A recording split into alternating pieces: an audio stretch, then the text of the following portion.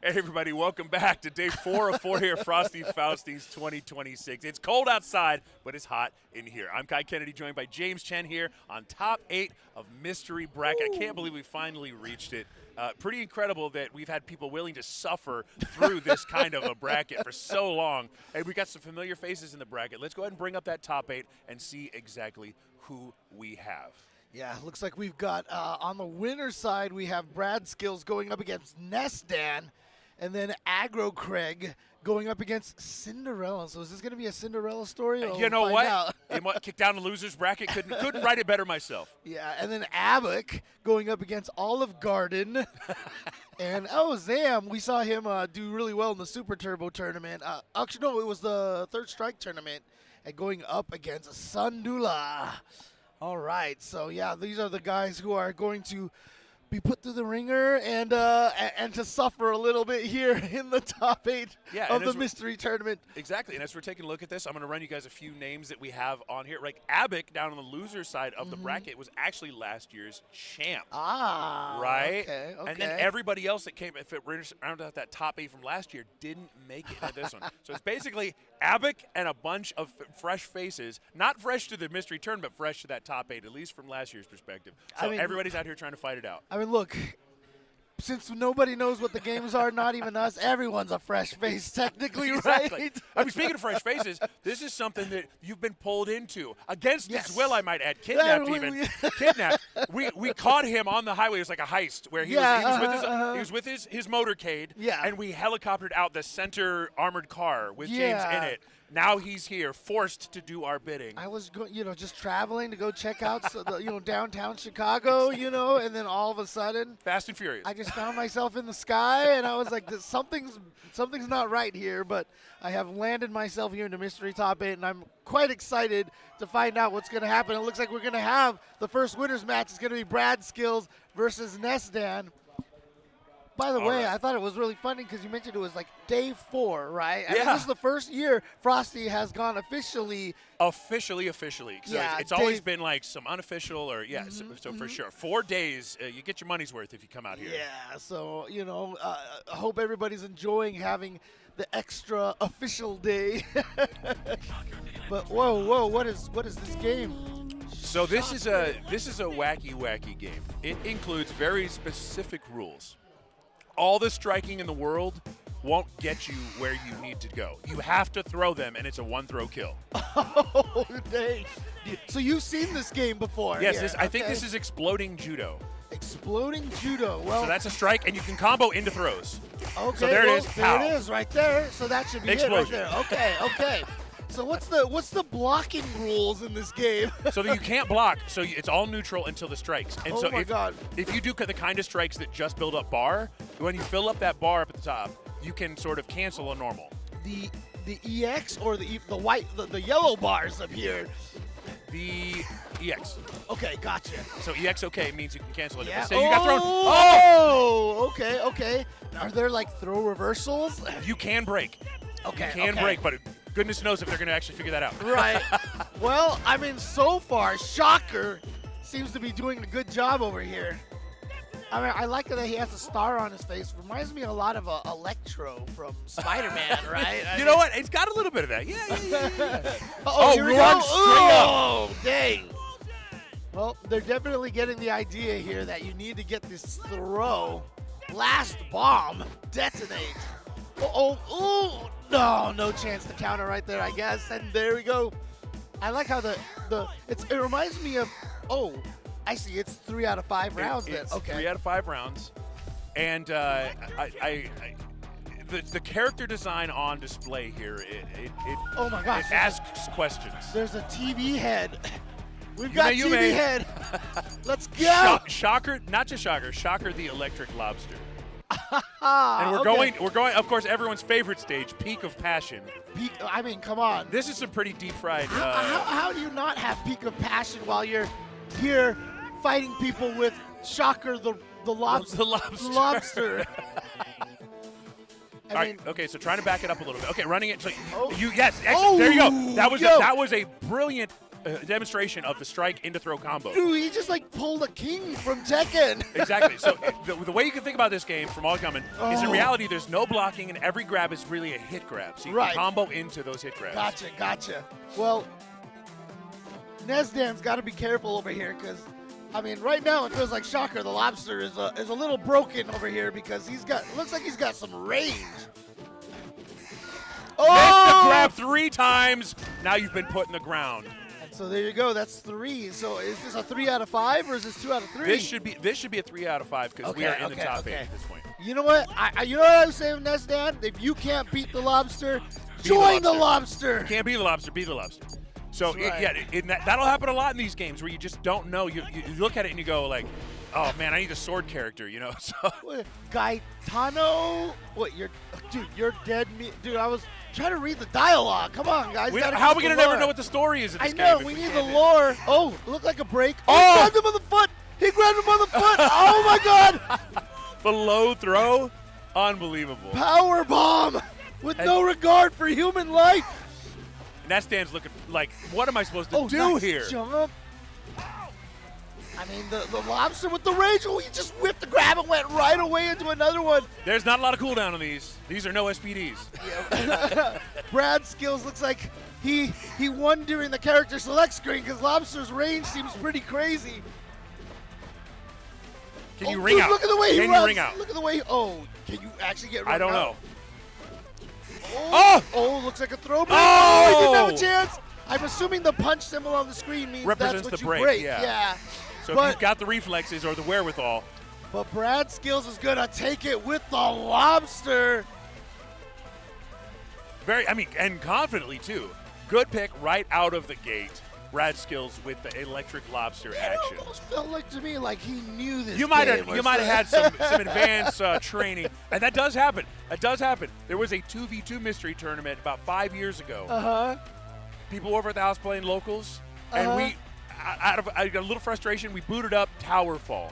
Okay. Lo and behold, a month later at Frosty's, Towerfall is the last game of the 2v tournament, and they won because of the 3 hours of Towerfall we played. So it could have just been that they've seen it before. Maybe they booted it up for funsies one time. It happens, right? Yeah. You can't have not played every game. I mean, the beautiful thing about this is you can discover some actually quite hidden gems out there. You can also discover some pretty garbage games. The kinds of things that you'll see here will scar or save, right? They'll either restore your faith or they will banish it forever. I saw a game yesterday that had me feeling like maybe it's going to be okay. That game was Slowly Fighter. Did you see that? Slowly Fighter? Slowly Fighter. So as everyone out there knows, our genre takes place in increments of 1/60th, right? Yes. We love it. We love 60 frames.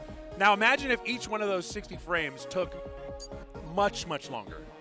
And it goes... Like, it's literally just like...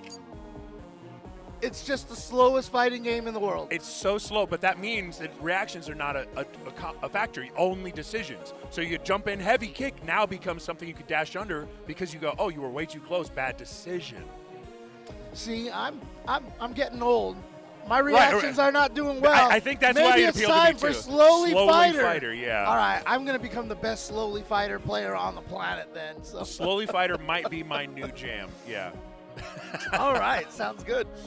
Oh, man, but we're going to move on to the next side of the winner's bracket. Who do we got coming up over here? Looks like we got Aggro Craig versus Cinderella. And as you said, we're going to see exactly if a Cinderella story is in store for us. All right. So we're in the same part of the bracket on the winner's side. So I believe we're going to play the same game. So the people who go second actually get a little preview.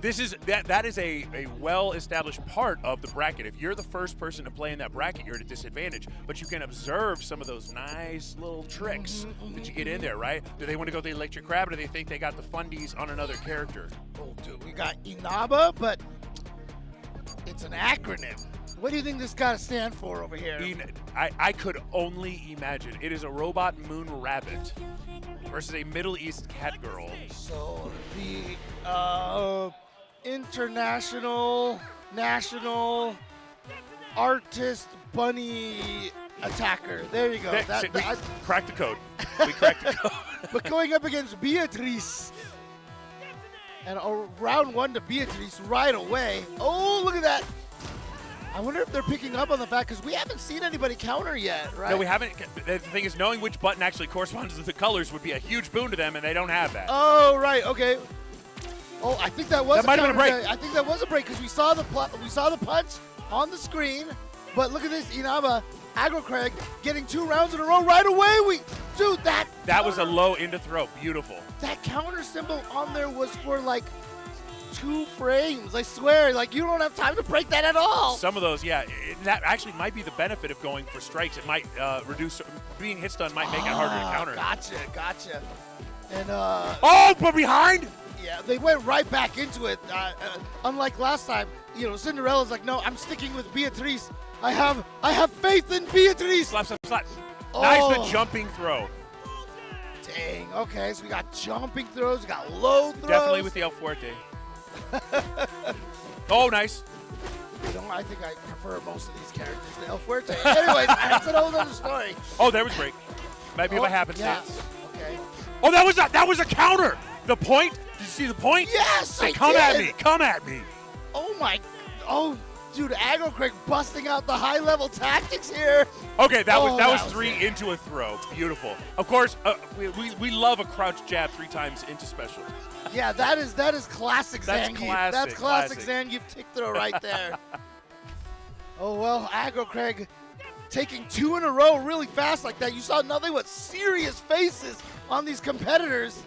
No character switch. And that sort of like lying flat air stun, that one right there, yeah. I wonder if that is throwable or if that's sort of like the air tech state. I'm sure there's got to be a way to throw him out of that. Oh, that was a running, armbar. Man, okay, clotheslining him. Okay, Cinderella. I mean, you know what? You can't get a better Cinderella story than coming back from 0-2 down. Gotta do it. Okay, gets load, pulls him out. Okay.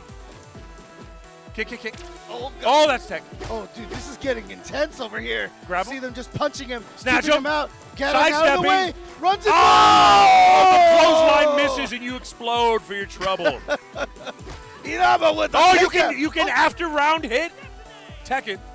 Wow, you've got the appeal, as it's called back in the day. Oh, trying to go for the run throw, couldn't quite get it. No, counter! Aggro Craig on the verge here of sending Cinderella to the loser's bracket.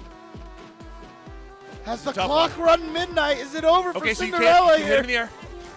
Oh, the jumping throw is spelling doom, man, for Cinderella. That one seemed to be paying the bills all the time. Oh boy, the pop-off. Got to feel good about that one. Exploding Judo is there's some depth there, but I think knowing your controller is probably one of the things those guys did not have. Hey, what is yellow? What's Yellow Punch? Do we know what platform? Is it just on Steam? I think this must be a Steam release. Right. Yeah. I'm just wondering if it was released a long time ago, how old this game is. When I saw Slowly Fighter, it looked like a game that probably came out more than 10 years ago, but it's new. It's new. It's on Steam. So I was like, okay, you know what? Sometimes you're one guy working on a game. You're not a rigger. You're not a character designer. You're a programmer, and you got a passion. And you know what? That's beautiful. That's beautiful. I gotta wonder, if you're creating a game like Slowly Fighter, was it just one of those things where you're creating the game? It's a regular fighting game, and you're like, I need to test stuff. Let me slow the game down, and then after a while, you're like, wait a minute. I mean, throughout history, how many peanut butter and chocolate moments have there been? It could have been that. I just need to get in a debug. I got something that's not working. Let me slow it down, and then you realize you got the peanut butter into my fun. chocolate. Yeah, you got the chocolate into my peanut butter. Do they still have that commercial? If they don't, then it's a shame. I don't think commercials are more than 5 seconds anymore. That's true. It's just 2 guys slamming each other. Chocolate peanut butter. Byproduct. Yeah, pretty much. Oh, man. But okay, so that's the winner side of the bracket, and we are going to be moving to the loser side of the bracket, I'm assuming. Yes, absolutely, which means we will get a game switch because we are now in a different side of the bracket and a different column, which means Abic versus Olive Garden will be our first match here. Olive Garden. Olive Garden. One of these days, I swear, I've always told myself I wanted to create a book that was just everybody's story on how they got their handles. Names? Yeah, it would be hilarious. Because there have been some amazing usernames. Oh, whoa, wait, listen.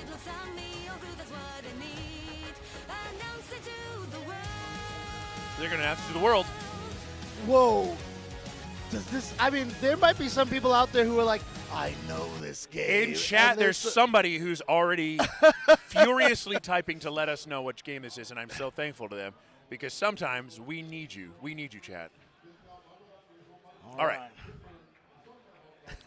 He of the amazing shirts, Atomic Collider up there in the middle. Ann tapping Arbor away. Tavern Brawl.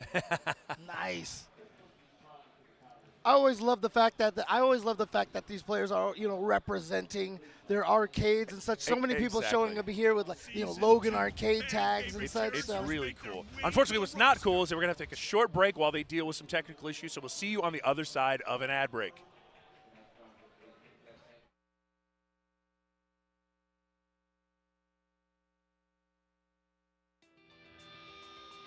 Strap in for Season 2. Fan-favorite characters make their way to the roster. Season Pass 2 is here. 6 months, 6 characters, a new fighter each month.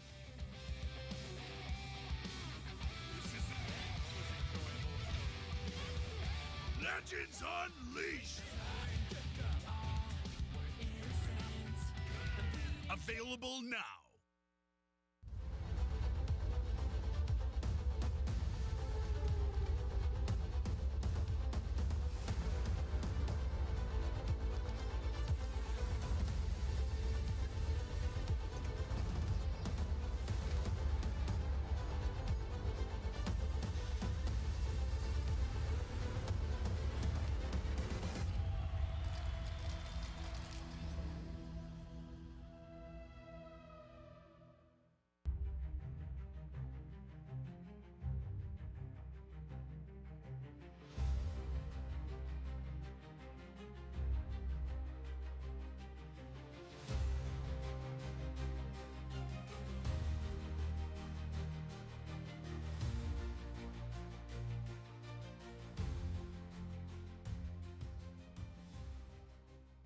At the shop.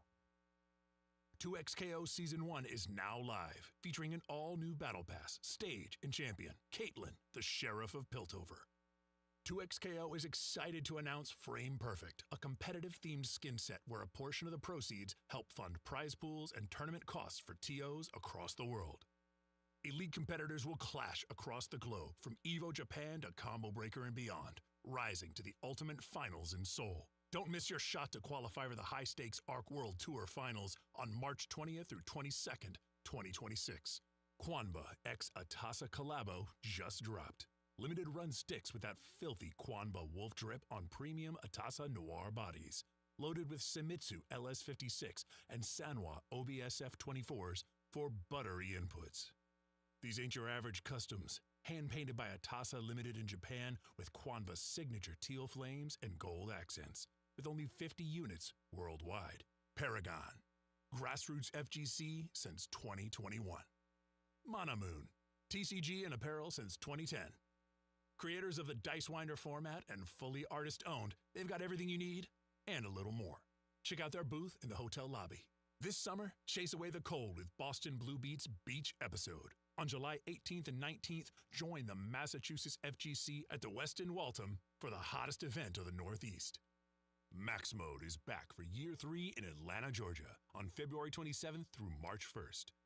Featuring SNK's World Championship 2026 Tour with Fatal Fury City of the Wolves and the King of Fighters 15, with them also being the first Jazzy Circuit auto qualifier. Registration is now live at start.gg/maxmode3. Don't forget to register before February 15th. Snake? Why are you at Frosty? I took a detour to buy a new sneaking box. A box? Not just any box. A Mana Moon box.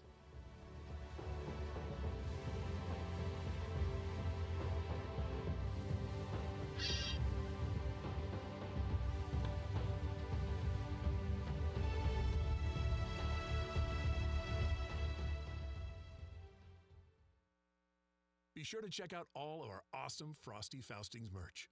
Whether you're headed to your local or an important job interview, we've got the gear you need. Shirts, hats, pants, keychains, blankets, mugs. But it won't be here forever, so get yours now.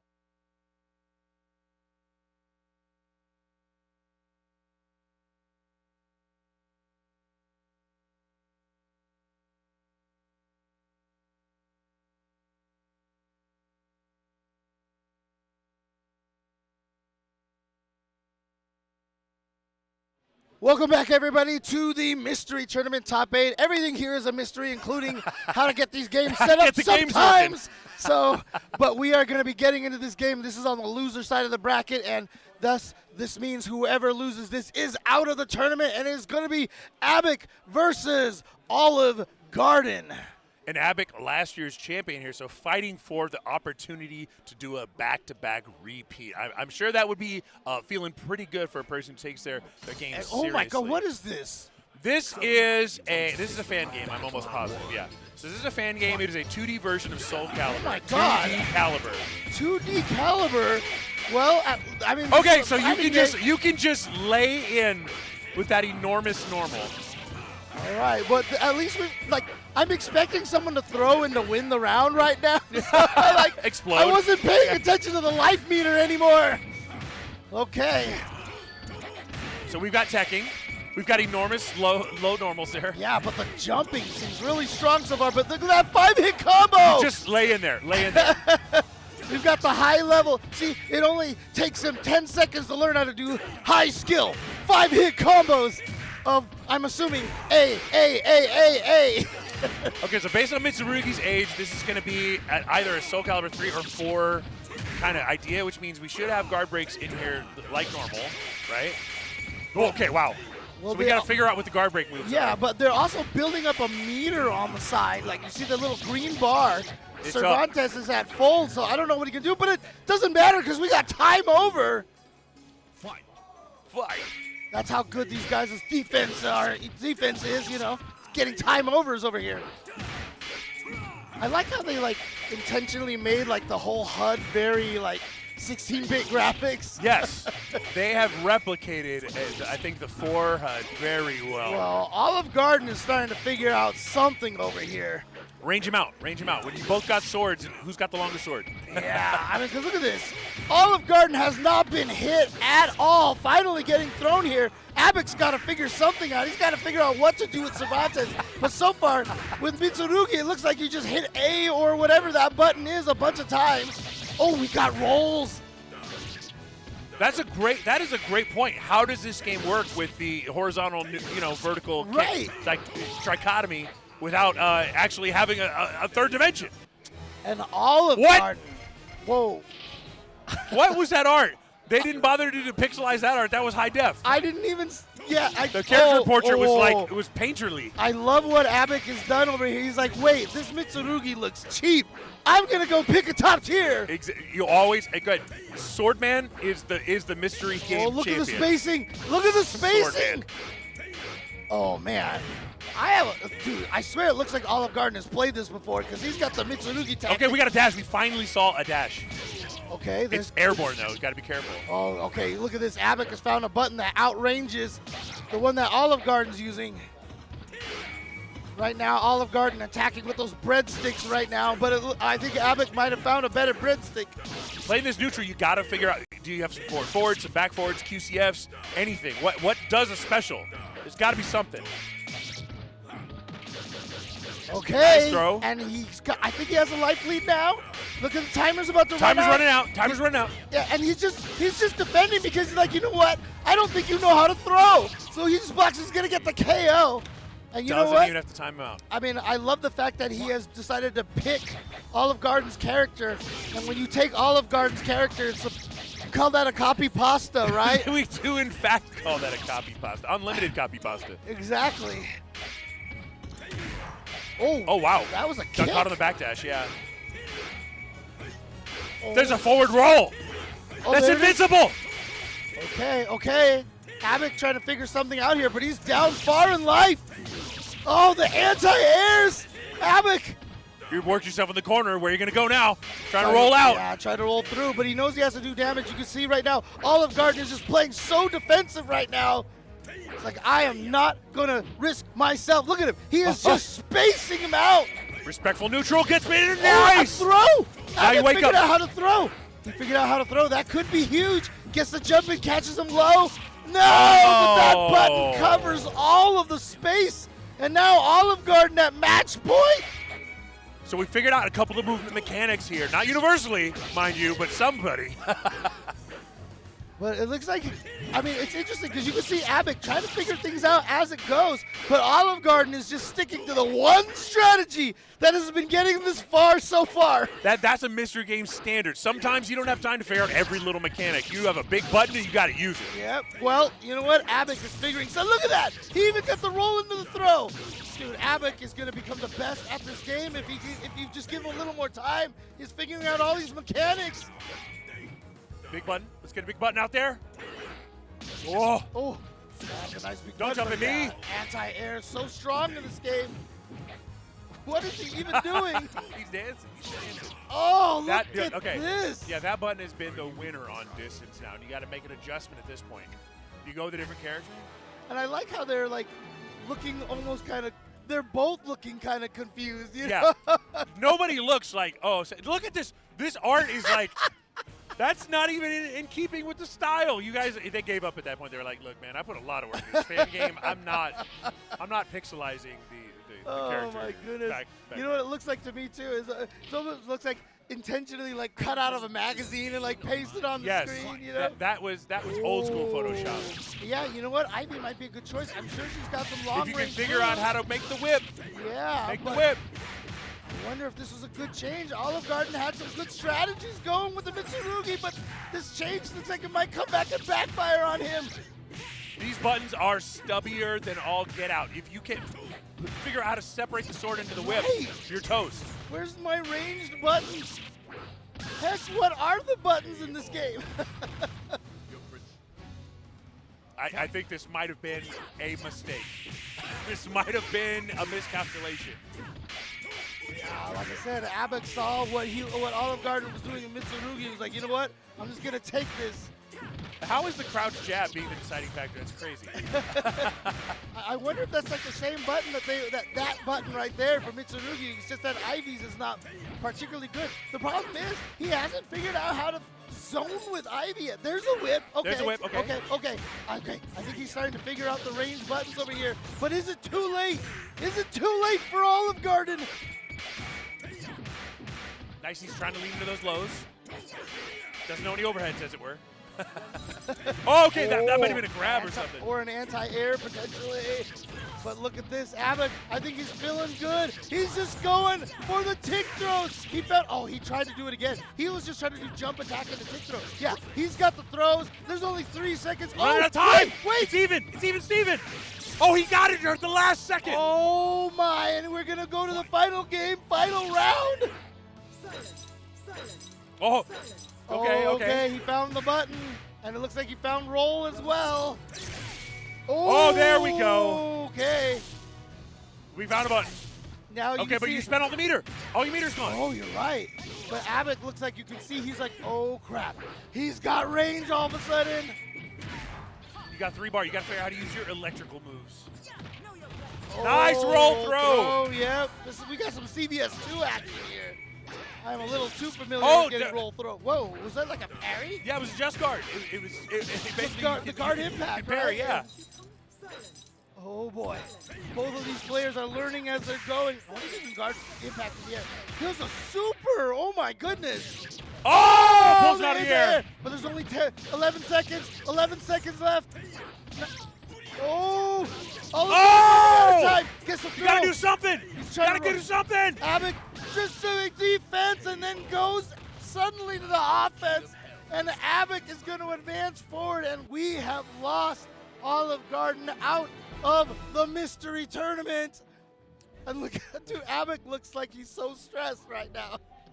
That game felt, that was a weird one because you're working so hard to get past what essentially is like, oh, I just guard? Right, Okay, cool. Well, I'll just do that. And you're like, how do I get in? Olive Garden, unfortunately, having to file for Chapter 13 out of the tournament. Hey, you know what? 7th ain't bad in a field full of people struggling to get past games you've never seen before. I am actually really curious about this 2D caliber game now. So we saw guard impacts, right? Right, We saw yeah. that. Does that put us plus? Does that give us a free follow-up? Soul Calibur it wouldn't, but 2D is different, 2D is a very different game. So maybe, just maybe, that roll is the key. I'm thinking, especially when you're laying out that big Mitsurugi button, Now maybe getting behind him.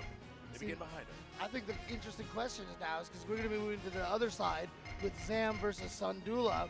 And now that they've watched all these guys messing around, I wonder if they're just going to both jump to Mitsurugi. Mitsurugi sounds good, but I almost think, because this is the pain, right? If you know Soul Calibur, maybe you go, oh, I know this character. But now you're betting that the people who made the 2D version of this game know the game well enough to transfer those character traits into this game. I'll pick Astaroth. He's got a big axe. Then you play Astaroth, and the normals suck. You have no idea. You can't bet on that. You can't bet on that. Well, it looks like someone's going with Nightmare. Well, I don't know if this is just like the default where the cursor's live. No, it is going to be Nightmare versus Cervantes. I mean, we saw Abbott with the Cervantes at first. Didn't seem to do much. Okay, these are nice normals. These are nice swords. Cervantes is really tall. Is the Nightmare supposed to be taller than Cervantes? Cervantes looks ginormous. They had two different guys making pixel art. Oh, Nightmare's got the range. There we go. Look at this. Oh, all right. Okay. This is a tough situation because how much do you spend trying to fight the opponent, and how much do you spend trying to figure out what do my buttons do? Yeah, what this the is a button check / first round. Because the other thing too is like because this is based off of Soul Calibur, there might not be like quarter circle forward motions or anything like that, right? Or they might be specific to the ones that have, because it's not the most common input in the game. They exist, but it's not universal. Right. But they might have said, oh, it's a 2D game. We're going with QCF's for special. Like, would you hit down forward plus a button to get like a launcher or something? I'm not exactly. sure. But looks like Zam is gonna take that first round with Nightmare. Oh, the range. Yeah, Nightmare seems like a good pick right here. Cervantes doesn't quite seem to be able to have that range, and I feel like Zam, if he wanted to, he could probably just try to zone him out or stay at that farther distance, right? Exactly. But he has been trying to jump a lot. It does seem to be a bit of a startup issue with Nightmare there. I see him not quite getting the anti-airs out in time, that kind of thing. Oh, there you go, air to air. Ooh, he was too close. The sword actually went past him.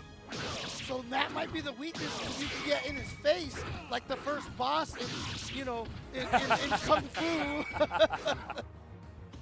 No more life. And you are toast. Oh my goodness. Yeah. Zam has stumbled upon something very good here, and I think Sundula needs to make an adjustment. Cervantes is not working here. You got to figure out a bigger button. He's like, I don't know what's happening here, man. Let's fight. Oh, Okay, yeah. All you have data on is one thing. Yep, and so he's like, I just saw the Mitsurugi players swing a lot and roll. Okay, yeah, look at this. Yeah. That's a high. Yep. Look at this.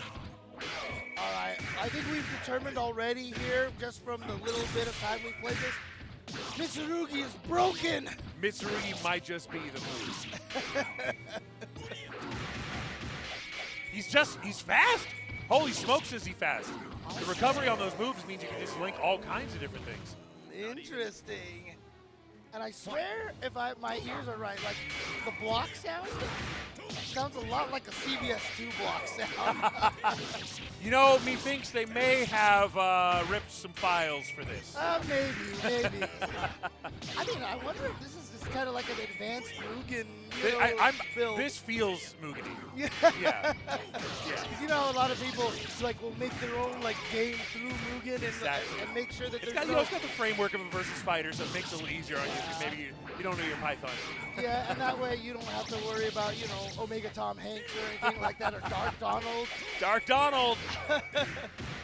Oh. Speaking of Dark Donald getting worked in the corner, one last hit. Okay, he's going with the range, but he's jumping a lot. When Zam was playing Third Strike, he was a very aggressive Akuma player. So he's trying to be aggressive here. He's trying to do the Akuma thing. Yeah, but I think, he's switching to Raphael. And, they're switching these characters kind of blind, right? You're just hoping. Yeah. Will you be hoisted by your own petards? I mean, I'm surprised he didn't just go Mitsurugi, right? Same. At this point, if I was playing that, I would just be like, yep. Okay, this is crazy. Zam's trying to play neutral, never having played this character. He's back and forth. Push some buttons, figure out what's going on here. Yep. Oh, yep. countering the roll and jumping back. The damage on those felt pretty substantial. And that was the thing, too. He would be aggressive and then jump back and throw an air fireball. And you can kind of see that kind of carrying He's over got a crouch little move. bit. He's got what must be crouch vertical. Yeah, the anti-air. Oh my goodness. There he is. Yep. And it has a deceptively forward hitbox as well. This ground is so close. Coming down to the wire here. Don't jump. Don't jump at it. The old rule of 2D fighting games is don't jump, right? Don't jump unless you know you have the read. But the problem is, yeah, Sam Don't do definitely it. has the life lead Don't now. do it. You're out of time. Oh, he was trying to He get was him for trying the to throw. He throw. was trying to get up there. Couldn't get there. Now Zam, match point. Is the Raphael pick going to work out for him? He's got a big button. He's got a big button. He's playing pure neutral right now. He's looking for the rolls.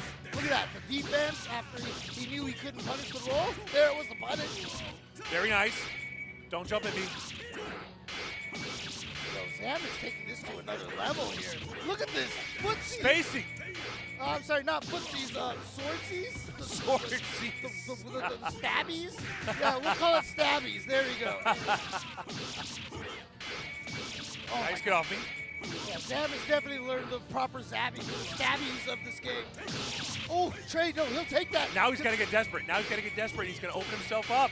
He's trying to do it with the rolls. He's trying to get, because he knows the jump isn't working. Zam has the anti-airs on point. He's got to try to figure a way to get in there, but he's got meter too. Jumped in. That was unwise, sir. And that is it. Man, Zam making the switch to a character and then identifying two key buttons. Two key buttons. Big forward, don't jump at me, bro. Dude, that was amazing. I mean, he figured out that really, really well. And like I said, he just was that immaculate stabbies right Yes, there. the Immaculate stabbies were on point. Exactly. You can't get better stabbies than No, that right no, there. no. So That's what they say in the business. I Stabbies, mean, you know what? stabbies on point. Exactly. Just got that. Okay. Fair enough. Fair enough. But I mean, like, I did like, what Sandula was trying to do at the end, because he was trying to roll in, and so he was hoping that the mental stack was so focused on the roll that he jumped at the last second, but Zam was still ready for it. And the few times we saw the roll work, it would be roll into spammed crouch light, that kind of situation where it's like the dividends you're getting off of success is not the dividends that Zam was getting off success. I'm getting a nice chunky hit off the life bar. You're coming in desperate, hoping to get tick, tick, tick, and then we're back out again. So I'm wondering, because see, now I'm totally doing the theory crafting here, because we saw a lot of the times when Sandula rolled in, he was able to block in time. I wonder, roll into guard impact, roll into super. Yes, It it looked Mugen-y, so I'm willing to bet it's probably a frame one action will be taken, right? Roll into instant action. Yeah, there's no weakness to rolls. They didn't think of that, right? So I'm willing to bet, roll into some action, roll into super, roll into grab might have been possible. We kind of maybe saw edges of that, but who even knows? Where would you get this game? They probably wouldn't put this on Steam, would This they? Or? this would have been on a fan forum. Right, yeah. This would have been on 8-Way Run, 15 years ago, yeah. Right. Wow. I mean, one of the beautiful things about the mystery tournament is, you watch this and you're like, where did they find? Where on earth did you knew get about this? this game? Where did it? Oh, some people are saying that it's actually a very recent game. Wow. Okay, all right. I mean, fair enough. You know what? It's a compliment. It has the vibes of a passion project from years ago. Yeah. It's almost tempting me to go and try to, The thing is, that game is tantalizingly real as a game. No, it's you see it and you go, I wonder how far you could put. Is this real? Could I push it? Will it stretch? Will it break? Will it bend? Right. What can I do to this game? Yeah. Look, one of the favorite things to do, especially I'm a guy who likes to discover tech and testings and break combo systems and stuff like that. I am just dying of curiosity right now. And all we saw for the meter usage was basically random, button. Oh, right, crap! right. I got it randomly. It's gone. We don't even know if there's the opportunity to get advantage off of guard breaking or anything like that. It's completely unknown. All right, looks like we've got the next game coming up, but sticking to the loser side over here. And I mean, I love the fact that Abik has just had serious face this whole entire time. He wants that back-to-back. Abik is a serious man. Okay, he plays silly games, but he's a serious man. Hyper chess. So this is the second chess-like we've gotten on Chess-like? the second chess-like. Is that the Dark Souls of chess? This is you the know? Dark Souls of chess. Yes. Got the souls like, oh my god, they've even got characters. So we can customize the board. We got PS1 stylized characters. Yeah, so hyper chess, I'm going to imagine the hyper component means that maybe the time limit is extremely low. But you know what I'm thinking right now? If Abik can take this and he's going to be back-to-back, that's what the 2 B's in his name will stand for, right? There you go. He has to add 3 next time. Yeah, that's right. Every time he wins the mystery tournament, he has to add another B. All right, so, I mean, there is, like, options to change the order of the pieces and the board customization. So, I mean, as you can see on screen, Hyper Chess is, in fact, a Steam game that you can play, that you can acquire on Steam and play. Yeah, I'm really curious. Oh, I see some people in the chat saying that this game is actually real-time chess. Oh! You just move pieces. So you probably have a cursor and you can just move them as much as you want. Oh my god. As fast as you can go, you can move. So like if you try to take a piece, does it have like startup time and it has to travel over? Can you move them out of the way and stuff? It might honestly be that could be instantaneous, so if you left it exposed, it's gone. Right. Oh my goodness. Oh, I'm curious now. We're about to see it. The travel time, that would be a good balancing. Wait, I saw one of the players back there, like, almost looked like he was excited. Like, he was like, I know this game. Okay. There's a meter. Oh, it says 4 moves. 4 moves. Oh, so you go 1, 2, 3, 4, and then you have to wait for them to finish. Oh, but There is travel time. There is travel time, but interestingly enough, it looked like he could move the piece wherever, looks like the pawns could move diagonally almost right away or something. Yeah. But it looks like you can't move too fast. If you move too fast, you're going to run out of your meter. Oh! Yeah. So you could elect to send them multiple moves. Like you could move your knight multiple times right, if you so chose. Oh boy, that knight is exposed right there. Cinderella's knight is exposed. You have movement meter. Okay. And Abik is sitting on a lot of movement meter right now. Can't see how many. They don't have a thing on the side showing you what pieces have been taken too. So you just have to be very aware. But yeah, it looks like the pawns can just move diagonal whenever they feel like it. He should have prepped that one to take. Now he can take it. He needs to pay attention. He can take that bishop. Yeah.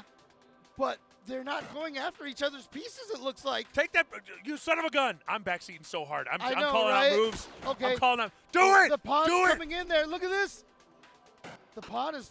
Is he going to turn himself? Oh, no. The There's bishop's an got him. exposed bishop right. Well, we've got the knights covering each other, but you have to keep an eye on everything. Well, where did the knight go? He just flew into the sky. Oh, my God. Watch it. Look. Abik is just trying to go straight. Oh, he got caught. He got caught out. Yeah. He didn't catch it in time. Look, the queen is moving up, but the queen's not going to be able to get to the rook in time. Queen's exposed.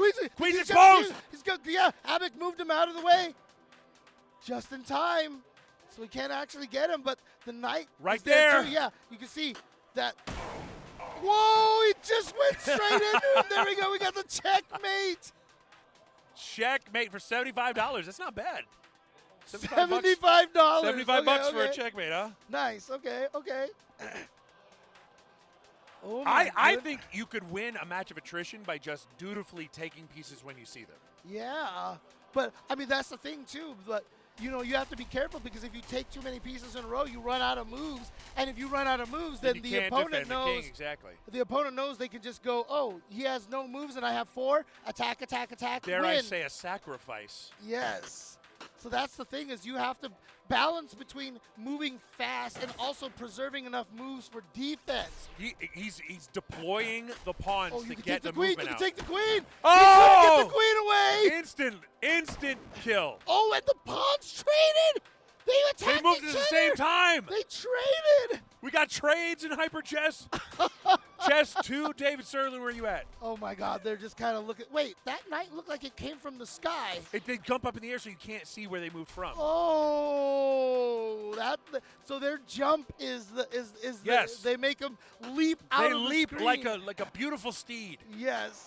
Oh my. Oh, he did it Oh! at a time. He's And got he- 3, and he and he's took the queen. it. Oh! Taken out right before he can take his new position as queen Oh, all the my way to the top of goodness. the rings of power. Oh, and Ugh. a trade with the bishop. The pawn. The trade pawns with move fast. If they get to your space before you get there, Yeah. they take it. I mean, that's a bad trade. A pawn for a bishop right there.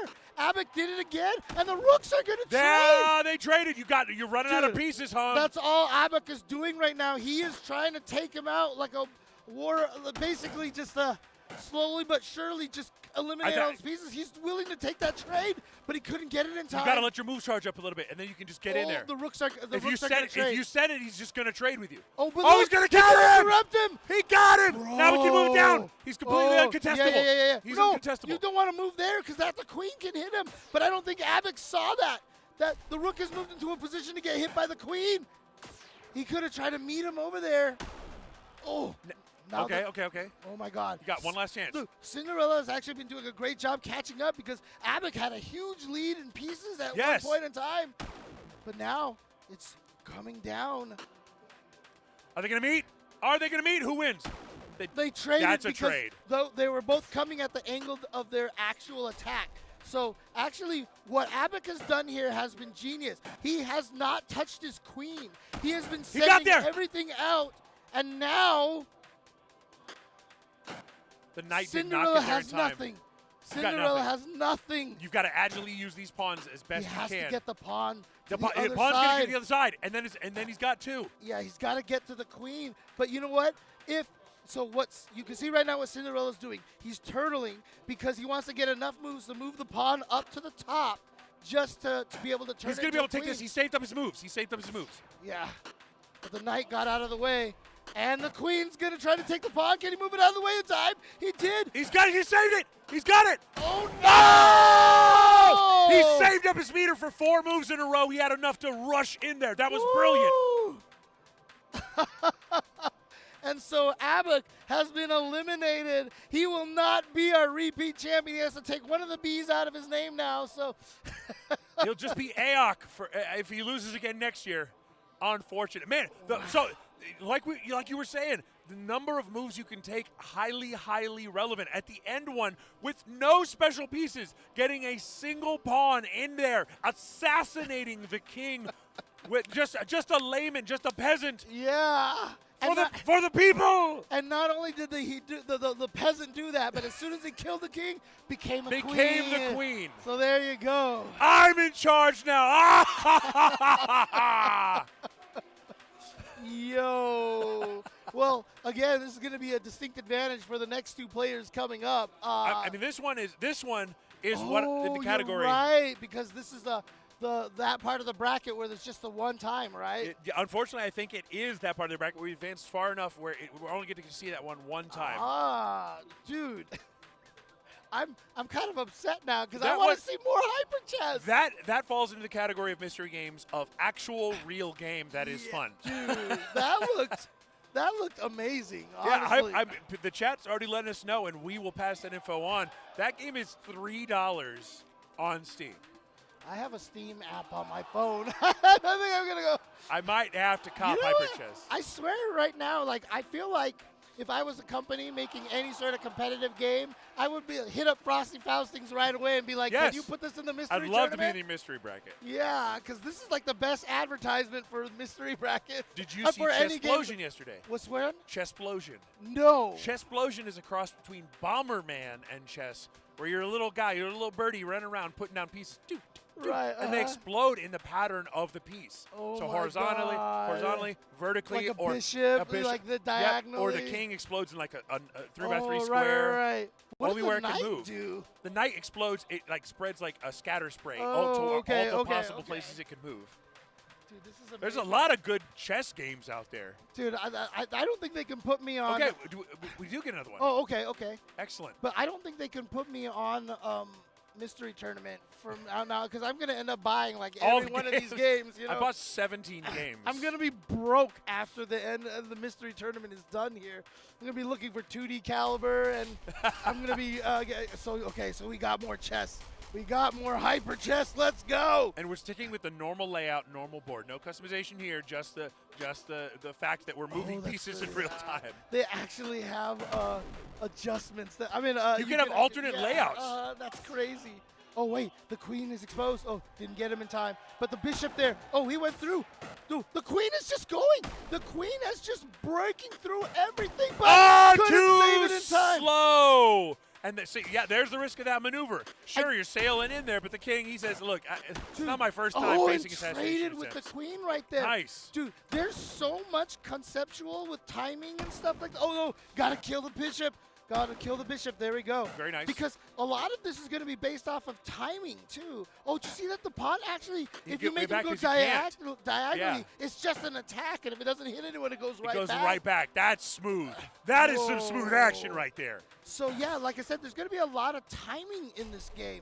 And unfortunately for Zam, he's been moving so fast that he's running out of moves. And if you're a player here, like if you're Nestan, you got to see you have way more moves. If he's at 0 moves, you could just move the knight maybe 3 times into a position where you can just take the king. Double kill. Nice trade. God, You'll be there's remembered. So much timing in this. Yeah, you can't move that one there because the rook is being blocked by your own pawn. Your own pawn in the way. The little people. All right, so it looks like Nestan is going to be trying to go for the knight, but I do like the fact that Nestan is playing a little slower. He's building up a lot more moves. See, right now, if he wanted to, he could just go there. I'm pointing at the screen. Nobody knows what I'm talking about. But like the Right knight, there. Right. right You need the pen. Okay, the You knight need needs to get out of the way. Okay, I see what the strategy of the pawns is. They attack so fast. He's going to intercept him. Got him. Oh, the king's got to try to kill. Oh, Didn't you jump in foolish time. fool. The king gets another kill. But the pawns attack so fast. See? Look at that. Their speed. Oh, the rooks are facing each other. It's just a matter of if you go, it's going to trade. Dude, they're staring each other down. Are you willing to do this trade? Are you willing to trade the rooks? Because he can't send it north because he's going to be intercepted by that pawn. And once you move them, I don't think you could stop them anymore. See, like you can see the cursor highlighting the rook. But once it started to move, once you pick the position, it can't actually change its He's course. going in. He's going in. Oh, he was too slow. He ran out of moves. So He should have moved to take it. He should have moved to take it. Now that. Oh! Wait, He didn't move in time. He didn't move in time. The king was trying to move, but he got the bishop to move and actually traded.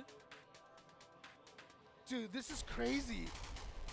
Dude, I love these chunky crush sound effects.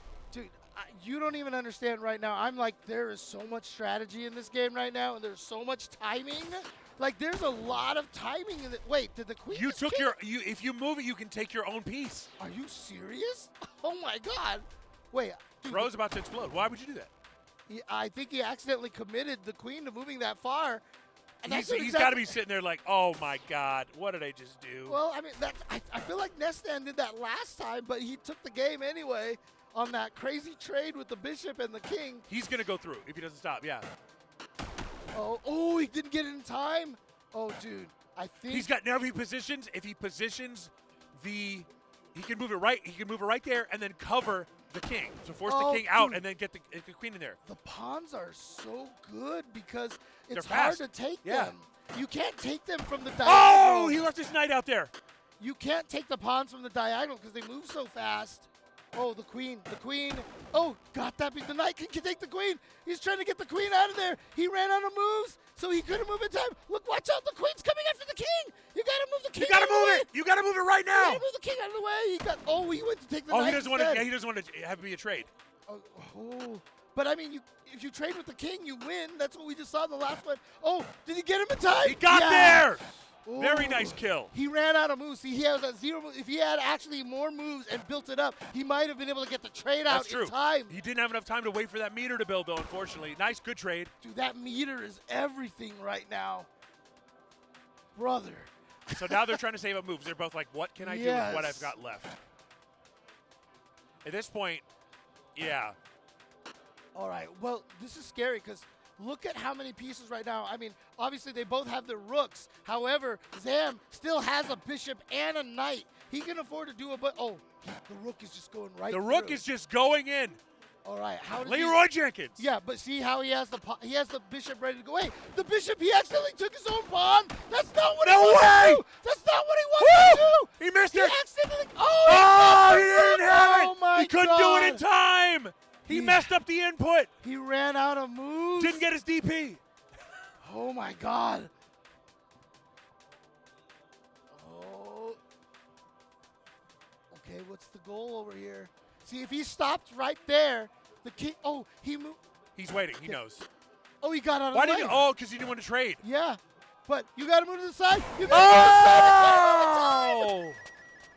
And with the window you had there, you could have actually counterattacked and taken that rook. I know you didn't want to trade, but you had to take a risk. Oh, Nestan, man. keyboard Dachiji looking pretty good in there. That game was crazy. And yes, out there in chat, Slowly Chess is in fact the sequel to Slowly Fighter. Oh my God, dude. Although that was more like Fastly Chess.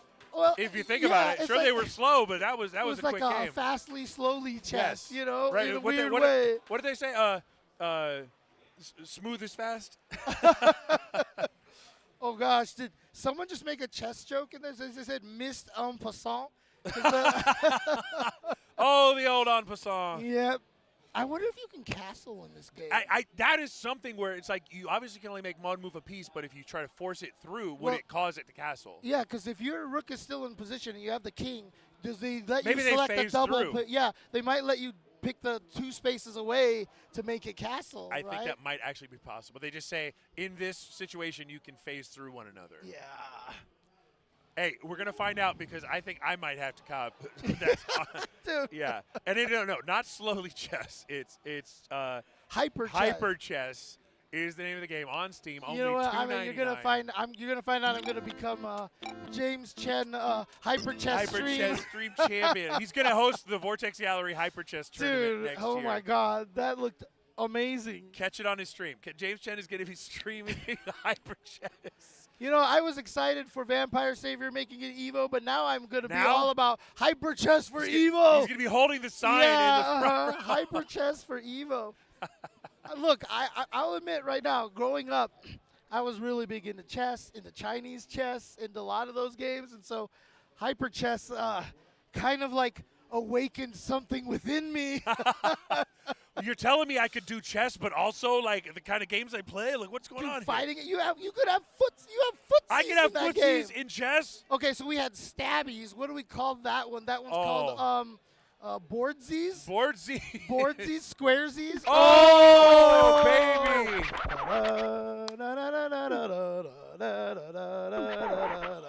So which one actually had the versus mode? Is this the very first one? I don't think the first one had it, right? No, I don't think so. Dude, you're gonna just get me. I'm just gonna end up singing songs from Katamari all day. I think that's all I'm gonna do for commentary here. So.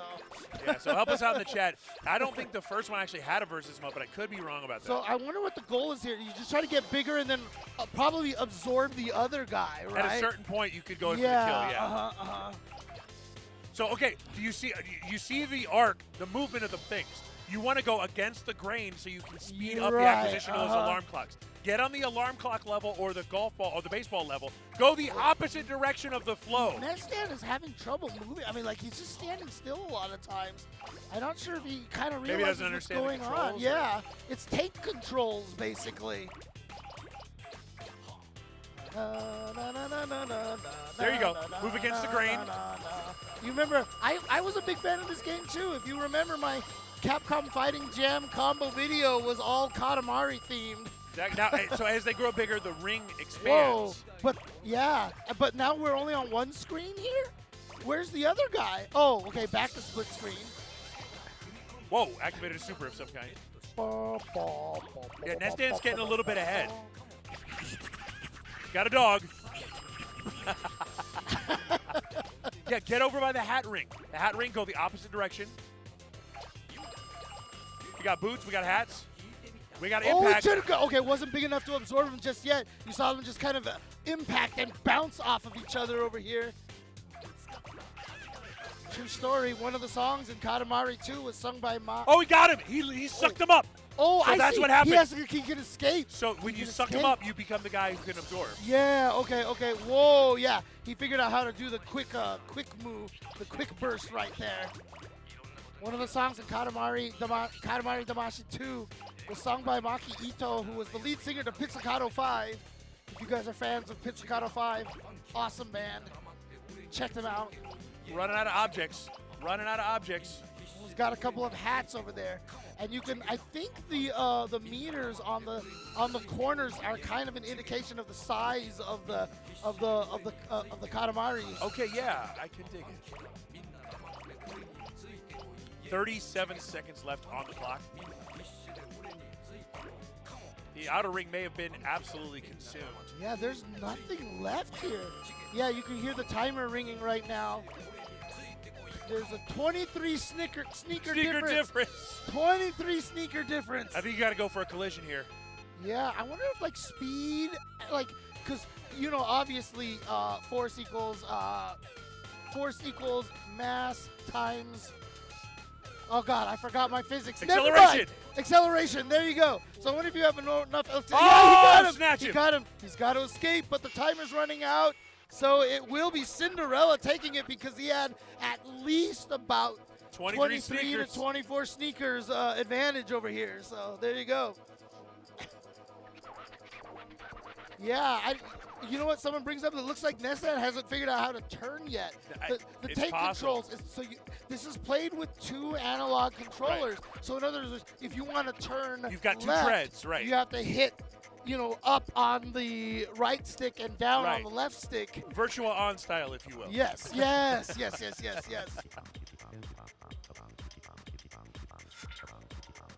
Very happy guy down there. Oh my goodness. Oh, there's the king. Dude, there's this great video out there that someone's parrot learned how to do the king talk. Really? That talk right there, and so the parrot would just do that, and I literally got that video and I added the Katamari music to it, and it was amazing. I have to go find that tweet at some point. We are getting fruit fast here. Oh yeah. Too fast, too furious This fruit. is the fruits of your labor over here right now. Oh, we got some screen effects. Two fruit, two durian. That's what I'm gonna call this right now. We've increased in size. Yeah, but look. I mean, I feel like Cinderella has Not a quite, not massive quite. lead because Nestan is just not having a good time. Oh, look, he's actually got a bigger size because he grabbed all those persimmons or peaches or something. we were going off about persimmon trees on the Third Strike tournament yesterday, so we'll keep that theme going here with persimmons. Cousin to the orange. Our outer ring, I think you gotta get serious about this outer ring. Those look to be melons. Difference right now. You gotta just grab those melons. Dude, look. I don't know what the rating for the radishes? stream is. I don't know what the rating for the stream is. I don't know if we can just go and grab If we melons can just like grab that. melons like that. Dude, You gotta really tug on those radishes. Dude, Nestan is having so much trouble moving, but look at Cinderella. He is just spit. Oh, he's not big enough the to melons! absorb Oh, the watermelon. melons were too big for him. Yeah, so he couldn't grab the melons. No, It's just no. not possible. Intimidating melons. Oh, it looked like he actually managed to snag a radish out of the ground, so it might be time to go after the radishes. Oh. Okay, this one's a little different. This one's actually posing problems of what to grab. There's plenty of objects, Right. but not the ones you can get. I'm just vibing to the music right now. Very nice. Look at this. Yeah, he's just going after the Not watermelon. big enough. Oh, You've he got to didn't grab get the that small one. ones. Interesting.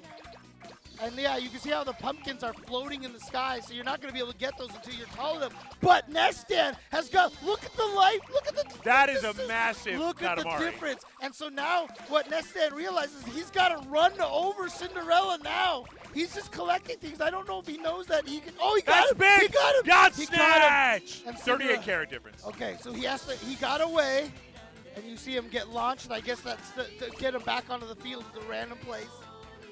This feels like it would be a challenging comeback. Yeah, Nestan is very far ahead. 567 pairs. But how many melons?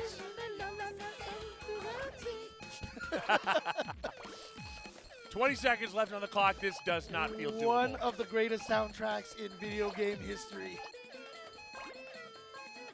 Oh, look at the size He difference. tried to bump it, but I mean, come on. That's like a Yeah, I Civic hitting know. the Outback. I'm so oh, he had actually caught him too. I guess if you catch him like that, maybe you can't like kill them, but you just prevent them from picking up pieces. So that's just a huge advantage at that point. And Nestan feeling pretty good about that one. And now we're down to the last game. See exactly who is going to make it out of this one. Your Cinderella story. Katamari is really huge. So maybe you can officially be the real prince, yes? Retry, or are they going to go back in? Here we go.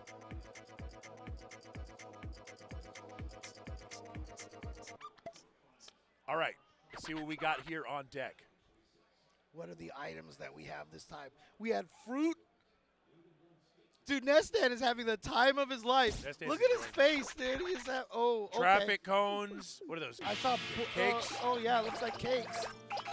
Oh, no, there's like a little Oh, there's a hammer cocktails. swinging around too. I bet you that thing could just push you away if you're not careful. Nice cassette tapes. Oh, Water guns, it's got mushrooms. the onigiris as well. Are those Fireworks? Like those look like the drum toys? Oh no, they're not. I see. I thought they were one of those like, little drum toys that you see from Karate Kid Part 2. Very nice. Can't quite get the mushrooms. Yeah, Nestan with a lead here. He's starting to figure this out. Yeah, he's gotten the controls much more accurate now. Yeah, he can move with intent. Oh! Battle! Fight! What? Whoa. There's a super dash. That's probably how you break them up if you're behind. Yeah, That yeah. dash is probably you get in their personal space. When you actually absorb each other, you see it tells you to go up and down on both of the controllers. That's how you do the super dash in the Katamari. Oh! So I think that's what they're trying He's to tell learning you. how to do it. Cinderella might Yeah. have a chance here to break up that O. I wonder if there's a way to knock pieces off of your opponent. Like I think you, if that super yeah, dash. it- Hit it like- with a super monkey ball. You know what I'm saying? Yeah, exactly. Oh, look at that. Nestan, I think, saw that he was doing it, and he's kind of figured it out himself.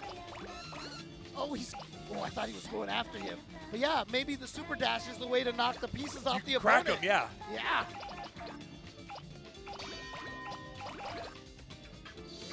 Oh, he picked up the hammer thing in the middle of the screen. Hammer can't hit you. You hit hammer. I hit hammer. All Okay, right. I think you got to make a move. You got to make a move to Yeah. bust him up a little bit. Yeah, because I feel like if you actually have that mechanic where you can knock pieces off of them, that changes the whole dynamic of this game The completely. meta has been revolutionized. Because I mean, right now there's a 14 diary doll difference. That's we a lot. Gotta, we That's gotta a lot of reduce. dolls. Yeah, we gotta reduce that Hit him. advantage. Strike. Strike first. Strike fast. Strike hard. All right. We're losing the opportunity. You got to bust up that monopoly right now Yeah. if you ever hope to see individual businesses flourish. Otherwise, Nestan has this in the bank. Yeah, because that's like. There's nothing left to absorb. You got to play Yeah, offense. you gotta attack him. You gotta attack him. Now this is a direct attack game here. No, you gotta do the charge dash. We don't even know if it works, but we're saying that you have to do the charge dash. Nestan did it a little bit right there. Nestan, since he has a lead, he can turtle. He can just roll around all Just day. roll around max speed. Don't let him hit you. Right. Don't exactly. slow down. Rolling Stone. Yeah, Rolling Stone gathers no moss. Almost with the strike. You're out of time. 5 seconds left. Can you do it? Oh, Oh, he missed. He just missed. barely. And so, in this game, a Rolling Stone gathers no loss. Nestan is gonna win it. Cinderella story over. Oh, that's right. Cinderella was defeated by Nestan here. Oh my goodness. Dude, he is having the time of his life. He's feeling I pretty think good. he's gonna buy that game after this event is done for sure. Just like every other victim, buying 17, 18, 19 games off the mystery list. That is a fun game, and if you could establish like, oh, does it break the up Right, there Katamari? yeah. Maybe that is the move there, because it seems like without that it'd be really hard to come back. Since when she ran Like out of almost objects, impossible, yeah. So I'm willing to bet it did, and I wish we Yeah. could have seen that. I wish we could Yeah, have seen yeah. I mean, again, like, look, I've been playing like competitive gaming, board games, video games, whatever, my whole life. So as soon as I see something like this, and because I'm in the FGC now, immediately my brain goes into mechanics and balance. Yeah. So I'm like, okay, so maybe this works. Dude, like I need to go and research. I need to write FAQs on all of these Yes. games right now. Head so, over you game know. FAQs I don't think I'll write a 200-page FAQ like with I the did for ASCII art at the yeah, top. That's look, like I beautiful. did for CVS2 a long time ago. So look, don't expect any more 230. I mean, seriously, 10-point font in Microsoft Word, 230 some pages for CVS2. So. And we're all better for it. Whew. All right, but as we move on, we are getting Brad Skills versus Aggro Craig Yeah, in this and one. I think we are in the now. Okay. This will be winners final. Winners So fi- this, yeah, so this is so a we whole are going to new- be this is a switching whole new games. game, yeah. From now on, I don't think we're going to see a repeat No game doubles at because this it's all, point. like you said, the single player bracket. Okay, all right. So what do we have here? What is going to be thrust upon us next? One can only imagine, but as we're in now the final section, this is when we can start to expect things that are really and truly off the wall. The one that brought this to my attention, the one that brought this tournament to my attention as a much younger man, a much more follicled individual, was the Break the Ice grand finals yeah. years ago. Physical game. Physical Yeah, Break the Ice. Ever since then, That was a combo breaker, wasn't it? yep, that was the Chicago Mystery Tournament. And man, it is so. When you think about that, you realize nothing's off the table. I didn't even realize. Okay, so it's called the Chicago Mystery Tournament because both Frosty and Combo Exactly. Breaker. It's okay, the same okay. individual. It's Mystery J and Atomic Collider. They have all those Neo Geos and 3D, Yeah. all this equipment. They're actually the ones making it happen. Nothing emulated it unless they can't avoid it. You know what? I mean, so again, my older brother, we were always competitive at everything.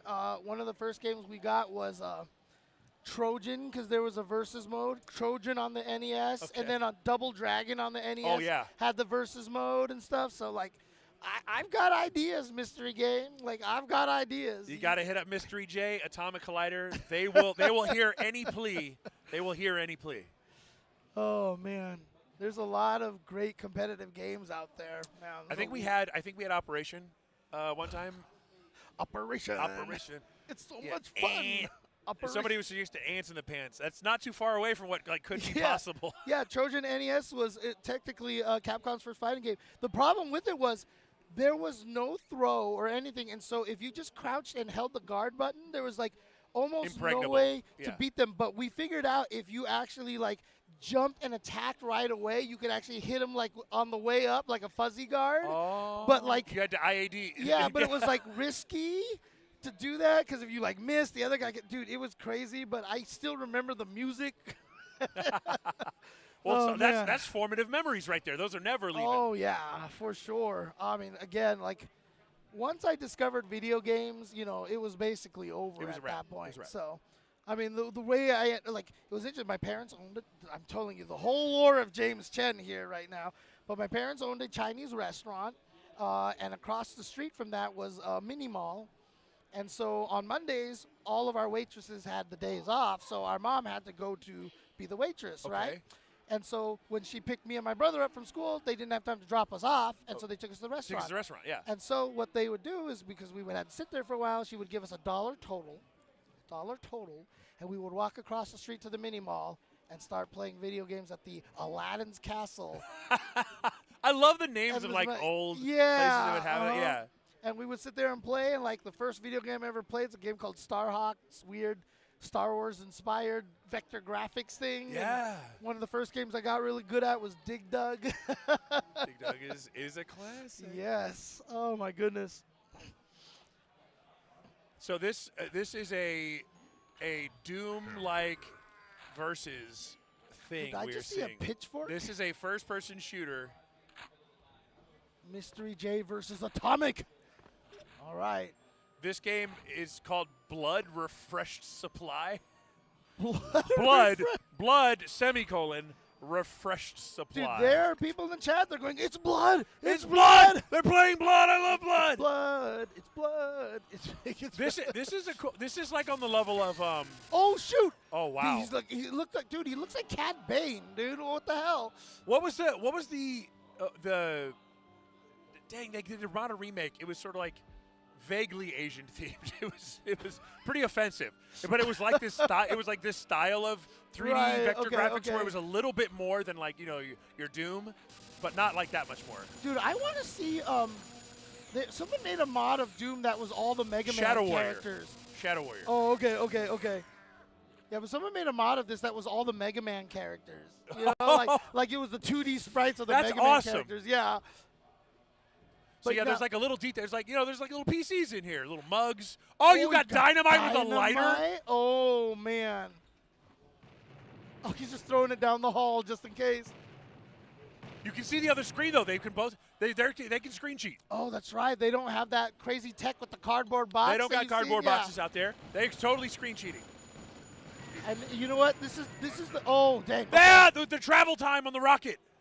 I'll tell you this right now. This game right here will prove exactly why I might not be cut out for the mystery tournament because FPSs make me so motion sick. Holy crap. Oh my goodness. Oh, he switched weapon at the wrong time. So it looks like there's not much need for like the vertical aiming.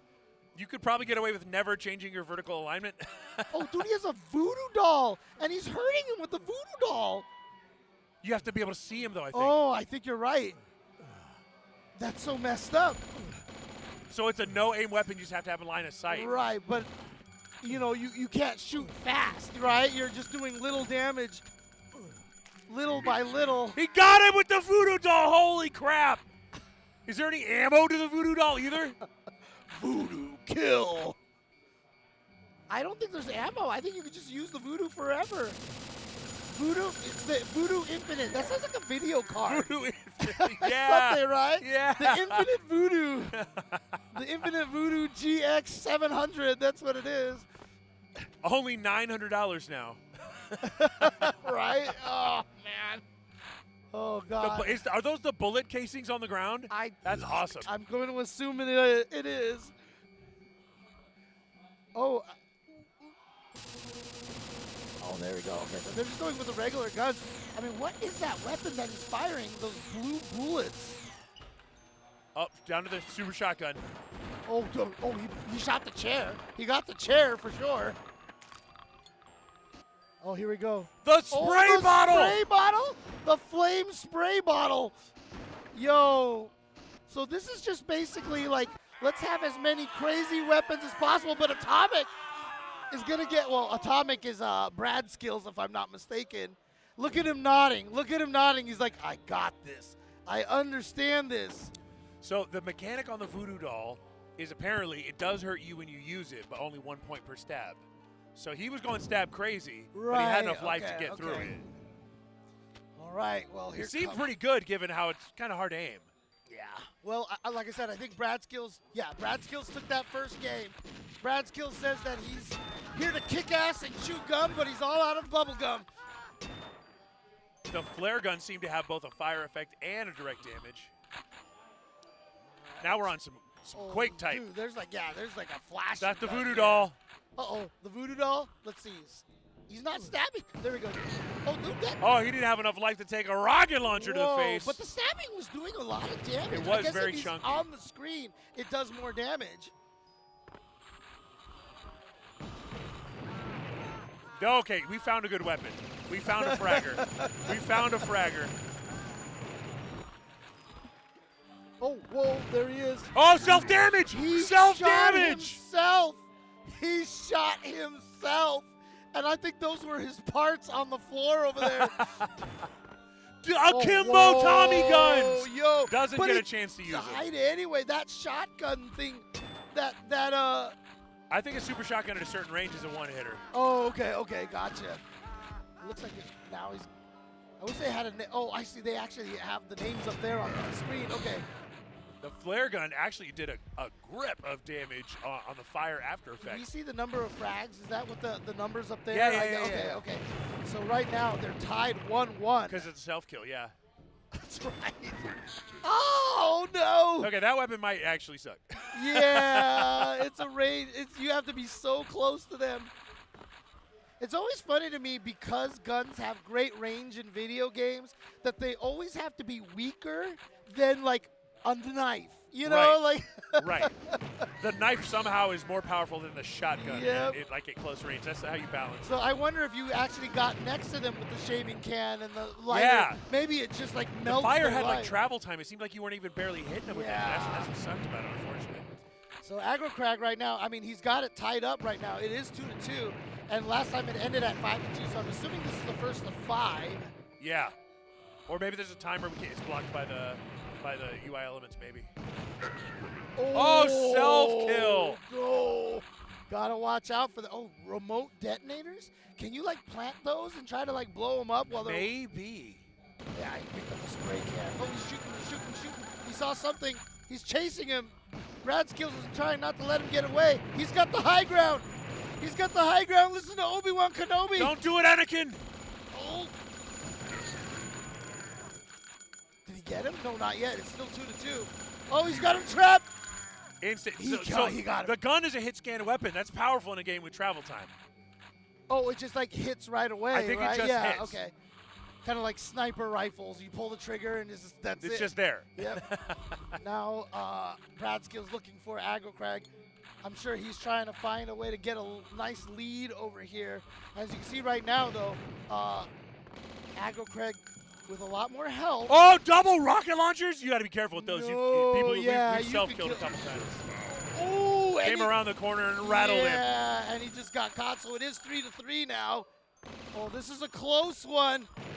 This one's neck and neck. Whoa, right in the face. You don't like that. You don't like that at all. Yeah, so Last kill. Yeah, Brad Skills just needs one more kill. I mean, he's got kill in his name, right? He's Brad's kill. Brad's kills. Yeah. Oh, nice dodge, but he took a lot of damage. You see right now, Brad's kill is only, I guess we'll call him Brad's Kill Z. Brad's like a Kill Dragon Z. Ball, Yeah. like a Dragon Ball Next thing, time right? on Brad's Kill Z. Yes, exactly. He's throwing Remote those detonator. He's going to walk into it. Oh, did he get him? No, he didn't Did quite not get get him, but he hurt him. You can see right now, Brad's Kill Z is down. There he's down. He's down. One last kill. 100 health on the This board. is it. 200 health. It's a best of one now. He's shooting him. Oh, trying to hide on the wall. Rattle him, boys. Rattle him. Looks like Brad's kill. Wait, I think Brad's Kill Z. I think he took that one. All right, we got to see exactly. Because if that's the case, ruling. did he take 2 in a row? Okay, wait. I guess not. I guess we didn't. Oh, It's okay. 1-1. Okay. What does That the Tommy gun. What does the A and the M stand for by their names? Is that like which? Because neither of those sound like top or bottom to me. Yeah, that's not losers, winners, top, bottom. The production will tell us what the A Yeah. and the M means. Oh yeah, I can see it. You could just keep stabbing him and doing damage, but if you're Okay, so it just means which username they have. Oh, okay, Because okay, Mystery okay, Jane and okay, Atomic, okay. obviously being the two mystery guys, right, yeah, they have yeah, their yeah, usernames yeah. in there. Makes So sense, Atomic makes is sense. Okay, Aggro okay. Cab, Mystery is Brad Skills. Gotcha. Okay, got it. And so on that end screen over there, they weren't listening on top and bottom. They were listening who won at the top, Yeah. and it was Aggro Craig who won that one. Okay. There we go. We're in Yeah. there. We're not only trying to figure out the game, but we're trying to figure out how this game presents its information.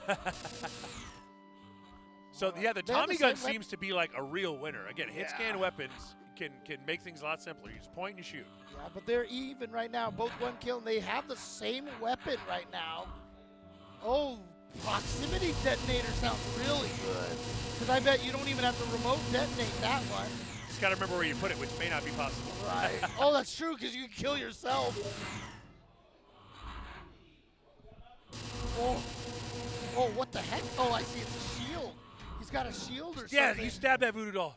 Stab the They're voodoo. stabbing each other's voodoo. Oh, but he had no health, so he got taken out. The voodoo killed him.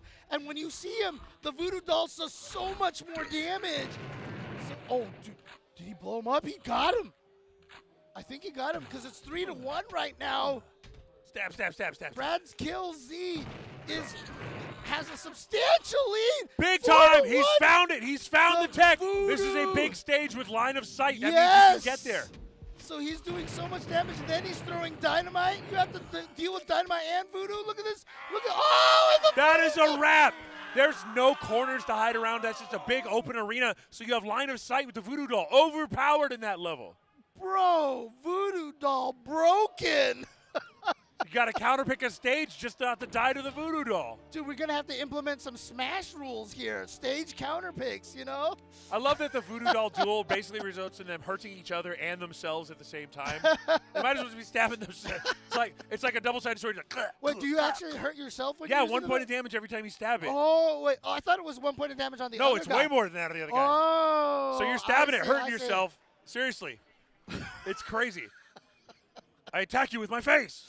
Oh, my God. Okay. Well, voodoo doll clearly one of the strongest Yeah. weapons on that If- stage in Yeah. particular. We saw on the stage right before that explosives were really strong because you could Yeah. get pow, pow, pow, real fast, or the Tommy gun with hit scan. That's actually really cool because then as you keep playing it, you'll figure out which weapons are better for Yeah. which stages. Oh, the big open stage. Time to get Yeah. that. I gotta make a rush for the dummy. Yeah. Our voodoo doll. And if you know, like, it's, on that open stage and, like, people are going to look for the voodoo doll, you're going to try to hide in the corners as much as possible, not Exactly. be Gotta in the use main line of play. sight. Exactly. Can't be in the main play field. You got to poke out fire, come back, poke out fire, Exactly. come back. And Oh, by you man. wanting to be in the open area and use the voodoo doll, you're exposing yourself. Yeah, exactly. Bam. So. Blood seems like a pretty cool game. Strats. It's all up here. Iron Trap. Unfortunately, that is not a game that I will be purchasing because I will be. The aforementioned, not Yeah. so excited about FPS motion sickness. Oh man. Okay, fair enough. Fair enough. I mean, I remember one time when Overwatch first came out and everyone was playing You it. tried to give it a. Ultra David was like, "You should play. Join us." And I was like, "I can't." He's like, so I went over to Ultra David's place just to try out Overwatch a little bit, and I couldn't do it. You're like, no, affirmed. I was correct. For a while, I was like, I think I can handle this. And then after a while, I was like, oh, God, no.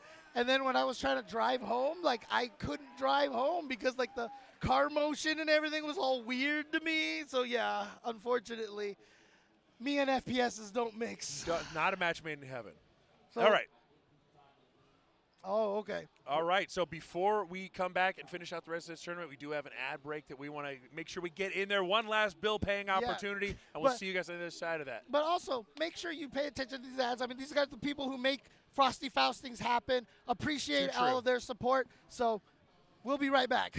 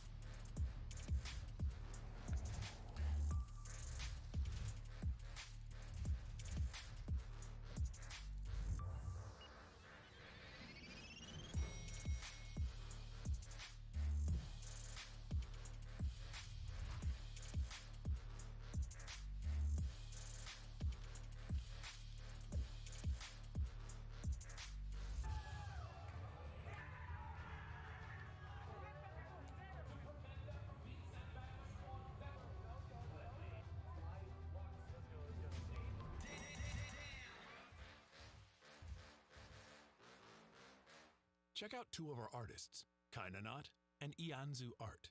Located in Artist Alley booths R2 and L7. Be on the lookout for their upcoming Devil Trigger and Mob collections. Gatekeep.us for merch that beats life in a 1st to 10 and then says, I don't even play this game. The Skullgirls Community Tour 2026 is in full swing. Frosty Faustings is the first offline stop of the year. Coming to Combo Breaker, CEO, TNS Online, and more to be revealed. More details at start.gg/Skullgirls. Unleash the next era of Fatal Fury City of the Wolves with Season Pass 2. 6 explosive DLC fighters dropping monthly from January through June 2026. Starting with Taekwondo Master Kim Jae-hoon. Returning legends Nightmare Geese, Blue Mary, and Wolfgang Krauser join the fray, plus 2 epic mystery characters teased for massive surprises. Slashback returns April 11th and 12th for its 4th year in Northern California. Featuring an Artist Alley for the first time, they're taking their celebration of anime and fighters to the next level. Register now at startgg/slashback and follow their socials for updates. CEO 2026 returns to the massive Rosen Shingle Creek in Orlando, Florida on August 14th through 16th with the biggest lineup in history. And hey, while you're there, check out the 24-hour Jabali World Arcade with over 100 arcade cabinets, karaoke, and more. Registration is now live on startgg/CEO. Be sure to check out all of our awesome Frosty Faustings merch. Whether you're headed to your local or an important job interview, we've got the gear you need. Shirts, hats, pants, keychains, blankets, mugs. But it won't be here forever, so get yours now.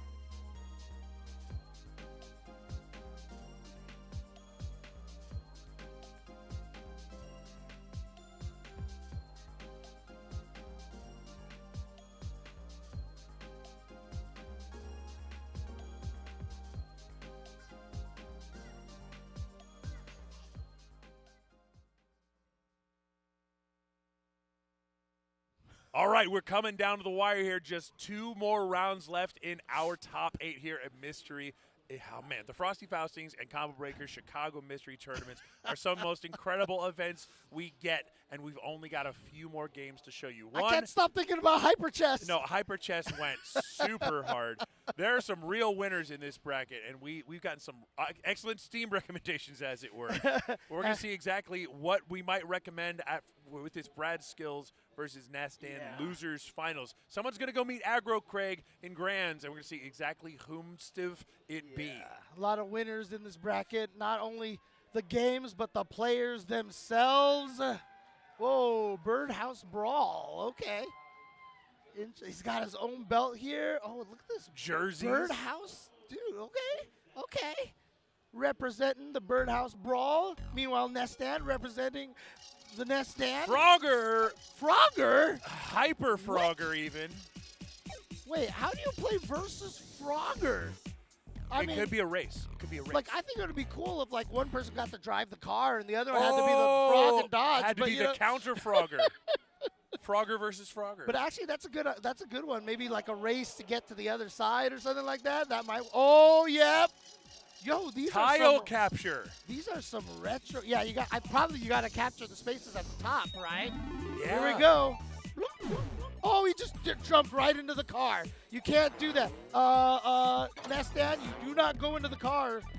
So the tile, you can take all the tiles in the attempt. You're right. But then you die and you lose it. Let's see. The green tiles disappear there. Oh, no, there's still kind of there. Oh, but he's taking the other tiles now. You can take them back. Oh, the tiles are points. I see. But if you get to the very top, I think you get a lot of points up there. Oh, those count as tiles as well. Interesting. And when they're locked, you can't take the other person's tile. So it's temporarily locked, and then Yeah. it opens up again. And now, but you can see right now, Brad Skills is going for Right now, pockets. Brad Skills needs to get in that purple space, take a bunch of those tiles, and then capture. He'll basically get double that advantage. I got to imagine he the jumped in miss! the pool. I got to imagine that the pockets at the top got to be worth a lot more points. I think that's just like the circuit closer, as it were. Oh, you have to finish those to claim the tiles? Yes. Is that what it is? Oh. Okay, I'm curious to see how that works. Because the point value is going up even when you don't have it. Oh, you're right. Oh, he jumped into the other frog and died. So it's locked out. There's only one more on the right side. Yeah, uh-huh. And does that count as the end of the round then? That might. All right, well, Brad Skills is heading up there right now. Whoa, the alligator's there. Gotta go away. There it is. Oh, just in time. Round finished. So what's the score here? There it is. Look, 14,300 versus 9,400. And he did have a lot more of those top squares as well. Yeah, so those top squares, they obviously, you want to go for them and get points, because what we saw from Nestan is he was trying to claim all the tiles at the bottom, and it wasn't paying off for him. And Nestan's looking at the camera and kind of like raising his eyebrows like he's like, I know what's going on now. So is it worth it to get the bottom tiles, or do you rush the cubes at the end? And the other question, if someone has taken one of those slots at the top, can you take it from them? It looks like it might have been blocked off. Okay. Because or else you'd swap them forever, right? You know, I'm not sure how the rules work. I'm totally confused right now. You didn't play Frogger, Hyper Frogger? I'm totally confused. I'm totally confused right now. Sorry. Look, apologies. If there's any place that I can take advantage of puns, it's going to be the mystery tournament. I'm sorry. If you ever watched me, shout outs to Flo, RIP to Flo. If you ever watched me do the I Want to Be the Guy stream at Evo that one year, I went pun happy there. So, So we are getting a lot of tiles down there. I'm wondering, what is it? So, 5600, 59. And it locks the tiles. It locks the tiles. So basically protects your tiles for a small period of time. So if you run up there, oh no, he just scrolled off the screen. So if you can get one of those slots, it makes it so that the other person can't take those tiles. But you just get 100 points, and Nestan is still kind of focused on those tiles down there. He's trying to get some extra tiles. Oh! Yo, he got in the butt! Nestan had more points. Way and he's more like, points. Me? He's pointing to himself like, I won? I won? I had way more points, brother. Okay, so it's 1-1. Easy by points, though. Because that was 4 captures to 3. That's true, but I do believe the points it's by must matter because they have points on the grid. Okay. So this is not whose line is it anyway. The points do matter. So this is whose lane is it anyway, I guess? I love that we got like the original song remix. Of course you have to have the remix for the Frogger. Okay, so yeah, there's definitely an optimal strategy in this game in terms of collecting tiles and then getting the slots at the top. I don't know. Obviously, none of us know what the optimal strategy is right now. Getting the cube at the end is 1,000 points, so you only need 10 tiles to match whatever that effort was. Right. I think what you do, you jump out, you run all the way across the board in a straight line. get as many tiles as you can, then you go for the cube, and you just repeat that. Right. 'Cause Don't try to go back and forth and do all this stuff, because you can lock them out from getting a bunch of points by Right. getting those cubes quickly. And I wonder, like, if you get one of the, if you actually get to your home at the top, like, does you get extra bonus points for all the tiles that you have down there? I was watching it, and it only gave 1,000 points, which didn't Interesting. seem to be. So 1,000, it does the lockout, and the lockout ends the next time you die. So if you don't die, I think you can lock out those cubes, Okay, okay. those grids permanently. Oh, I see. So when you die, you lose the lock. Basically, the benefit of the lock is that don't die. Don't Right. die. Okay. That's kind of what it sounded like. It looked to me like that was there. And shout outs to everybody in the lovely crowd out there. Hope they're enjoying some amazing Frogger action. I don't know. Can they hear me out there? Or I'm I not don't. Sure. I think the main stages are only Oh, piped yeah, in yeah, audio. okay, so yeah, we can fair call enough. it whatever names we want. Fair enough. Okay. Yeah. So I'll call them names like cool guy and wonderful person. Squid hat guy. Yeah. So don't tell him I said. Don't that. tell them anybody I said that I noticed their hat. Here we go.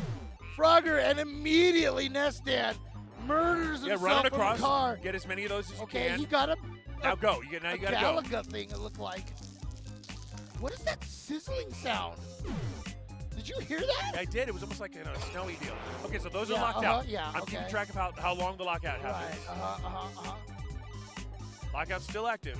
Yeah, and it looks like he's eating. It's a smart strategy to eat up his purple ones, but yeah, he's locked them out. So the new green ones are still there. So yeah, you're right. It looks like what you want to do is try to take his tiles, New lockout achieved. because what happens is when you take Oh, and the death. Yeah, the death ends the lockout automatically. Okay. All right, we we're- had a. So we're going back to 0-0. Whoa. Okay, we had a This scoring is a error? fully new game. There was a flat-out scoring error, but we want to maintain the competitive integrity of Hyper Frogger. So we are going to reset it to 0-0.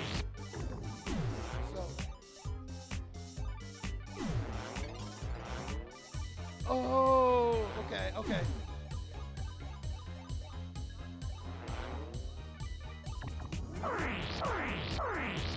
Right, Okay. Got it. Oh, I see. Okay. Got Okay. Did the audience hear that? I mean, did the So stream hear that? what we do is we always let the timer on the game finish. Oh, That- right. Okay. We always let the timer on the game finish. So we ended it early with the assumption that it would have been impossible for them to win based on Right, the round yeah, count. yeah. But the game actually incorporates that concept into what it throws at them. Okay. So we just have to let them play out the timer every time. Oh, he's gonna pick up the girl frog. Oh, he skipped it. He jumped away. Virginity protected. He just wanted to take some of the tiles. No, Nestan was like, no, I'm going after that. Oh, and there's that. Okay, he's sliding all over. See, now what you got to do, so what Brad Skills was doing down there, when he saw that Nestan was waiting to jump in that pocket, he should have ran down and ate as many of the purple tiles as possible, Yes. so he couldn't lock them, right? Exactly.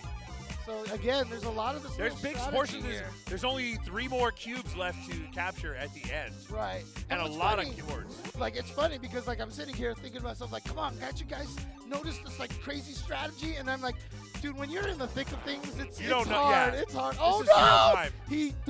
The log at the top row did not show up in time for Brad Skills. But this is what I mean. It's like, all growing up, all I ever did was want to play these kind of versus games. Oh, dude, were they having frog combat? It almost looked like. A little frog on frog. Yeah. One last cube. You got to get a lot of points. You got to get a lot of Oh points, no, Brad. he died because the turtles dove into the water. They dove into the water. Brad, Oh, you no, need more points. He could have jumped into the other log and got the girlfriend and the little. Careful staying on the turtles too long. They'll go under. It depends. Some of them will go that way or not. But He just makes yeah, it. he just got the makes it. extra points. But I think they're going to keep Resume. resuming. Level 3. Here we go. All right. Oh no, you just jumped into the water. Look, I know it makes sense that frogs should be able to swim, okay? But Right, these are sad frogs. that was the original narrative flaw of this story. Oh, there we go. Got the girlfriend and there. Lock the tiles. So again, when you see the opponent is at the top, about to lock the tiles, because they're stuck waiting for the turtles and the logs, Yeah. if you're at the bottom, you should be eating There their is tiles so up. much. There's so many grids out there left to be captured for 100 points Right. apiece. That's a lot of points. Right, and see, like, as soon you have to play the halves of the board. If you're at the bottom half and they're in the top half, you take their tiles so they can't lock them. Exactly. And then when they make And it when up they there, go then first, you when they jump go up. first, yeah, you hit him with the rigmarole. Oh boy, the cars are moving fast. The cars are close together. These guys are eating cars all over the place here. You can see the timer at the top of the screen right now. Oh, he goes Nestan- back. Nestan with a significant lead here in points. It looks like only 40 seconds left. Take those cubes. Take those cubes. Yeah. Oh wait, did he run out of lives? Where did Nestan go? It's possible. Nestan is. You may have like Oh, a really, there he really. is. There he is. Okay. You may have Okay. like a really, really long revive timer. Yeah. He's getting tons of the grid. Yeah, he has so much of the grid here. What is that noise? This is like Frogger meets Robotron. I swear. They're leaning into the Oh, the look plastics. at this, eating all of the grids right now. You can see how it's trading the points. Oh, he gets hit head on traffic. Oh, the game is over. Timer. Whoa, it was so close to score. Oh, Nestan takes the second place. Second player takes it. Brad Yeah, Skills is looking like, it's what? He had the 4,000 extra points. You remember when they were finishing the previous round, Yep. they were so They were close so in points. close. So, again, what you got to do here is when you see them on the upper half, because they're stuck waiting for the log or the turtles to go in the proper direction, you can start eating all of their tiles and then try to lock it up. And so then that guy will jump to the upper half and the guy on the lower half will try to lock his tile. Dude, Okay, so the lock goes when you die, but we're trying to see if he survives long enough. Will the lockout stay if you are a careful player? Right. All right, so he's locked even more tiles right now. Looks like, dude, Brad Skills is going for speed right now. He's going the distance. He's going for speed. Very nice, and he's way ahead in points. Way ahead. And if he can close them out, then essentially moves to the next round. Yeah, And that's so- the thing. It's still on a timer, so even if you quickly close out the round, it won't matter. Yeah, interesting enough, Brad's strategy right now of just taking those pockets at the top seems to be giving him this big lead. And he hasn't died yet, so The lockout's still in. yeah, the locks are still there, so they stay. And this board is going to be completed as soon as Brad Skills. And I like, see, Nestan's taking some of those tiles away now. So that was smart to get as many points as he can, but he is down by a lot here. So, it appears the lockout will stay as long as you die. A death will reset your locked tiles. Oh no, the turtles dove into the water, and Brad Skills just took a dip.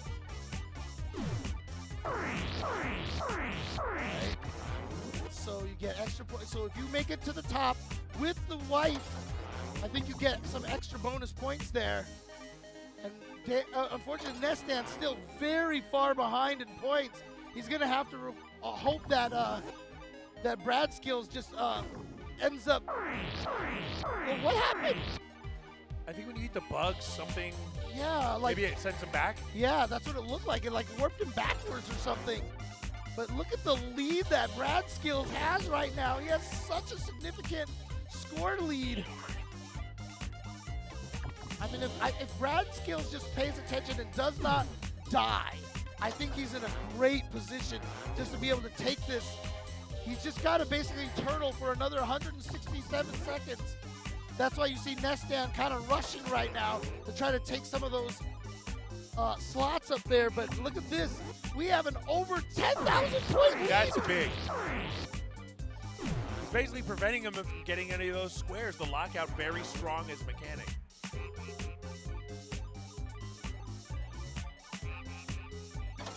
There's little rivets in the track.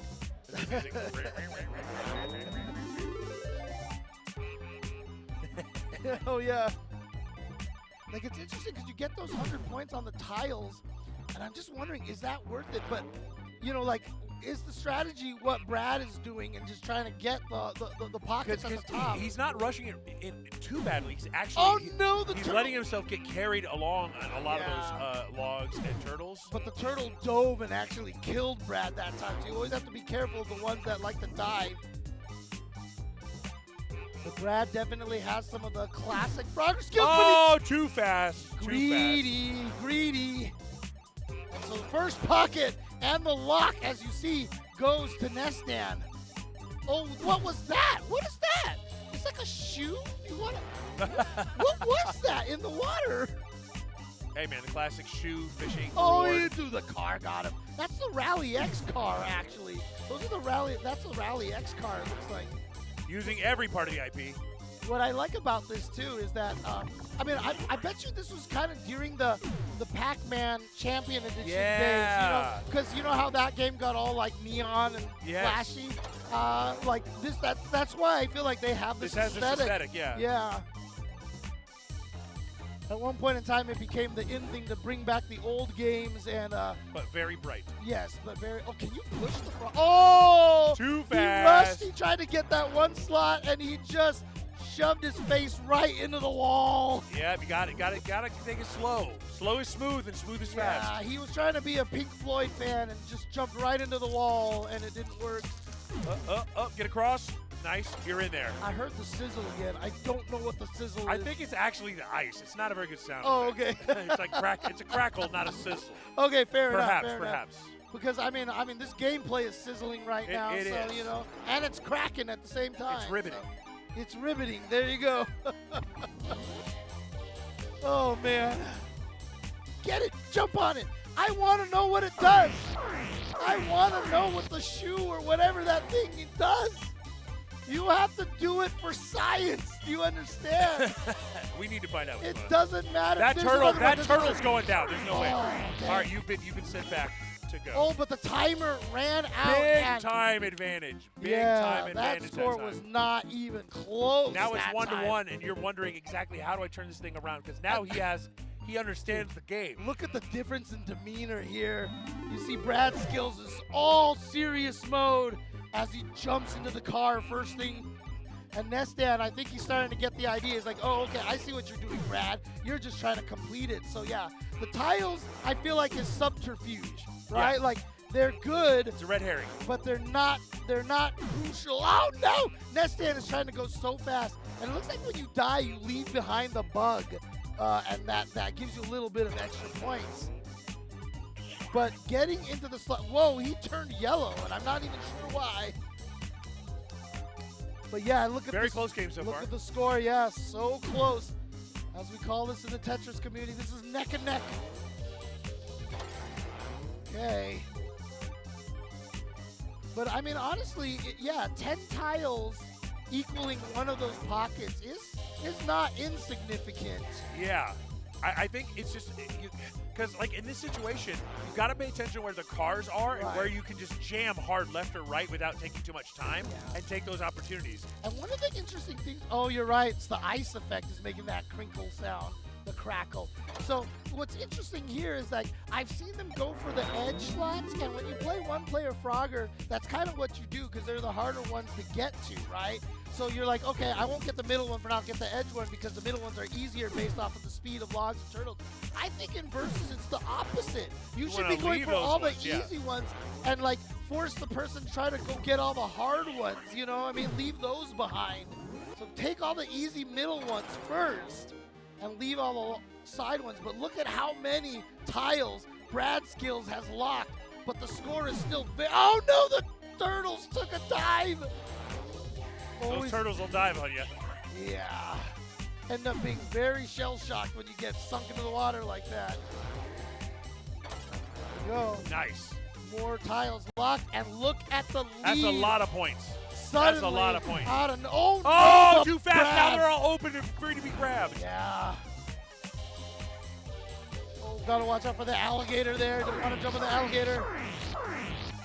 All right, but Ness is still very far down. He needs to. Oh, but He's frozen. He's going to get knocked off the edge. Ah! Something frozen. Is that what the crackling sound is? Yeah. Perhaps? Okay. They've been getting frozen and can't move, getting run over, but now that's he's trapped what's on the going on. log. Okay, okay. The cyber log. The cyber log. That's 2009 cyber log. Exactly. Gotta parse the log, find where the errors are.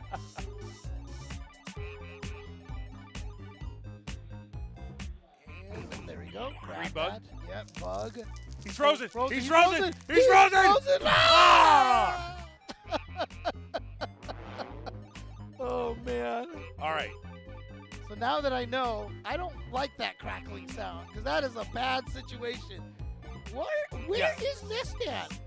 Oh, there he is. He's Yeah, up Brad there. Skills has got to grab some extra tiles. He's running out of the ability to actually get points. Yeah. All these greens are available. They're getting stolen right now. Points off the board. Yeah, but I mean, shout out to Nestan. He's kind of caught up a little bit, and in fact, he's might be able to take the lead. Oh no!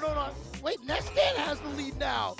Because remember, Brad Skills had a huge lead at one point, and Nestan now Big is time actually lead. He's taking all those green tiles. Yeah. Okay. Oh, no, the frozen. ice. Oh, but they finished the round. But look at this. Nestan has come back and actually taken the lead here. Only 86 seconds left. Oh boy, it's coming down to this. Oh, Nestan going quickly, but not sure what that sound effect means. Didn't want to jump in there with an alligator sticking its head into the home. We've got the girlfriend. Oh, the turtles took a dive again.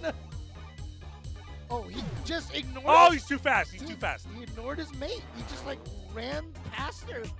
Didn't want the extra points. Nestan grabbing that one.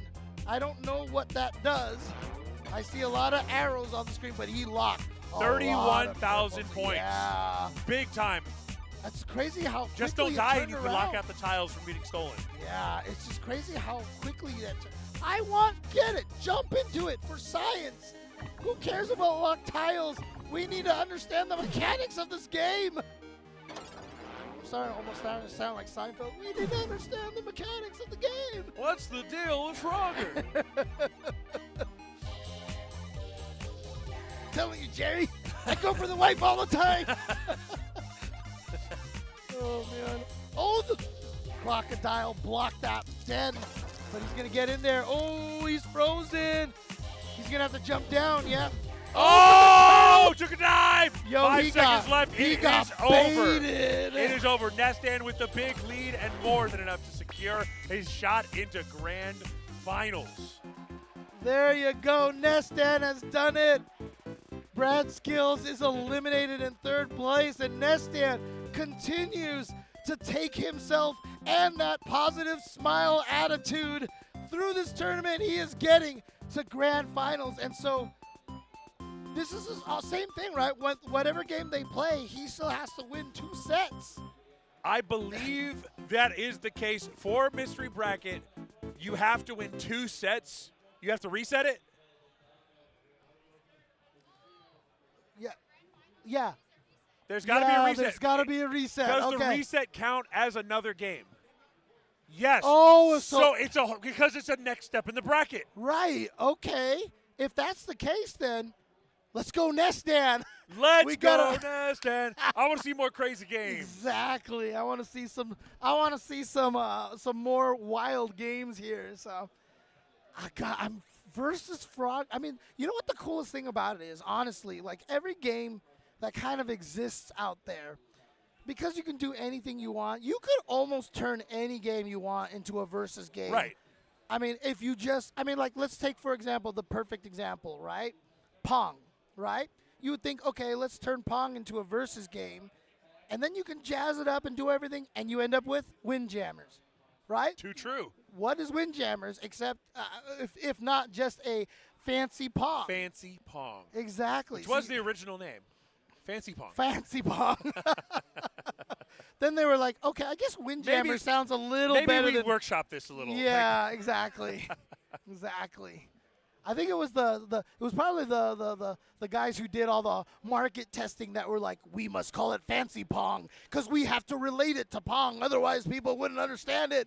and everybody was making the game was like, come on, man. A lot of games, what they did for versus modes was they simply said you're going to play the one-player mode, but what you do has an effect on them. Thus, the puzzle trash mechanic of you, like, you clear a Tetris Right, and it tosses garbage on their side. yeah. So it's like there's two ways to do it. One like this, where what you do affects the same board they're on. Right.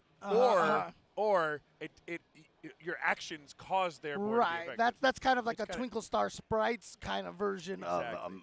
competitive. Yeah. There's so many ways to do it, and God, like now I just want to turn every game into a versus game. I'm gonna have to go learn how to hack video games because I'm just gonna turn everything into a Gotta versus be a game. modder. Gotta be a modder. There was a game a long time ago that I have been wanting to make. Like I want to see a remake of, which is there's a game called Mystic Marathon a long time Mystic ago. Marathon. Where you just had like these little gnomes or something, and you just try to get to the other side. But they were like, you could go into a cave that would warp you forward, or you would go like there was all these like different paths you could run into each other, and it was really fascinating. Was it like you control all of them individually, or No, you just control one. So you're racing against a bunch of them, and you could like bump into each other and stuff. One of the things that I've always wanted to see at an AGDQ, because I played a lot of Breath of the Wild, right? Sure. I just want them to pick like two random spots, have both players start there on their individual games, and then go, get there. Get to that thing. Yes, and then because Breath of the Wild has like a billion ways to move, it would be interesting. No bomb shield glitches though, because Right. that's cheating. That's cheating. None of that. None of that. Oh man. All right, so they are getting what will be our grand finals shablam, our very exciting, unexpected, unknown, completely even to us, grand finals game. And then they have to prep for the possibility of a grand Yes, finals exactly. reset and say, hey, maybe we have to have another game ready. Yeah, and if anything people are discovering about me is just how video game focused my brain is. I have a friend who's been yelling at me to go and like start learning Godot and make my own games and stuff like that, and I just know if I do that, like I will probably not eat or sleep or do I will anything. go into a cave and yeah. So My son uses Godot.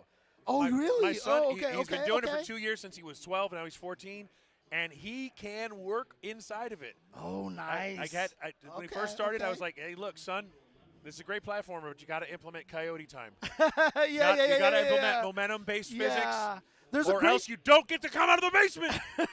There's a great thread from the creators of Celeste. And Yeah. I don't know if you played Celeste Yes. or not.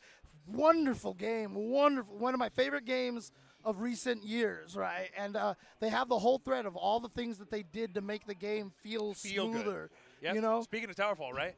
Yeah, it's like they have a very good understanding of if we're going to make you play a platformer, what would be all the annoyances out of the way? Yeah. Things like the input buffers. That's the one where you on the top of the screen, you shoot down and you try to keep going as far down as possible. That is, down. Oh, Downwell. Okay. Towerfall was the games the Celeste people made before that uses a lot of the same sort of physics contrivances. Okay. They basically gotcha. took Towerfall as like a versus game, and they made it a platformer. Oh, interesting. Okay. Got it. What the hell is this? Sabu going up against Obacha. This makes me feel like it's a puzzle game. My guess is this is a puzzle game. Oh, no, it's a tennis game? Wow. Oh, was that a handicap or something? Yeah. You get that cake out of here. Yeah. Wait, is this tennis? What is this? Heisei Inu Monogatari Bo Pop and Smash. Well, I mean, obviously Pop and Smash. Oh, dear Lord. It's Windjammers. It's Windjammers! We were just talking about this. It's Pong. No, actually, the way that looks like It's looks like, Arkanoid! it's got Arkanoid mechanics. But the way that they can keep hitting it back and forth, this looks like Wii tennis now. You've seen those videos where it's like. Okay, look at this. Immediately, Aggro Crag with the first point. Oh, there's an item there. Yo, he had like a fireball thing going around him. But, dude, Aggro Crag is blowing Nestan up like for free. Look at this. He's always advancing to that side of the screen. Aggro Crag has never had to defend. Oh, finally Nestan getting through. Oh! Wait, why were there no blocks on his side? Oh, Maybe they were got ate there. up. Or maybe he eats both blocks. Maybe when that one goes, it goes on the other side too. Oh, maybe? Oh, that's weird. Oh, but it made it through. Aggro Crag with game number 1. Is this 3 out of 5? Is this 3 It's out gotta of be 5? 3 out of 5. Okay. Sabu, 1 point. Pop and smash. That was fast. Okay, Oba-chan, maybe not the character you want to play. Nestan, I really don't know if they make a difference, but you know. I'm not sure exactly what difference it would make. The Oba-chan community out there can let me know. And is that That's Spuds McKenzie. Spuds McKenzie? Yeah. Like literally Spuds McKenzie. Bo. Bo. Or Bow. Bow is in Bow Wow. Oh, yeah. Okay. He There has you go. humany eyes. This is disturbing to me.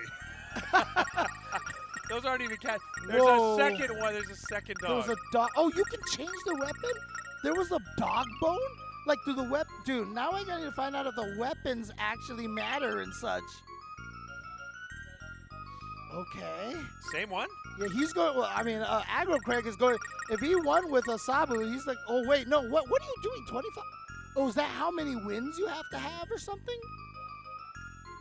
What are they? They're having to basically tell him, like, hey, pick these settings. Yeah. So are they starting over, or what are they doing over here? Because this is a different rule set than last time, I think. Oh, now okay. See, I want to see, like, how did Aggro Craig's wall disappear? The lucky cat is being really unlucky right now because he is just blocking things. You can't, dude, there's got to be, oh, here we go. Some technique over there. Get it over to that side. First time, really, that we've seen Nestan get some action, but Aggro Craig, I mean, he's got the angles and the physics down pat right now. He's covering his angles of attack very Oh, well. okay, there we go. Like, sometimes it looks like the ball gets a lot faster, too, and I'm not sure what's causing that. Oh, he's trying to get, nice save. Got back in time. Nice save. Oh, oh my God, there's such a big gap right there. Yeah, Nestan's got to protect that side for sure. Got it through. We must protect this house. Oh, look at this. Oh, my, dude. Look, It's open. It's open. Oh my God, dude, is Nestan figuring? Oh no, get down there! Oh my God! It's yo Nestan! Oh, there's no dude. That Is there a dash? I don't know, but there wasn't even a round 2 fight kind of thing. It just went right away. There's no breaks. This is very Wii tennis. Yeah, the question He's blowing is, the wall up. how much recovery time is there on your swings and stuff? You know, like there's got to be like a timing strategy here. I don't think that you should be able to Wii tennis it forever. Oh, dude, Aggro Craig, good jobs over here, but they switched sides, didn't they? Because the Sabu character was on the bottom last time. Whoa, right in the corner. That's crazy. Yeah. See, now Sabu's on the bottom again. So I'm not sure if they're switching back and forth or something. I'm not sure. It is impossible to know. The game just got that much deeper. There's layers. There's layers like an ogre. I just got what you said. Sends it through. That's a slam dunk. That is a slam dunk. Okay. So yeah, I think the dogs are the number of wins, so they do switch sides. Oh no, and right through There's there. 3. Aggro Craig takes game number 2. Is this it right This is here? close. This could be it. Tournament point. Pick bow. Oh, I wonder if the different weapons have different. Oh, he went with a stick. Yes. Bow. Yeah, baby. Fetch the stick, Bow. Let's go. It's Bow with the bow. No. Oh, is that a spanking paddle? Could very well be. People are never going to let me go for saying that. They're going to be like, why do you know what a spanking paddle looks like, James? I had a hard childhood, okay? Okay, it's not my I'm kidding. fault. All right, pop and smash. Hit it up with bow.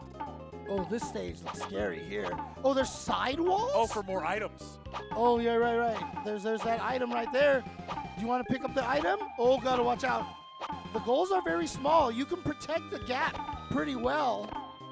The item is just stuck on the side over there. I like how the sound effects are like the taiko drums. You got the meat. Oh, yeah, there's the meat. What does the meat do? Bao's got power. He's got power. Yo! Oh! Look at him! Bao is going crazy so fast. He saved too. it. He saved it. Yo! Bao is going nuts, but like in Gradius, if you're too fast, it looks like it's affecting his aim. Oh! Oh my God! He saved it. He saved it. Dude, Bao, okay. Bao is still powered up, it looks like, because he's still super fast. Oh. Managing to save it. Not quite. Not quite. Oh my God. Oh, it bounced off of that thing that's on the ground, but no. Couldn't stop at that time. So that means Aggro Craig got it in there again. Oh, all the walls are gone. Oh, no. Dude, this is it. This is the last point. Game point. Game point. This is tournament point right now for Aggro Craig. Sabu's got a super. Oh, man. Does he know how to activate? Dude, I just see dives. I just saw a dive.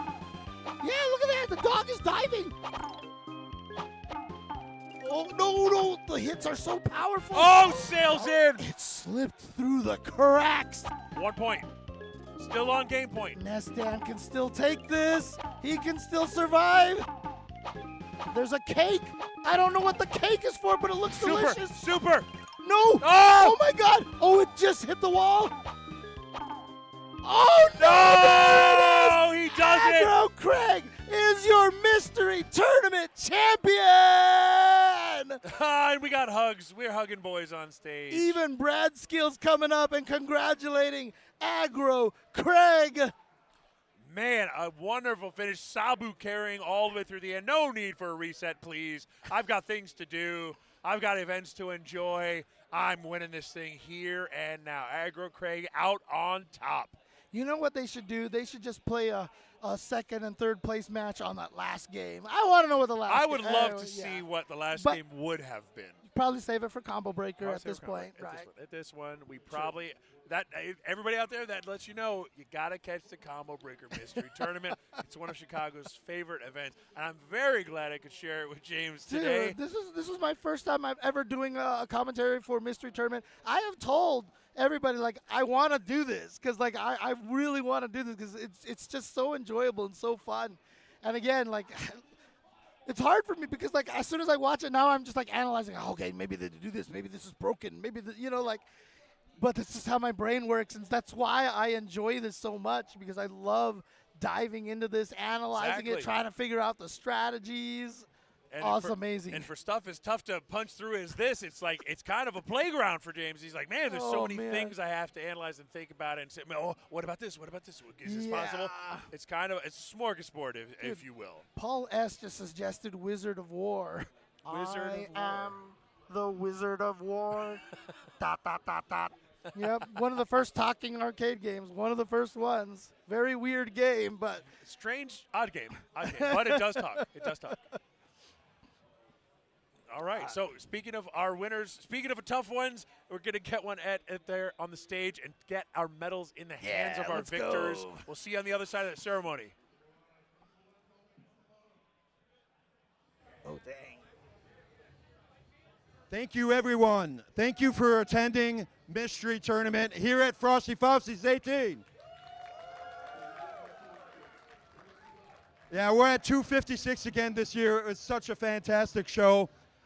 There's no collusion, I promise, but two of my mystery guys here got in top 8, including third place and first place. These guys are dedicated and work so hard. Everybody did amazing, absolutely wonderful. Let's shout out for all our competitors this year.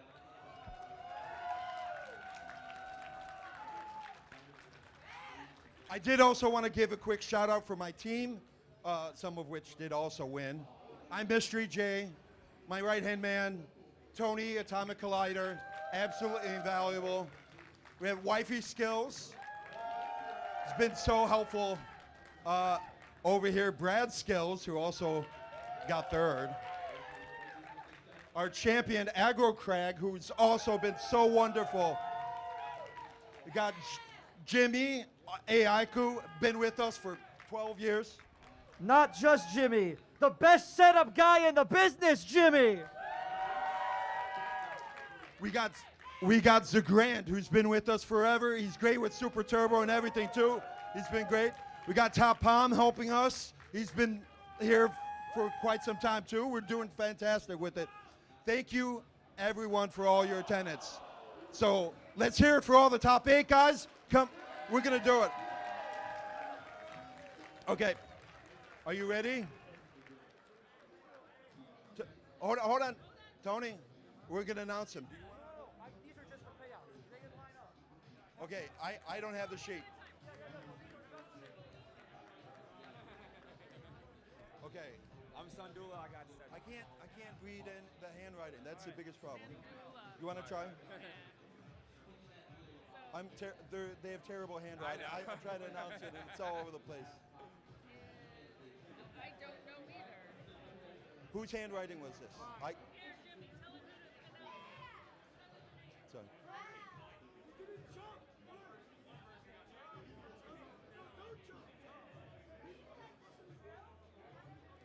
Tony, I would have a lot more confidence in you doing this. I can do it. Sandula and Olive Garden. 7.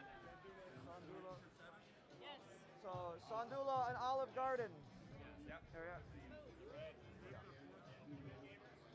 All right. Sandula. In 7th place, we have Sandula. Also in 7th, we have Olive Garden. That's 5th place now. 5th place, we have Sam. 4th place, Cinderella.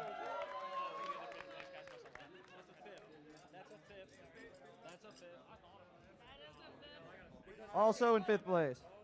Hold on. Where's Abbott? Yeah, where is Abic? Oh, Abic is in 4th place. Cinderella's 4th. Right, Cinderella's 4th. Abic! Well, that's okay. We'll get him his medal. Abic in 5th place. Cinderella in 4th. Cinderella in 4th. 3rd place, Brad Scales. 2nd place, Nesdan. And our Frosty Faustings mystery champion, Acro Craig.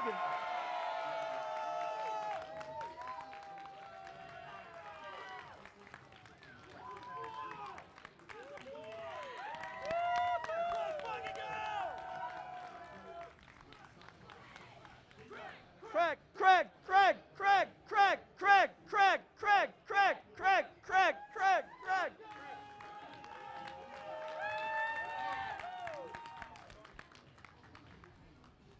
Thank you again to our top 8 competitors. And again, I just want to shout out, the only reason why this happens is all of you. People coming in and enjoying it.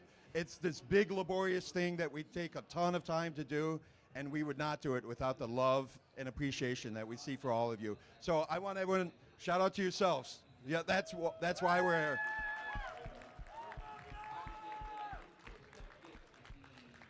Okay, thanks, guys. We're going to probably take some photos. Don't go anywhere. And we'll send it back to commentary. Mystery games are something so great. So great. And, man, Aggro Craig, been trying to do this for a while. You can see the emotion there. Yeah, right. Been exposed to this mystery community for a long time. He's been wanting that, and you can see it welling up a little bit. Yeah. Taking the strength away from the man's body as he just sits there and he realizes, yes, I am a grand champion.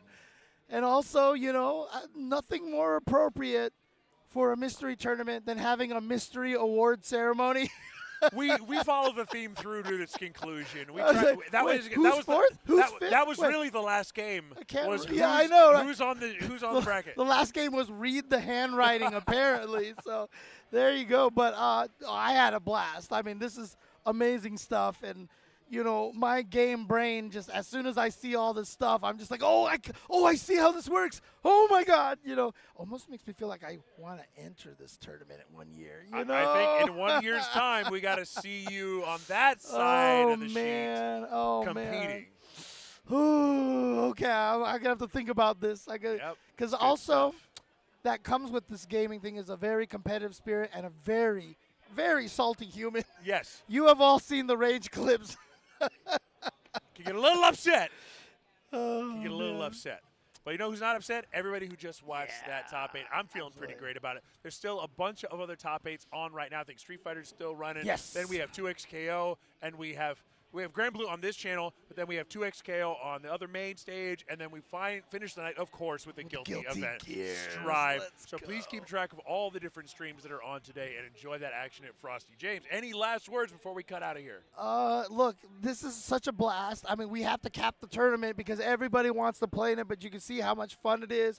So if you go to Combo Breaker or come next year at Frosty Faustings, try to get into this mystery tournament. It's just a blast. It's a bunch of people having a really good time. And you can just see the love here. So, yeah, definitely shout outs to the Mystery Tournament. And we hope to see you entering in the Chicago Mystery Tournament at a future event. And there we have it. We're signing off for you today. Stick around to watch more awesome events at Frosty Faustings. See you later.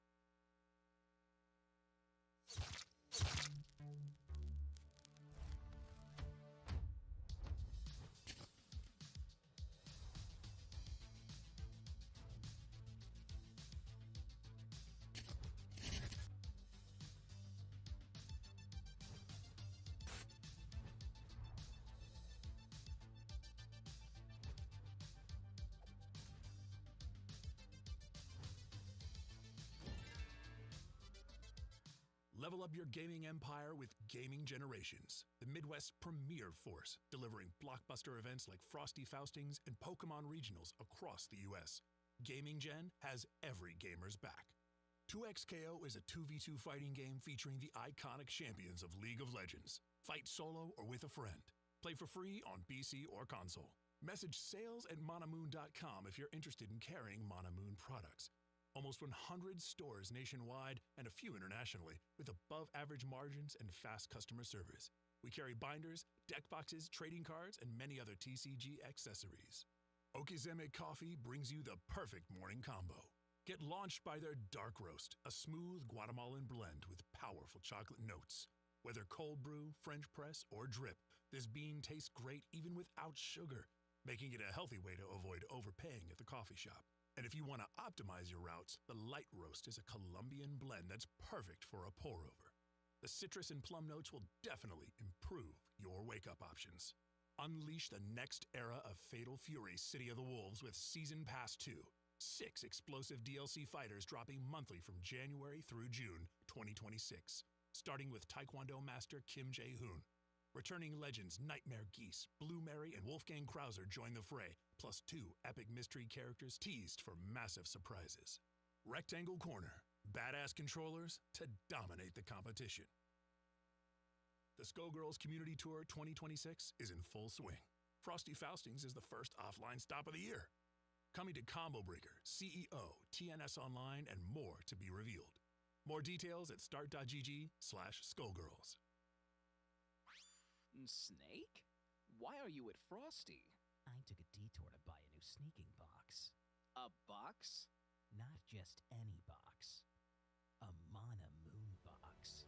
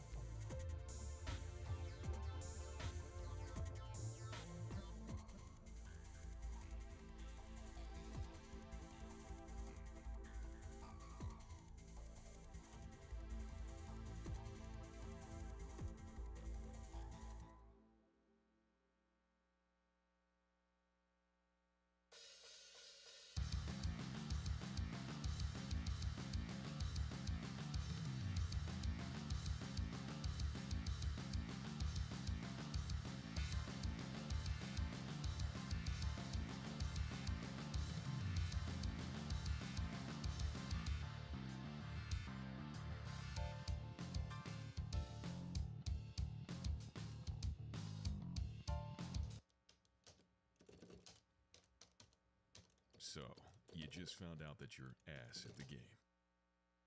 And you need that big cash payout. But you're getting hit with a big sleep. Well, do I have a solution for you? Okazeme Coffee Light Attack Roast. Built for long sets, late night lab sessions, or tournament mornings with 8 a.m. pools. 1 cup sharpens your reactions, steadies your hands, and gets your brain back to frame perfect. So the next time life knocks you down, don't guess. Okazeme Coffee. Improve your wake-up options.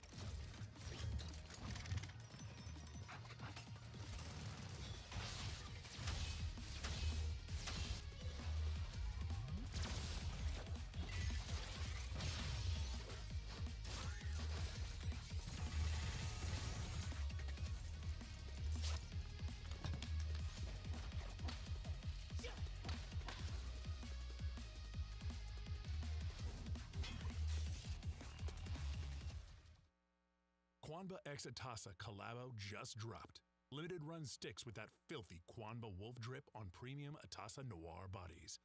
Loaded with Semitsu LS56 and Sanwa OBSF 24s for buttery inputs. These ain't your average customs, hand-painted by Atasa Limited in Japan with Kwanba's signature teal flames and gold accents with only 50 units worldwide.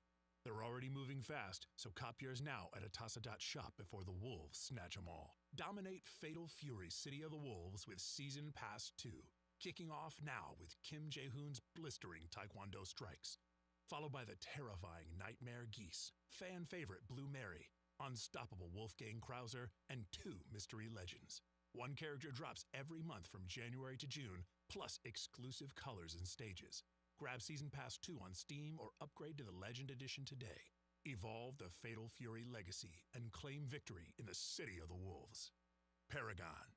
Grassroots FGC since 2021. Ignite your competitive spirit at Midwest Battleground 2026, the ultimate Chicagoland esports extravaganza, exploding with Super Smash Bros. Ultimate, Overwatch 2, Valorant, Rocket League, and Rivals 2 action from March 6th through 8th.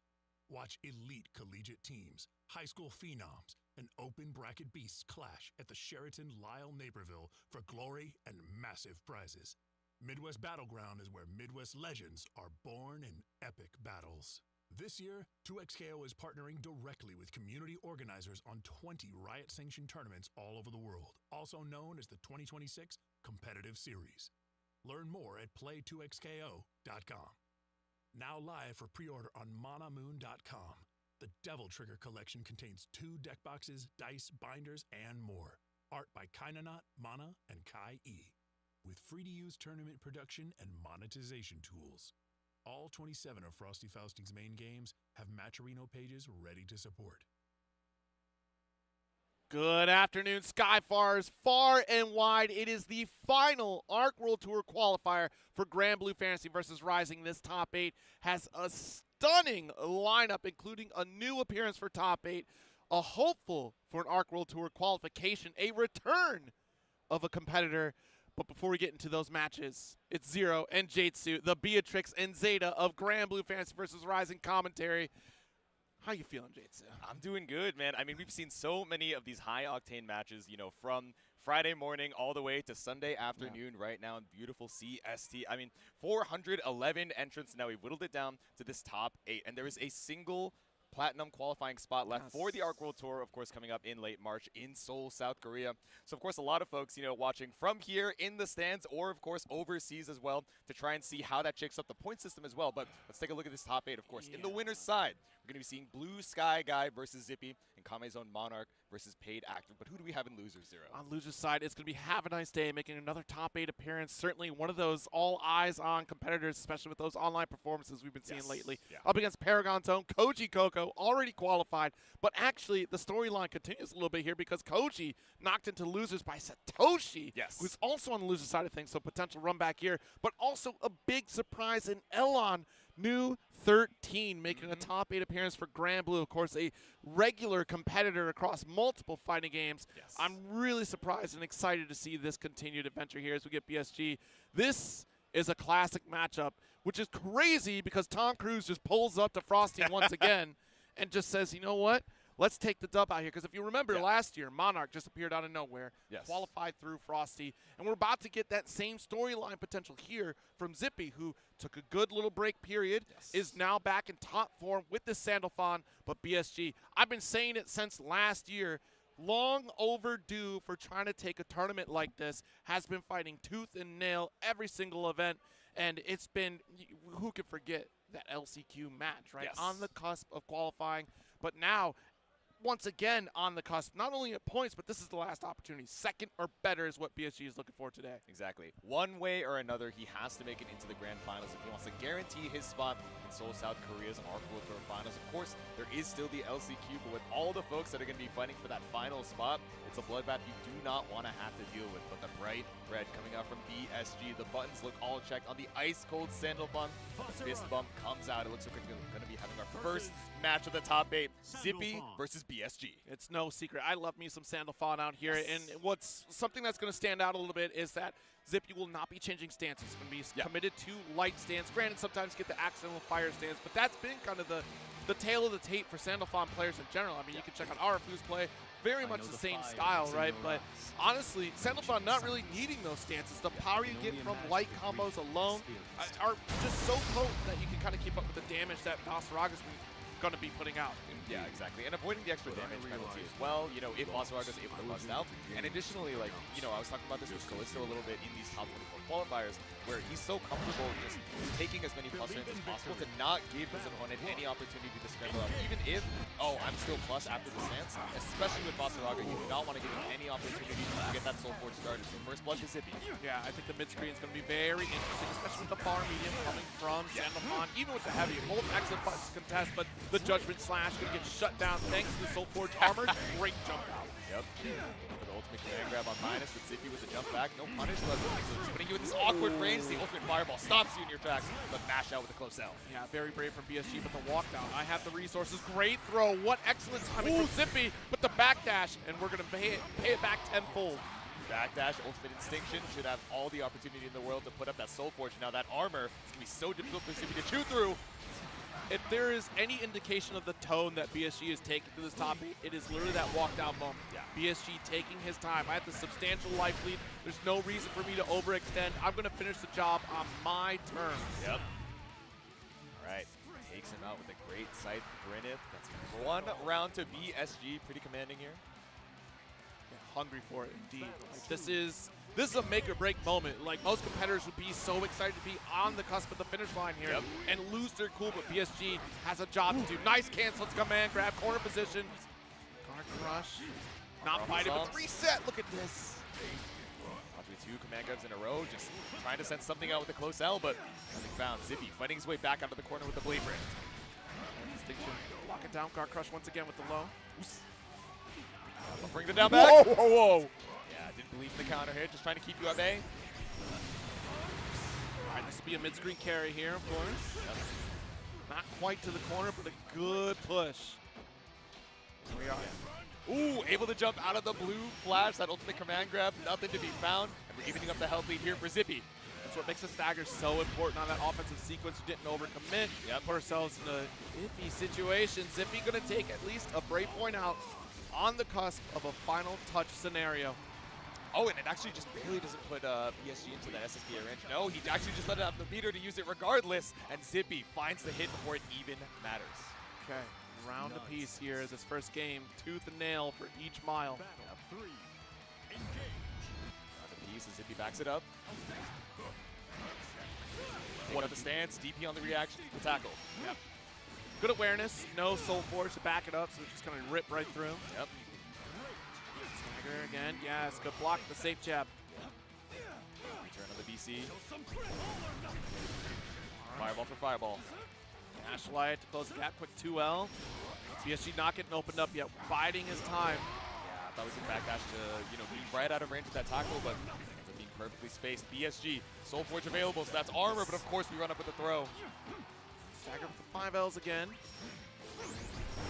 The explosivity, not a matter of if, just when on the side of PSG. We have those resources, trying to walk up a little bit, build some of that meter. What's interesting though, we're not quite getting those just guards that would build up so many resources for PSG. Yeah. Actually, the first time we're seeing Zippy go into the flame stance here. So scooped over to the corner. 100 piece. We see that 100 meter available for Zippy, but PSG, of course, able to deal out that damage. Plus frames off of the guard crush. Stance has been consumed. Man grab, so close. One brave point. Oh, that could have been it. No anti-air, does get scooped. PSG, tight quarters, does get one more throw. Final touch on both sides, and rips the RTP. What the? Oh, what a tech. Caught out by the ultimate instinction on the way back down after that UDP locked into the animation, but still able to tech. PSG taking that first game on a nail-biter. Oh my goodness, that went so south. You gotta remember the angles of DP coming from Sandalphon. That is literally the only way you went up and over, away from the Soul Forge of Doom, from the Stomp. That was gonna be BSG's game, but quite an interesting interaction. Let's see how we carry on for this game number 2. Remember, first to 3 for the entirety of this top 8, folks. All of top 8, there we go. All right, space out off the fireball. We're running out of the Soul Forge here, but Zippy now has to fight his way back out of the corner against this farm, against that jump in. Huge. Great awareness on the jump in with the JM there. The extra snipe. Let's get the instinction applied. Watch it off the wall. This is definitely looking like a BSG round. Keep it simple and clean. No extra Raging Strike required. Another commanding round from PSG. The calm before the storm as we get in the second round of game 2. A much more commanding lead for PSG to start things off. Yep. Soul Forge active. And going for these lows here on Guard Crush, it denies that zoning potential, right? We don't get as many fireballs with judgment cuts. It keeps chipping away at Zippy's health. Nice grab. Checked on the jump in. Running out of the Soul Forge now. Spot on for you, fireball. And now we take our turn, but actually able to escape from Zippy. Insane roll. Lots of visual noise, but Zippy still able to come out on top. Nice staggers. Off the wall is a full conversion. Yep. Just going to get into super, but not going to spend it. Combo limit LDP for the auto time. Just threatening the run up here from Zippy. All right, super armor on the stomps. He found the cross through off of the knockdown as well, and now we've reversed the fortune of Zippy. Still a decent amount of HP to work with, the PSG building up the 100. Ooh, able to jump again. And get trip guarded, but got tripped up by the slash. All right, there's our Guard Crush again. Both, actually, honestly, BSG the only one to touch away from victory. Zippy has a few more hits before we can succeed. Yeah, especially with the late jump in, right? That JL, even with the double spend on the Brave points, it's not going to be enough, so we're just going to make sure. Oh my God, and that will do. 2-0 lead for BSG. One step closer to that winner's finals position. Fade away off. Don't worry, we didn't see it. We didn't see it. Exactly. That's normal. I avert my eyes. It happens. Crowd going wild as well. I see some of those Grand Blue pen lights in the crowd too. Yes. Shout out. Look, the Grand Blue crew comes in strong. I mean, I got a few coasters to take home. Dude, I got the shrimp coaster. Yeah, I got the commemorative art of like the Galleon and Wellness. It's sick. That's always Galleon side for me. Straight. I don't want to ever look at Wellness. I think many would agree with you in the crowd. Fun character. I'm not saying. Speaking of that crowd, look at all these beautiful faces lined up and ready to watch some more Grand Blue top 8 action. Yeah, I mean, I love the crowd here, of course, chomping at the bit for more Grand Blue action. I mean, if you followed along at home throughout this entire weekend, who would have thought about this top 8 turnout, honestly? We saw Zerom in the crowd there, not making it into this top 8 lineup. Of course, pretty deep in the point standings, but one prediction was that it was going to be Grand Finals, Koji, and Zerom. And then that would mean BSG has a lifeline to take third and then get auto-qual. But now the work is even harder because Koji's on loser's side. Exactly. And Zerom's just out. Yep, the guy who's auto-qualified does, already has a long path ahead of him just to try and make it into that Grand Final spot. Have to make it in on your own merit. Game number 3 here as we let the intros rock once more. We hovered the Catalina a little bit in the character select for Zippy, but back to San Alphon for this potential final game. Just as you have, I'm sure. Believe in victory. The velvety smooth voice of Pro ZD. Yeah, right? Alright, 2 gems on the side of BSG in terms of score. Alright, spaced off the tackle. Now scoop into the corner once more. That's 5U. Now trying to escape the corner up against an armored BSG is terrifying. Zippy just holding down back and waiting for that 50 to come up, but get jumped in on the EX Fireball. That's literally about it. You are just waiting for your 50% to try to challenge out, or a good position for a far heavy so you can get that back special to push back in your mid-screen. Yes. But Blue Sky Guy's in that perfect range where Bossaraga can just dominate with these heavies, these low enders off Savage Rampage. Yep. Look at this. What do we do? Soul Forge down now. Nice. Ooh, max range with the 2L. And with the ult back special, we do get this wall carry. Yes. Not going to be quite up against the wall, but definitely very close. Now we slash out with the meaty far heavy. Oh, no, it whiffed! It's that max range. It gets a little tricky, especially with that 2L. The extended herb box, and even though it's supposed to be a clean confirm, instead BSG eating this super up against the corner, even a light confirm. Now with all of your BP drain, it's going to be lethal. Could even be a throw lethal moment too. All right, so 91%. Gotta expect the command grabs. We are going for these safe jabs for jump opportunity. Yes. Oh, now that we're chipped through, the command grab from Bossaraga would have been lethal, so Zippy fights back immediately. Well played. Great patience, too. Yeah. Like, the moment action stopped from Zippy, it was just, you're going to be minus eventually. Exactly. Because you are not going to activate Soul Forge in front of me. You have to commit to push me out of this corner. Yep. All right, run up with the EX Fireball, but BSG content to cross through. Good patience, but catches the jump out. These slight delays on the 5L into 5M just to catch that free jump from Zippy. Ooh, thought a jump would come through. I mean, we're starting to cycle through it, right? We hit you low so many times. Yeah, we've done low. We've done a lot of command grab as well, so yeah, trying to see if we can catch that patient from Zippy, but still content to down back. It's a dodge on the ultimate fireball, and again, a check with his 2L. Extend with this dash H, of course. Standard into install. Instinction doesn't fly through. Not active quite yet. Nice low. Life lead in favor of BSG. Spaced out on 668, and again, we're showing a lot of his command grab. Instinction, shooting away. Oh my goodness. All right, it's a decent trade for Zippy. You're supposed to fight your way back out of the corner, but you have the space to do so. 100 meter available for BSG. We're knocking on the doors of potential chip kill. All right, Dashlight. We're still okay. We're just trying to catch up. Just a couple brave points. BSG has 100 meter though. 100 meter, 1 BP to your name. You still have that extra HP pool as Bossaraga. Oh my god, and the mashup of the 2L, it keeps on working on these slight delays from Zippy. Now BSG on set point. Battle 3. Engage. This will be huge. The path almost solidified here. Shoulder check, does get 5L. Ooh, and armors through the EXDP. Those multi-hits are not enough. We swing through with the L follow-up. We dodge the fireball. And Sam on the other side. Dodge does get the grab right after. Yes. No escape. Nice lead in Blue Sky Guy. Looking real strong in this corner. He is. 5U activated. Zippy down to 50%. BSG in such a good position, even up against the wall. I say, as we hard bait out the Brave counter, it's close self-start. All right. One might say you're even on health. That's only a visual cue here. This is Bossaraga we're talking about here. Exactly. That armor is not just for show. 100 meter apiece. There's so many brave points. Are going to use it for counter hit BC. Set up the armor. Instinction. Oh, we got the shoulder check. That's a big opportunity. Yeah, combo limit does get hit. We are in aerial state after that shoulder, so one touch. BSG does take the chip, does secure a winner's finals position. One step closer to qualifying. There we go. That 3-0 to put him into winners finals, and like we mentioned at the top of this, needs to get into grand finals, win or lose. Of course, I know the outcome he's looking for.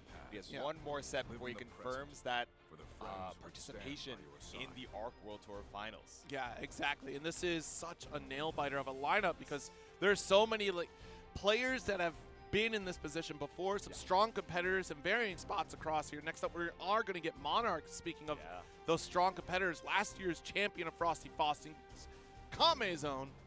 But man, just thinking about this matchup with BSG and just the pressure that adds on, hopefully we continue towards that victory in grand finals because sometimes that excitement can overwhelm you in that type of position. You've made it to the threshold of the Invitational. Yes. What more work do I need to do? Why not just put a championship on your shelf? Let's see if that can happen. But Monarch and Paid Actor. Yeah. So this is going to be a fun one, and I'm sure one that BSG is going to have his eyes peeled on, not just because he's sitting in the front row of the stream queue, but because whoever he faces is going to be that last step, that last gatekeeper to the qualification. And of course we know Monarch, right? Just tearing it up on the Matera, a master student of the game. We think of him just pulling out the death note, and he's like, all right, what player notes do I have for you? Apparently, I've been told, there's rumors on the street, there's at least a couple players that there's only a single line. This gamer is a masher, but I'm sure there's a little bit more studying done for Paid Actor, right? This is a Northeast legend, some very good experience in the Melty scene as well, and of course, tearing it up on the Vera. You know, definitely had a lot of time on Catalina, but especially, you know, I think within the past like half a year or so has really been locking in on the Vera. Now that she's feeling a little bit better, you know, with the Ultimate Luminiera and various other changes to Vera. So if you're BSG here, I can only imagine you're like the biggest Paid Actor fan in the stands right now, aside from the rest of the Northeast homies cheering them on. Like, you do not want to go to Matera as that last step to try and qualify. Look, I'm looking at both characters, and honestly, I would much rather fight Vera as well over Matera. I don't want to go through the bullet hell that is Matera. But even still, it's no surprise that Paid Actor swaps from Catalina to Vera. There's a lot of similarities in terms of those normals, being able to contest that midstream game. But one major flaw is that you don't have that projectile to help you kind of carry over to the full screen scenario. Maybe we see Paid Actor pull out Catalina. I don't expect that we see that at all. I don't think Paid Actor even pulled out Catalina throughout pools. But sticking with the Vera, have to be careful how you navigate. I'm not sure if we quite go for the transformation because of how locked down the aerial space is going to be from Monarch. Yeah, and I think I like that you bring up the meter options that we have from Vera. She's not someone that really has a bunch of like jump scares that you're looking to react to, aside from maybe the 2 and 4 which can be that blessing and a curse, right? You're like, oh, I want to reaction check them and low check them so bad, but it's like close and punishable if they end up blocking it. And the high, it's an auto time thing. It's not a mix up, right? It's just checking their reaction. Now, can that be good against zoners? Yes. Is Monarch going to be looking for that as soon as you cross that 50-meter threshold? Yes. Do you also have Ultimate Luminiera as maybe a counter-zoning tool? Yes, but it can be quite slow. So I'm very curious to see if we're playing it patient or if we're really just going to bust out the gate here for the other side of our winners' top 8. Conmaison Monarch versus Paid Actor. Absolutely. Monarch, again, pretty well deep in the rankings here, but would still love a permanent seat. Yes. Nice clash. Oh, a little bit too far to get a pickup off of the butterfly. Just flying on through, and Paid Actor stays in. Yeah, very good. This is important. If Paid Actor can maintain this position, we're golden throughout the rest of the set. Exactly. Spend the ultimate early. Just really want to make sure we get a little extra damage on Monarch, putting you in that situation where it's, oh, I need to spend this Brave counter ASAP before I get chipped away. There it is. Tried to go for that quick, sneaky low, but was able to recover in time. No punish on it too well. At least you take your turn, but Monarch's still worse for wear right now. Watch it here. Ultimate Butterfly is such a threat as it homes in on Paid Actor. Yeah. And I mean, this is a character with incredible ult skills, Matera, right? So we're not going to be seeing her waiting for that 100. As soon as we cross that 50, Ultimate Butterfly, the ultimate shots are just so good to keep Paid Actor locked down in the corner, but 2 and 4H actually catches the backdash with the far L after. Dash light, let's see what the rhythm is here. Monarch wants none of it, gets the mid-screen anyways with that BC. Let's build up these resources with projectiles. It was such a big health lead before, but Monarch has all but chipped out Paid Actor, and off of the jump in, the trip guard on the way back down. Monarch takes round 1. See, that's what I was saying. Trying to take those aerial routes gets really tricky against Matera. You're going to get called out the quick recoveries here with that trip guard. It's very frustrating to try to navigate the space, but if you can keep your mental endurance, you should survive. Big jump in to start. Yeah, especially as a character like Vera, who before her install has no way to switch up her aerial momentum. So as soon as Monarch, as long as he's not committed to a very long duration action, a clean anti-air and a clean pickup off the butterfly detonation in the corner, this is so rough for Paid Actor. Monarch not one to usually spend super unless it's a guaranteed kill, so we back off and get the ult butterfly setup. Oh! Caught you off with a great fall. Yeah, quick reaction for Paid Actor, very important. Yes. H, but it's not going to buy you the round just yet. Chipping away at the HP. Paid Actor, you can only block a few more specials, but the heavy wasn't enough. Let's do the ultimate version, but still not enough to get a full confirm Monarch. Yeah, we really tried to reach in for it as we mashed out the 5L, couldn't convert anything. Monarch, we are not looking at the notes, not after a dump like that. Are we really? Look at that. Look at that glorious crowd, too. We were saying it's the battle of Conmay and Paragon this Yep. weekend here. So we try to get one more competitor here. Obviously, both Conmay and Paragon have pretty well locked in positions this weekend. But why not get some more locked in? Game number 2 here is Paid Actor. It's a pretty aggressive start. So many staggers off the 6-6Ls, the 5Ls, to push Monarch up against the corner, but not afraid. We barely took any damage for it. And we want to take note of those just guards. Very important for Monarch here. It does build those resources. It gets a free reversal opportunity or just offensive zoning skill. Yeah, and we're able to dash under as well for the side swap too. Not quite up against the corner, but that's perfect. 2 and 4 H. Sniped out with the 2M. Threatening the space once again with butterflies. We keep whittling away at the health of Paid Actor. Stopping the forward movement with normals. Ooh, okay, doesn't quite punish the U butterfly set, so it's still tracking. Careful. The screen. The heavy to keep you at bay. Yep. 5L. Always going to be a great interrupt tool. Oof. Okay, not quite enough, but chip damage makes this round all but over unless you play perfect, and the slow arrow catches out the early spot dodge. And notice how earlier, right, we had the U butterfly tracking Paid Actor, but because we had that 100-meter available, Monarch, even with such a big health lead and one more detonation being the kill, just slowed it down. Didn't commit to any specials to give Paid Actor that momentum. And trying to navigate these projectiles is much like, we'll see it later in Hava, just pretty well layered, right? So it's difficult to try to spot dodge when you have an explosive butterfly here. Oh, nice snipe. Wait a minute. Yeah, we saw the far end from downtown. I wonder if that was a misinput from Paid Actor. Either way, knocked back into the corner. 50 still available, but under 50% HP. Still whittling away. Paid Actor. Patience starting to wear thin, it seems. We start getting called out by approaches. Yeah, nice. Now that we're doing a lot of these like single arrows into another arrow or just checking with the 2L, he is a lot more comfortable pulling up with the roll, and now 2-2U, that ultimate Luminaria summon, is so much more corner care. We haven't even left the ground until just now. Yeah, didn't spend for a double bar here, which would have been huge, but I think the damage is done, honestly. 50%, that's great. You're not going to get into mitigation. Yep. Hold for hold. Now we're tracking with the butterfly. Going for these low shots just to try and keep that pressure on.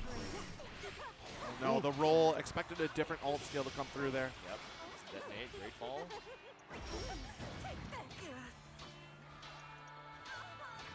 Pressure again, but it's so difficult to challenge after the 6XL there because you're going for a 5L right after, but the jump in, Paid Actor finds a way. The whip on the 2U was crucial there. Paid Actor able to weather the storm until one crucial mistake from Monarch. Based on the 6XM, the immediate challenge, that 2-1-4 H, and again, not the, it's one of these bust-out moves that we're using to try and react to Monarch, looking for these butterflies and these balls. 50% lead, Luminaria keeping you thinking. There's the Brave counter that Paid Actor was looking for. Calls out the DP attempt. Massive damage opportunity, and frankly, we have enough resources. This should be around. And that's the first time we tried to bust out with the UDP. We've seen a couple of these Brave counters already from Monarch, but the single time we finally feel the pressure up against the corner, Paid Actor ready to punish. It's one apiece. But Catalina is a sophisticated woman, untainted When by the crowd wanton desire. excited to see what comes up next because, again, this is such a storied top 8. Yeah. It's very crucial. Oh, no, Paid Actor trying to see the notes. Hold on. Yeah, right. They're like checking over at the notebook. They're like, all right, did you call me a masher in that notebook? Be so for real. Just let me know. Yeah. I can take it. Big boy, just let me know. I'm preparing the tweet longer, but it's not about you, I swear. Exactly, yeah. Google Doc in progress. Oops. Oh, nice. Dash like challenge. Yeah. Triple dash light. Oh, you want to match so bad? See, already 2 Brave counters out of the way. Oh, what a shot. Yeah, just barely stopped the 2-4 H. If we can keep this distance, spending 2 Brave counters has been pretty well worth it. Yeah. All right, sets the butterfly. Now we're being very proactive with a lot of these arrows, right? Monarch just swapping back and forth between leaving these big gaps, but you have no more BP. Spend the double Brave counter and not able to spot dodge in time. Paid Actor taking 60% of your life off this one hit. Yo, silver lining, you didn't have 100 meter for this combat, so thank goodness. That's true. You get one more chance to live, one more chance to match that 2L out. All right, low shots, we don't block the butterfly. Fade away. Yeah, Paid Actor doesn't need to press the issue here. Yep. It's a good life lead, plenty of time. Okay, cross the loose, 2-4 H. Gotta be careful as well. At this 0 BP situation, a YOLO EXDP from Paid Actor is lethal. Oh, and so is the bait on the throw. Backdash 2, and Monarch brings that round back from the brink of defeat. So close and yet so far. That's the thing. Monarch has been in this position before where, you know what, I'm out of Brave points. I can still counter zone my opponent. Yeah. All right, jump it's clean. A little too high for a confirm, so instead just looking for strike throw. Monarch busts back out. So set up another butterfly here, buying some time as we try to chip away. The mental endurance, Monarch, the one to look out for in this bracket here, because again, able to stand the test of time at last year's Frosty. Yep. I feel like had the most timeouts out of the top 8s, honestly. He's fine with these long rounds, right? Oof. Him and Elon just forging the fires of Blaze Blue. If anything, this one is so much slower. He has so much more time to think. I'm saying this as Bait Actor knocking on the doors, and again baits out the throw. Just leaving the ground now for corner combo routing. Watch out for these resources from Monarch. Yep. Keeping things smothered with Luminaria. Set up at the 2-web, interrupt! Dash out. Might have been a little bit too far for SBA, so instead just going for that ultimate arrow knockdown. U Butterfly is tracking, and we're trying to build up that 50 off of the refund. Drawing the line there with the 5L, so any forward approach. Trying to force a jump. Oh, Butterfly keeps you locked. We're trying to chip away. Oh my god, just barely stopping before that old skill came out. 5H, the single arrow, putting another game on the board here for Monarch. I think the confidence built immediately. Once we put Paid Actor in chip territory, it's okay, just one more of anything. Yes. But be careful, don't rip the clearly call-outable, the DP potential.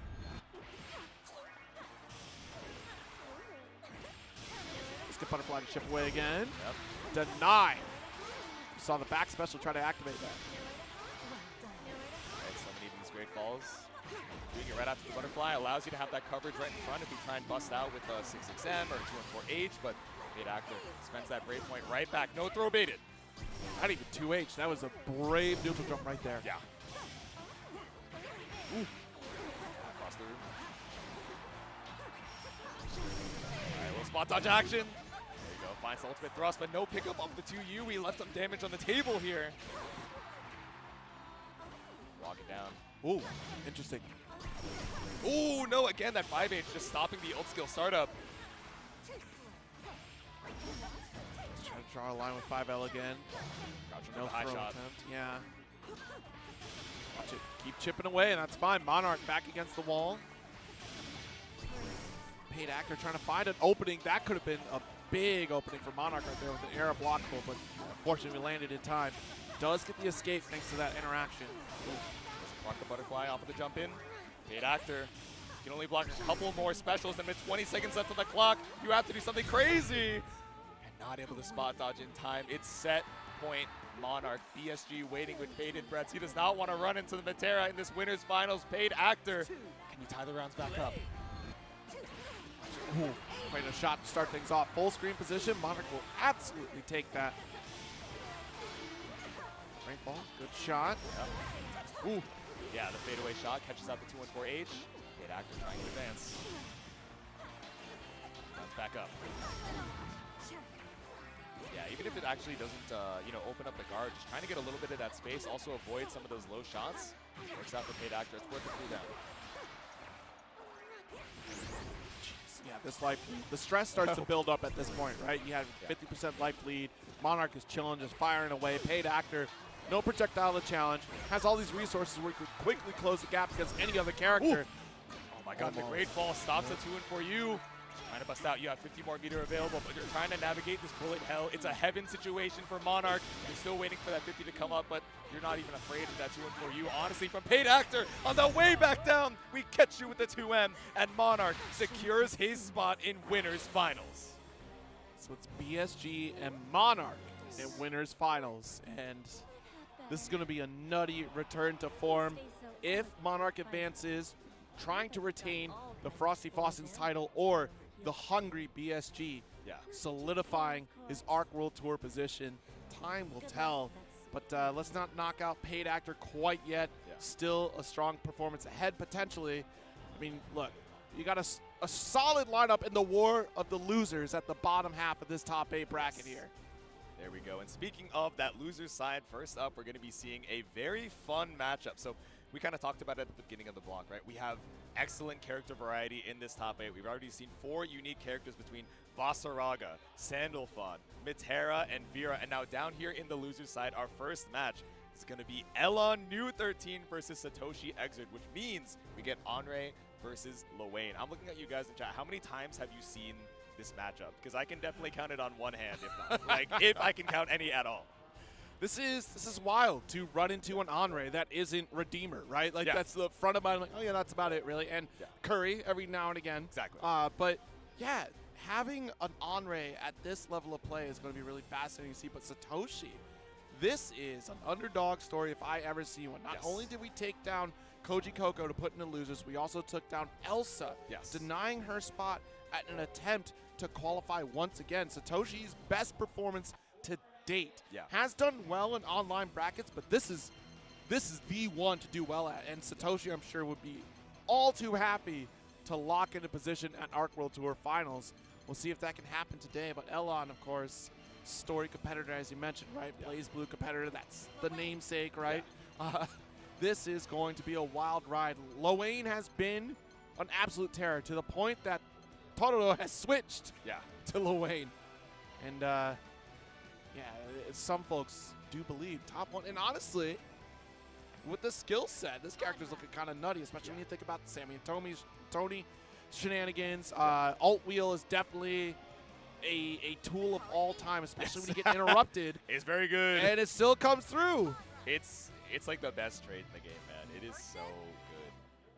You know, short of giving you like a combo on hit, like it's one of the best knockdowns. Also Satoshi, right, in that path to this loser side top 8 that you were mentioning, I feel like looking at the entrance for Grand Blue, right, out of that 411, it's not unprecedented, right, to see a Lowain in this top 8. We saw Sendia last year. Exactly. I think a lot of folks were expecting to see him, you know, in this top 8 as well, but Satoshi actually ended up taking it in that Lowain mirror too. So holding out the hope for the Lowain bros. I'm sure there was a heartbreaking team kill, but keeping the Lowain dream alive here.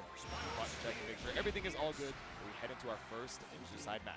So on the other side of it, of course, we have Andre. We talked a lot about Lowain, but Andre, definitely a character that has the skills to kind of interrupt that Sammy Tomy situation, right? Beak Driver is definitely going to be a great tool to kind of blast right through.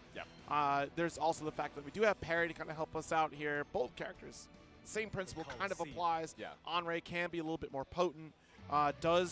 We see Elon do quite often the install super and utilize that to extend combos or even just kind of help keep some of our hits safe. So there's definitely going to be quite a dance of resources out here, especially when you talk about the reach that Andre is capable of having. I mean, it's so tricky, right? We think about how can you do well into Lowain. One of the big things is, do you have a special or a normal that can go through Sammy, Tommy, and also reach Lowain, right? And now we're just parrying through, gets grabbed on the way back. Satoshi gets grabbed again. Staggered, late tech. So still going to receive some damage. Just that alt wheel. They're going to be smothered by missiles. There we go. Catbot with the pickup. It's the 3v1 going on right now. Good air to air. I'm blasting with that Beak Driver, like I said, through Sammy and Tomy, spending the ult to get a little bit more damage. Nice. Yeah, caught you looking for the throw attack there with the plus on block dive kick, but definitely plus on hit here as you bring it to the corner. And watch it. HPA. Nice. Does the jump. No, caught by the overhead. But not quite the kill. So tricky to navigate. Does get parried. Nice extension to push out a corner. It's a really annoying character to have to deal with on defense on both sides, right? Ultimate bro wheel and the parry. Meanwhile, Andre has the parry and so many air options as well. With a 6-6H behind the back stops you from that install. Excellent guard button check here. And Elon using that install, but didn't even get to activate a single strike from it. Satoshi so quick on defense. Backing off here as we get Catbot trying to challenge. Could only wipe out so many of those projectiles. Okay, looking for the dive kick, but this nice frames on that guaranteed situation. Caught you looking for the jump here, so Elon continues to keep the corner. Yeah, that 5L to interrupt the dash heavy was huge. Quick reaction from Elon, and already a substantial lead. That was mad delayed. Dive kick, do it again. Sorry, you didn't bite, but like, what if I did it twice? All right, Satoshi in such a rough spot for the HP right now. No BP to your name and no HP either. Let's tie up the rounds. Apologies if that hurt. All right. Round start here, just both players backing off, but the more room you give to Lowain, the more opportunity we can snack. Set up a Catbot. Ooh, nice parry off the slide. I think Elon's doing a really good job as well of Satoshi using that Lowain back run to go to full screen where Beak Driver just barely doesn't reach, and then running up a little bit to catch with that Beak Driver. Also ended up getting caught with the catblock pistols and now stuck in the corner here against Sammy. Tommy and Lowain from the top rope. You baited out the BC just that tiny window when there was no block stun. And now 100 meter, no HBA. Interesting. We didn't hit combo limit there. Yeah.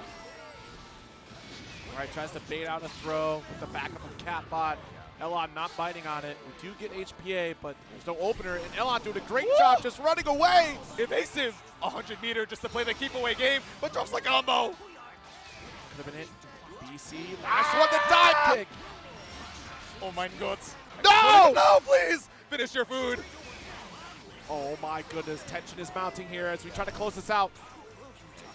Lost your appetite, no BP either side. Satoshi not trying to be greedy and get some of that, eat from the full screen. What a parry to close the gap.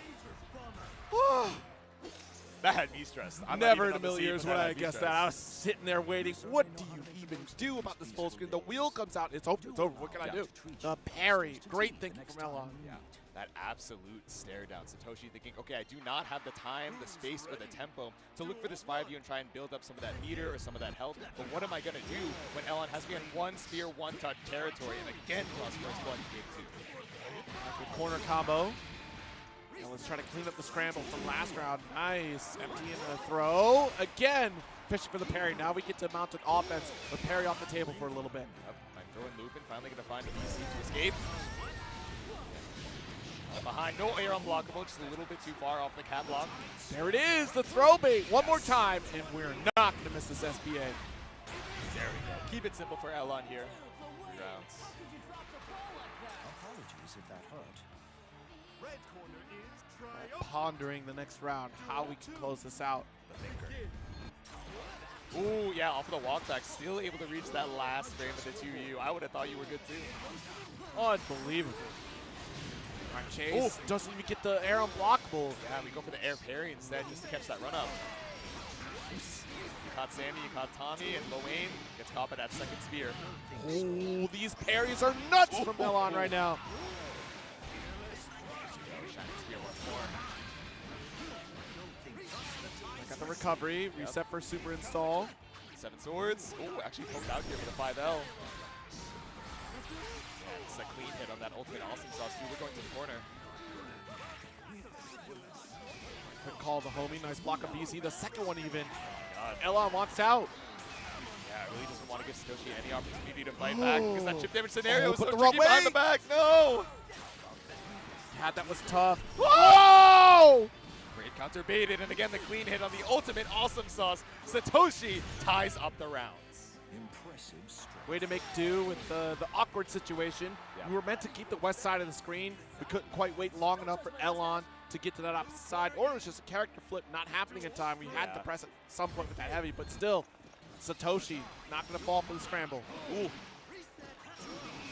right, trying to poke out after that dive kick with 5L just does not reach. It's not high enough, but finds a throw. Block the BC. Awesome sauce from Carey. Yeah, no self-starter, so it's not a lot of damage, but we just want to put Elon up against this corner. Again, baiting for some of these BCs. BC away. Catbot being relentless with the slide into the DMs of Dash M. This conflict. There we go. 6-6 and the single raging strike, and now a game up for Satoshi. But we are gurus in the language of love. Elon already donning a Frosty Faustings medal, wants to grab another. Said one's not enough. I'm used to having a few more. Ooh, nice. Some thrust, full screen. Yep. All right, brave counter, set the cap bot. Missiles were fine to just super jump back, super jump back. The spear. And the bro wheel actually stops the spear as well, finally. Setting up the laser, Nice. but actually lands in time. The parry, whoa! Does get scooped up. I think we just missed the active frames with Dash Light there. Oos! Okay, get the dive and the 7 swords are set. Get the turn up as well, you can't be mashing. 5 more swords. 4-3. Oh, jeez, such a brave mash right there. Try to get the 5L anti-air! And on the final sword, that's the one to seal it. All mids, all throw baits, and finally Satoshi bites.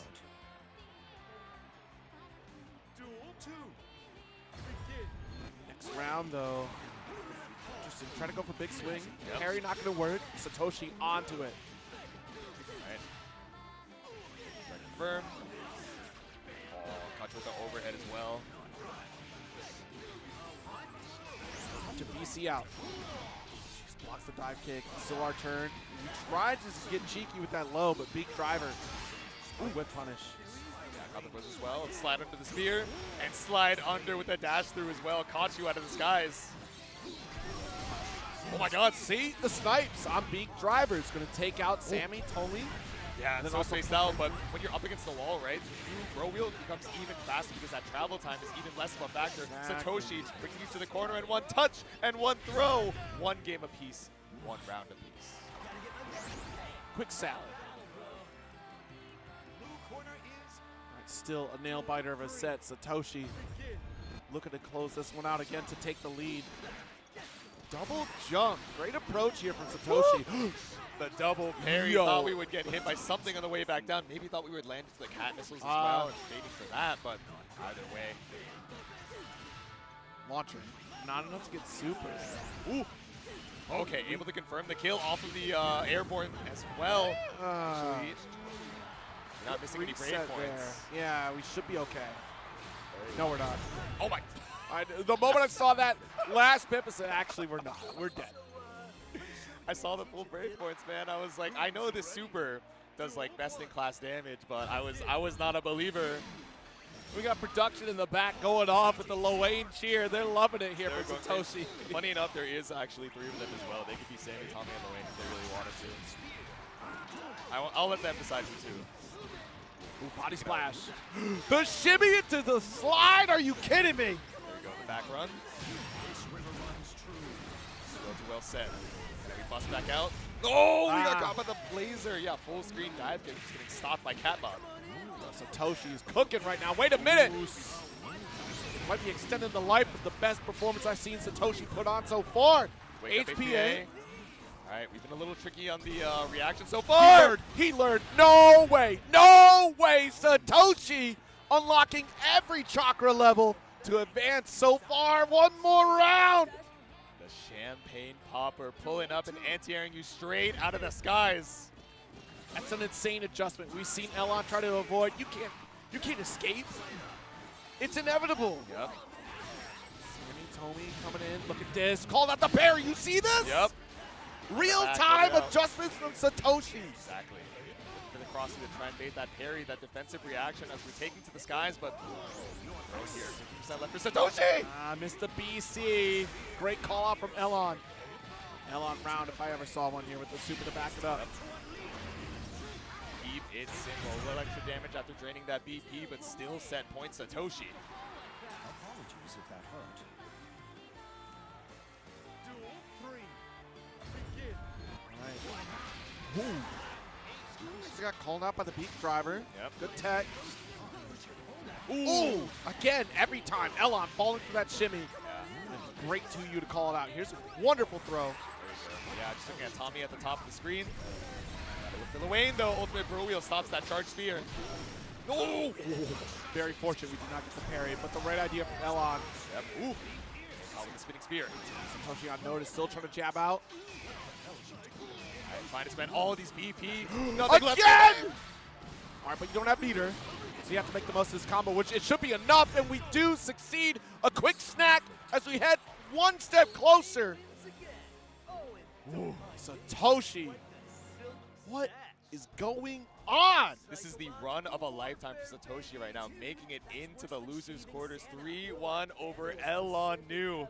It's still an absolutely stellar performance. The Henri rep at a solid 7th place here at a 400+ entrance at Frosty Faustings. It's really great to see this run from Elon here. I'm really surprised to see how far we've come, but Elon really putting in a ton of work on Henri to get to this point here. Again, that's going to be points for ARC World Tour Finals, but unfortunately not crossing the threshold of qualification.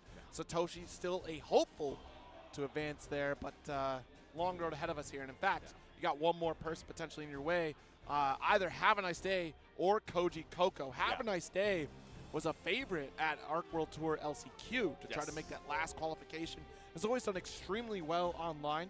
and if I'm not mistaken, that was one of Hava's like first offline appearances. Yeah. Still very early on, regardless. Did extremely well, but did not make it to the final cut. But here, we're still seeing that consistency come through. A very dive kick heavy Beelzebub compared to other Beelzebubs we've seen thus far. If you've been watching Paragon, or even the last Comic Clash, actually, Hava has been on a tear. Yeah, apparently his record for online, right, is everything that he's entered in the past 6 months or so has made it to the grand finals every single time except for a single time where he DQ'd.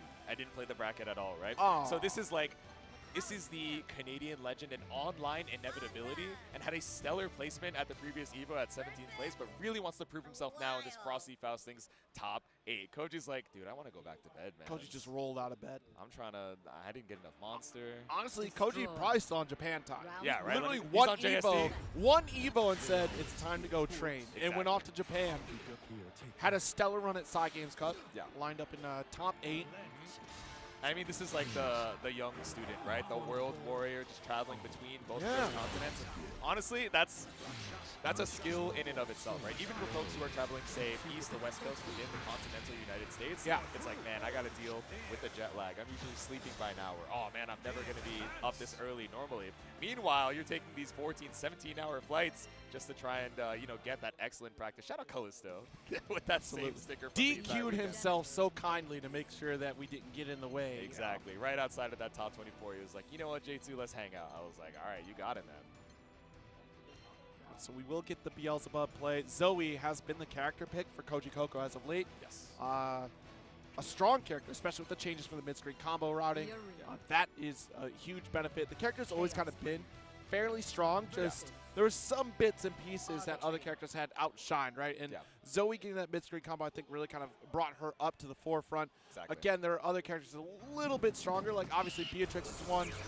We are definitely looking at Luane out here, but Zoe is definitely an argument for a high-tier character right now. Yeah, I mean, that H-spinning slash just being so much more easy to confirm just gives her better corner carry, better damage in the corner as well. Like, just overall brought her power level up. But up against Beelzebub, right? You mentioned this before where dive kick is the name of the game, not just for this character, but for Have a Nice Day, right? Are we going to be looking for these anti-airs, these anti-air DPs, which, speaking of, right, unless we're preempted with the H-spinning slash, we have to spend that 50 meter for the ultimate DP for Koji Coco. So we'll see if that ends up determining the character choice as we go later and later into the set. Yeah, Koji is definitely one to really try to build resources on Wyvern Gauge more often than not. The standard course of action for Zoe here, so we can keep this light pressure. Staggers, if you're not going to open up with BC or not going to DP out, then I'll just run in and throw. Yeah, tiny bit too early on the spot dodge, sends it with the ultimate DP, but no full confirm from Hava, just got the close heavy. Maybe thought it was close heavy instead, got the far version, no full confirm, and back up against the corner. Nice. Times out with 2M. All right, Koji really threatening victory and will succeed here with this routing. Roundup is Koji to kick things off in this losing match. Yep. And didn't even need to go into the super again. That H-spinning slash, a little bit extra damage in the corner. Yeah, and that's just dominant presence. Hava had no opportunity to escape there. Koji was a couple steps away, so if you did try to jump out, you were within range to get an anti-air, but also close enough to call out any whip normals. Yep. Back against the wall now, good spot dodge on the heavy with a dash H to start things off for Hava. Yeah, even off of the airborne hit, able to stabilize here with the close L. The damage taken, spends one of the crystals to escape. Ooh! This will die. 50% life lead down. Ooh. 6XL, but still clashed. Either way, the 2M able to go into the Excalibur. Oh, what a heavy reaction from Koji Coco. That lead, nice spot dodge with dash light. That's the thing we talked about earlier. The multiple layers of projectiles coming from Matera and Monarch. Same principle applied here for Beelzebub. You're layering a lot of actions to get the opponent locked in, and a spot dodge might be their demise. Swapping up between dive kick, the black flies. Haven't seen a ton of the Vortex just yet, but speaking of Vortex in the corner, Koji Coco, no HP to his name. So has to keep this throw and looping up to try and survive, but mashed out on the way back down with that 5L. All right, round a piece for our first game. Tight race. The dash light to start things off. Yeah. Ooh, yeah, the jump back. We've been seeing a lot of that L fireball pressure coming out from Koji Coco, right? Oh! Sniped out with the EX Lightning. Looking a little bit low on the Wyvern Gauge, though. Yeah, spinning slash denies the jump arc there. Yes, we mentioned that earlier, right? Something that if we're a little bit preemptive about it, we can stop, have a nice day. Feeling so comfortable. I say the cooldown came up and he immediately did it again. Oh, no! Oh! No, he caught behind the back. Blessed be the spinning slash hitting up both sides. I know that's right. All right, Mushrooms off the EX dive kick once more. Stuck with the 2L. Not opening up yet. Able to get a jump back, but the dash L is still going to open up for Koji. Yeah. Plenty of meter. This should be another round with the dust loop into super. Keep it simple. We saw that start with a single crystal. Of course, the super takes one more. It's an easy kill for game number 1. Certainly a very clean effort from Have a Nice Day, but I think that first round was really detrimental to the performance of the rest of that game in particular, because Koji absolutely denied any escape route, and that's the power of the range of Zoe, right? Yeah. You go for Light Dragon, you're within range of a 2M, which keeps the opponent at bay. Yep. Great spinning slash, call things out. We really haven't seen much of the 668, right? That armor dash Right. Koji Coco, because we're just doing such good pressure just with advancing mids, you know, keeping you at bay with the light fireball, and checking you with the H slash as well. And as I'm saying this, Hava is already taking 50% from Koji Coco. Right. Send out the ultimate Wyvern. Able to find a tap on the dome with that JL, but so high so you can't find a full confirm. Watch it there. Yep. Oh, the 2L, okay.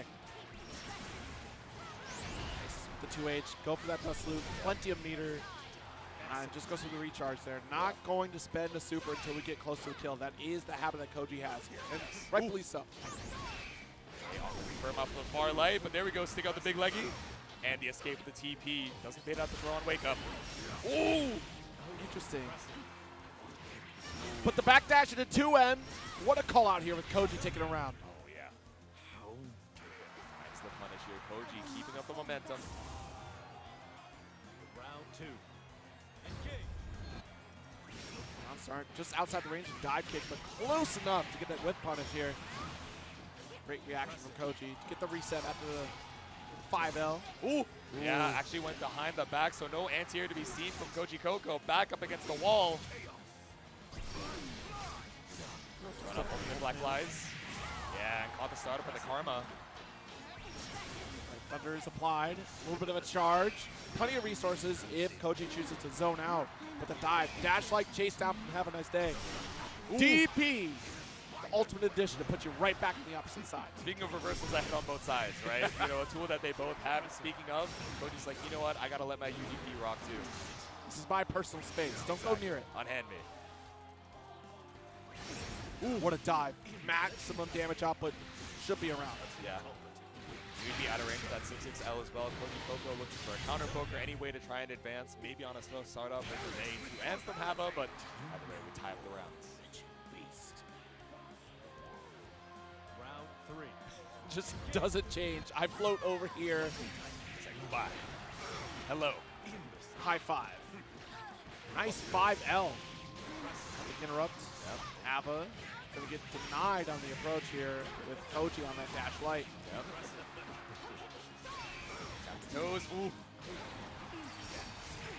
Oh, and again, these early spot dodges getting you caught out by the second hit of that Black Flies. And again, the counter hit from Have a Nice Day. 50 meters still available. And all of these brave points, the base damage of the Raging Strike just keeps the combo going. And Close Heavy ties up the set.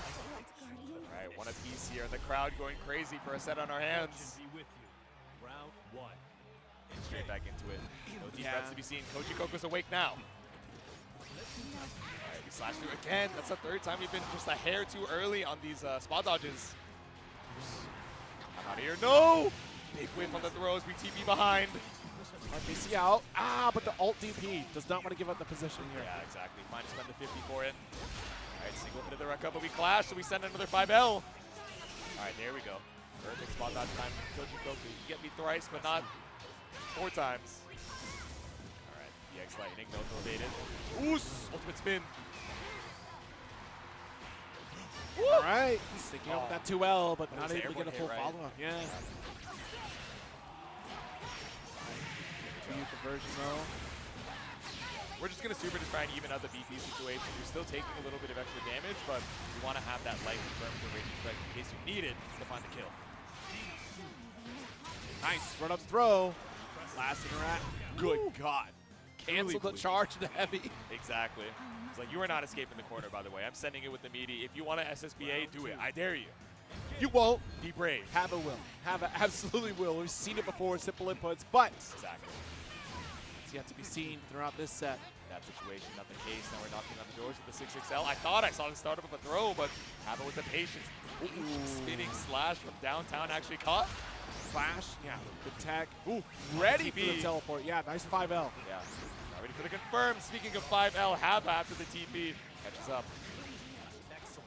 Watch it. Ooh! Trying to throw bait, but instead, that UDP catches you out of the sky. Run up, too deep of a run from Koji. Hava can send it home. Yep. Has 50 meter. Better spend that meter, Hava. There it is. Yeah, there we go. Round is not yours. Ooh, ultimate spin. But I agree with the ultimate spin. Put you in the one touch, and that 2M catches out the throw with. Even on both sides, on the games, on the rounds, and how are we going to start this one off? I think if we were close enough to get another Raging Chain into that combo, it should have been able to finish the job. Yeah, just the base damage of that Raging Strike does so much. Exactly. BC away. Oh, nice. Does get able to teleport. A little bit of a knockdown. Nice shot. Very sneaky stuff here. The ult does get spot dodge. All right. The timing looking so much better for Koji to avoid these projectiles, but still scooped up and back thrown. All right, empty on the Wyvern Gauge. We have one more special. Gotta find an opportunity to charge or find that hit, but that greediness, that antsiness now getting us caught out in the mid-screen. Okay. Evening the tables here as in terms of health. A couple break points down, so that's an opportunity for Koji to make a massive comeback. Yeah. But in terms of resources, right, the only thing you have is DP. It's still one touch. Down to spend that last crystal is Have a Nice Day just scouting for any last hit. A like confirm can be the world, but backstep on the Karma. All right, just get the dive kick again. Koji snipes with the 2M. Raging Chain. Nice finish to take the lead. There we go. Up 2-1 now. We're seeing the win in Hava still so close. On all three of these games, right? It's been just on the cusp of victory. You can see why Have a Nice Day has given such a problem to so many of these competitors this weekend. Yep. The reason why we solidified a top 8 position, have been consistent online. Yep. But Koji with the spinning slash, avoiding the projectile. That's a corner carry. Yep. Ooh. Okay, with the close L, put a button tech of your own. And backstep on the 6XL. Ooh, airborne hits, so you're not getting it too much, but at least you're up against this West Coast corner. 100 meter available for both sides. You know these players are not afraid to spend that UDP. Nice. Let's get that overhead. We'll take the hit. Yeah. Ooh! Ah, didn't recover in time because of the use skill slowdown. I love the use of the ultimate dive kick there. 2M opener back against the wall. Havoc can strip with opts for damage. Next hit will kill if we get the opener. BC away for Koji. Didn't believe in the hit. We might have had lethal if we confirmed that close light, but it's all good. Hava still has the corner situation here and finds you with the EX dive kick. Keep it simple off of the Raging Strike. EX spin, it's a close heavy, 1 round up. Hava getting closer. That's Beelzebub trying to grasp victory right there. Just, it's mine. He said, I want that losing sport as bad. Oh, jeez. Start with dash M. Get off of me. Okay. There it is. Dash heavy. Just nothing through it yet. Would have blasted right through projectile or even put like a mid button. Exactly. One of the first times we've seen that armor dashing move, right? But Go again, now just remembering that we have that tool in our arsenal, trying to see if we can make it past these black flies and also see if we can check a dive kick as well. BC back. Nice spot dodge. Yep. Sweeping beam. And the double check with the double dash light. Oh, no! You're too far. Have a nice day. Having an awful time in the corner. Koji Goko taking full advantage of that drop, that 100 meter down the drain now in 1 touch. Oh, no. 2 touch. All right, let's not. Oh, my God. Yeah, keep shooting lights. Eventually, you're going to open up. What are you going to do? Let the dragon do the job, man. I'm working remote today. I'm not checking into the office. I'm letting Wyvern finish the job. I hate that you said that. Actually, that sounds way too close to real life. She's on the laptop, man. She has like the auto clicker just trying to stay online, but trying to stay out of this corner right now. As we check with the 6-6L, not going to get away with it twice. We have that Lanko can feel that DP. Right. Ooh, dash like to challenge back against Hava. penalty on the Dragon Gauge as well. Full meter, which means you can toss out all these L fireballs. Good heavy beam can be locked into the ult just outside the range of dash lane that would have shut down the black flies there. Yeah, we're at that counter poke spacing to try and stop something from Have a Nice Day, but that was perfect use of the ultimate skill to bust back out. Watch it. No anti-air. A little bit too late. Probably would have caught. Now we go for the Vortex. Still anyone's game here. Well, 2N just denying that forward approach with a quick 2L. The Raging Chain. Will at least get this corner carry. One more interaction. Wait a minute. Yeah, one more. Yeah, combo limit stops you. The 2L isn't enough off of the scaling, and we find the spot dodge. Have a Nice Day. Gets the Brave counter baited and knocked out at 7th place by the World Warrior Koji Koko. He stays alive. My goodness, what a call out in that corner sequence. Did not get lost in the sauce. Understood that combo limit. Was willing to stay in that range that we've been throughout this entire set. Yeah. Within reach of 2N or a quick gap closer if we want to go for the back special to call out those whiff normals. Yeah. Well played from Koji Koko again to keep that gap very tight so that we don't have to jump escape. We're able to call out dive kick potential out of that corner. Yeah. Honestly, just a masterclass from Koji, not skipping a step even on a new character. Yeah, and I mean, there were so many situations, especially up against the corner, where, obviously we have to introduce these gaps in our pressure to make the opponent think, okay, I can look for these up back dive kicks. I can try and bust out with ultimate black flies to try and cover that space when you're delaying and trying to look for this counter poke spacing on 6-6L. Right. In the heat of the moment, knowing your tournament life is on the line, we go back to layer 1, we frame trap, and we just wait out the reversal as well. Yes, and you're not going to have to wait long for finding out whose tournament life will be squandered here at tonight's bracket. Don't go away. More combo, or excuse me, Frosty Faustings. I'm thinking about combo breaker already. Frosty Faustings will be back right after this ad break. Don't go away. Strap in for Season 2. Fan favorite characters make their way to the roster. Season Pass 2 is here. 6 months, 6 characters, a new fighter each month.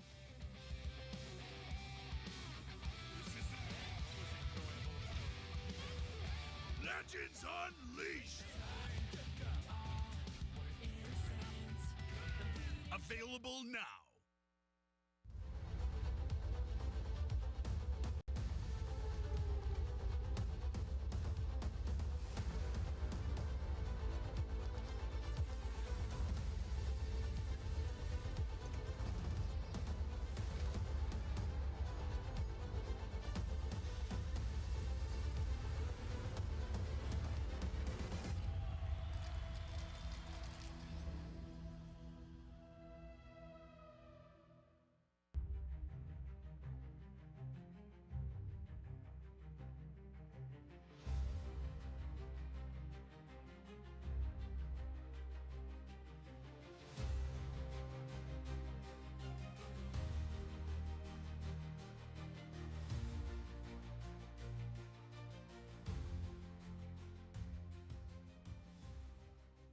Atas ada shop.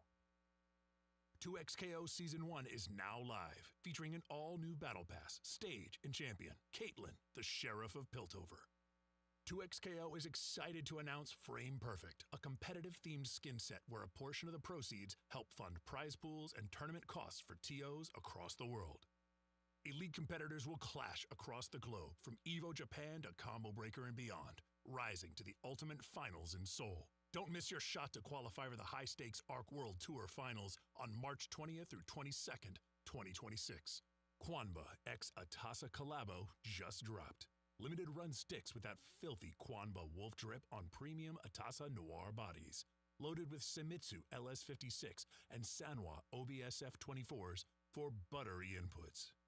These ain't your average customs. Hand-painted by Atasa Limited in Japan with Kwanba's signature teal flames and gold accents. With only 50 units worldwide. Paragon. Grassroots FGC since 2021. Monamoon. TCG and apparel since 2010. Creators of the Dice Winder format and fully artist-owned, they've got everything you need and a little more. Check out their booth in the hotel lobby. This summer, chase away the cold with Boston Blue Beats Beach episode. On July 18th and 19th, join the Massachusetts FGC at the Westin Waltham for the hottest event of the Northeast. Max Mode is back for Year 3 in Atlanta, Georgia on February 27th through March 1st. featuring SNK's World Championship 2026 Tour with Fatal Fury City of the Wolves and the King of Fighters 15, with them also being the first Jazzy Circuit auto qualifier.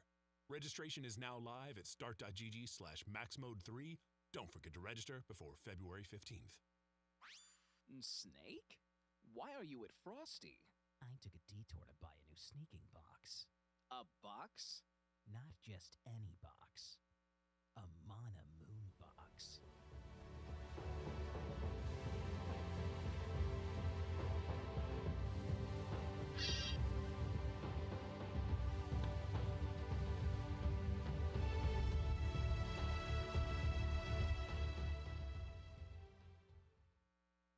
Be sure to check out all of our awesome Frosty Faustings merch. Whether you're headed to your local or an important job interview, we've got the gear you need. Shirts, hats, pants, keychains, blankets, mugs. But it won't be here forever, so get yours now. What's good, what's good, Geek Guardians? We are back with some more Grand Blue action here at Frosty Faustings 2026. And of course, it's me, J2. It's the homie Zero. And we're down in the loser's side once again to see losers quarters between Zippy and Satoshi Exert. That's right. This is the war of the losers out here at Frosty Faustings. Zippy making a stunning return. Apparently, you just retire, you come back, and you tear tear it just up. do well. You do well. So we'll see how the rest of this track goes. But Satoshi, look, we saw a live evolution in that last set against Elon. Yeah. Literally making adjustments on the fly as we succeeded to advance on this loser side here. But Zippy, no slouch, but on a brand new character, right? Finding a strong position on Sandalphon.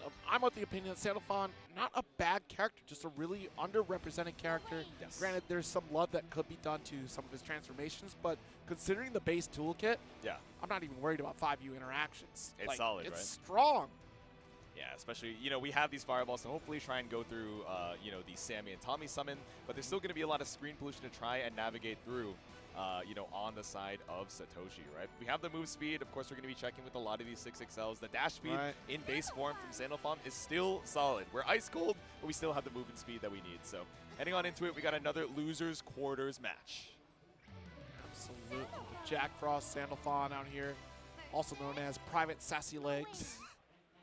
I've heard this name on the streets. It's true. Yes, reporting for duty. I've seen that Farrell. And we're just snacking out here with Luane. Yeah. Yeah, this is going to be quite a treat. Just such an outstanding run for Satoshi, considering like the online performance. And here we are at Frosty Faustings proper, making a name for ourselves with quite the pedigree of competitors ahead of us here if we still make this advance. But the first obstacle begins here. Zippy, former Arc World Tour qualified competitor. We've knocked out a couple before. Can we take down another god? Exactly. Satoshi trying to make a name for themselves in that way, but just checking with the 6XLs, it was a very slow start, just content to down back here. Late tech, we got a BC out. We're doing a dash light. Sammy Tommy with a parry. I'm covering the homies. Exactly. Said, I have enough space to look for this parry. I know you want to try and challenge on the summon before they can make their way over. But finds the throw. See, giving a wide berth right now. Alt wheel gets denied by an alt fireball. Well timed from Zippy. There we go. Ended up lining up super well when they were all on top of each other, so caught all three. Ooh! Back on, you were just a pixel too far. Now off the clean hit, we get the side swap off ultimate awesome sauce. Alright, we tapping the toes. No BC to be baited until so late into the string. Let's see it. Run up cap off before anything procs. Touch away. Alt wheel. Trying to steal back that turn. Yeah, I mean, both of these gamers just waiting for that 50 to come back up and waiting for the crystal, but still, that Brave counter goes wide. Satoshi finds the counter hit to you. All right. Round start, opening gamut, just backdash from both players. Yeah. On space. I mean, it looks like Satoshi is so content to just like make that space, see if Zippy looks for the advance, and if not, if we find that, slight delay in tempo, we either try and catch your approach with the slow to you, or we wait for the 50 meter to set up off of the ultimate bro wheel. Absolutely, still able to get awesome sauce pressure. A little down back, but still got parried. Excellent spacing once again after the summon. Satoshi really been looking for that. Yes. Ooh. I love that Zippy is saving 50 meter to call out the alt wheel. Like, Exactly. it's on reaction every time. It's like, it's the contingency plan, right? And especially when we're ahead in the meter situation, it's at least one less jump scare that we have to worry about. Ooh. Ken is parry. Oh, no. The ultimate fireball is not going to save you from being throw baited. EX, awesome sauce, but that's not the confirm that you need. Zippy finds the punish. It's not going to be coast to coast just yet, but quite a bit of corner carry for Sandalphon. Coach keeps it safe. Jabs. Yep. Ooh. Unsafe off of the EX Lariat. Satoshi finds the kill, that double raging strike. There's one more ultimate skill. There we go. DP takes game 1 for Satoshi. I mean, look, the way that Satoshi is cooking right now with these parries off of every single summon, being able to call out the tendencies of Zippy is a big deal. Yeah. Opting for Catalina.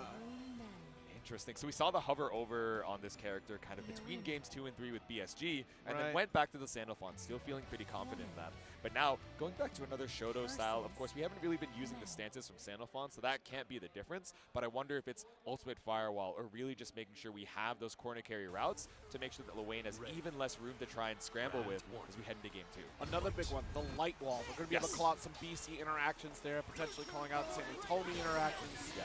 See how this plays. Tossed. Or it could be the debuff, right? Luane actually does less damage against Catalina. Yeah, it's Let's true. go Yeah, back, he's a but it's Sith. true. It's true.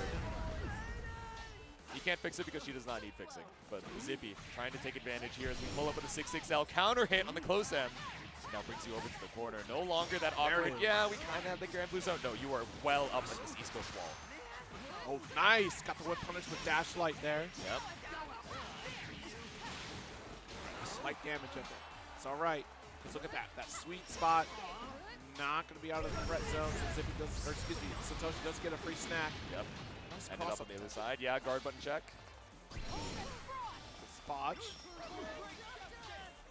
Ooh, simple the triple hit. Yeah, and ultimate thrust is not going to work. That trade is never in your favor against the bro wheel and runs up again. We've been so tricky with summon the catbot missiles and throw you right before they actually reach. Yeah, we tried to get a Dash Light to interrupt the approach, but Zippy just ran right to the ever-loving embrace. Yep. Oh, no. The one time we're not looking for the throw. Satoshi bait. Go at the meter! Oh, no, but it's okay. We still finish our food, and Satoshi takes another round. Nightmare. I was like, no, you can't lose the round like this, please. Please. Both go full screen away from each other and run in for a clash of Dash Light from Satoshi. Yep. Takes the advantage. Okay, run up, trying to bait a throw tech this time, but instead Zippy just holds down back. Got that one, though, with the Dash H. Yeah. All right, late tech. See away. That's a little breathing room. Walk it out with the lights. Speaking of, a light check from Zippy as well. Far L buys us a little bit of space, but yeah, you recover so fast from Ultimate Bro Wheel that you still have time to spot dodge that fireball. Watch it, Dash Light. Ooh, just these pokes, but look at the life lead. It's going in favor of Satoshi for each one. Yep. Sammy comes out. Tossed. One more touch. Late tech, we'll take it. Yeah, now throw is lethal. God, and now we're just looking for Chip. How are you going to get out of this one, Zippy? There's only so much you can do. You have to commit to the spot dodges. And Satoshi, with a slight delay, catches you 2-0 right now and loses quarterfinals. This is insane. I looked at this bracket, the entirety of it, before we got in here, and I never suspected Satoshi to be in this position today. Yeah. No, it's, again, the run of a lifetime right now. These throws are just working out so well. The screen pollution, Zippy trying to play patient, but you're just eating so much damage to either button text or these throws. Against wall, alt wheel with missile barrage to get out of the corner. Yep. And that's such a strong coverage because you get that free escape. The opponent has to hold a block. Scooped up once more. Yeah, I tried to bait the throw attack off of the throw whiff animation. Stop short. So gets sent alt catbot. Yeah. Man. Even when you dodge the ultimate wheel, right, you still get enough time to set up the catbot and keep that turn up. There it is again. Dash Light not confirming, but does get the shimmy. We've seen it against Elon time and time again. You see that momentum, but just stopping on a dime right out of range. Watch it.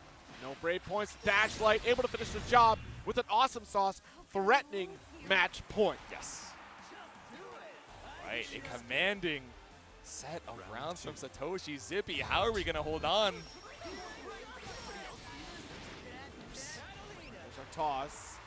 First with to start things off. Again, this has been the story of the set, right? I mean, the tell right now is that we have no resources in terms of abilities that led to a couple throws. Zippy not quite paying attention to the circumstances.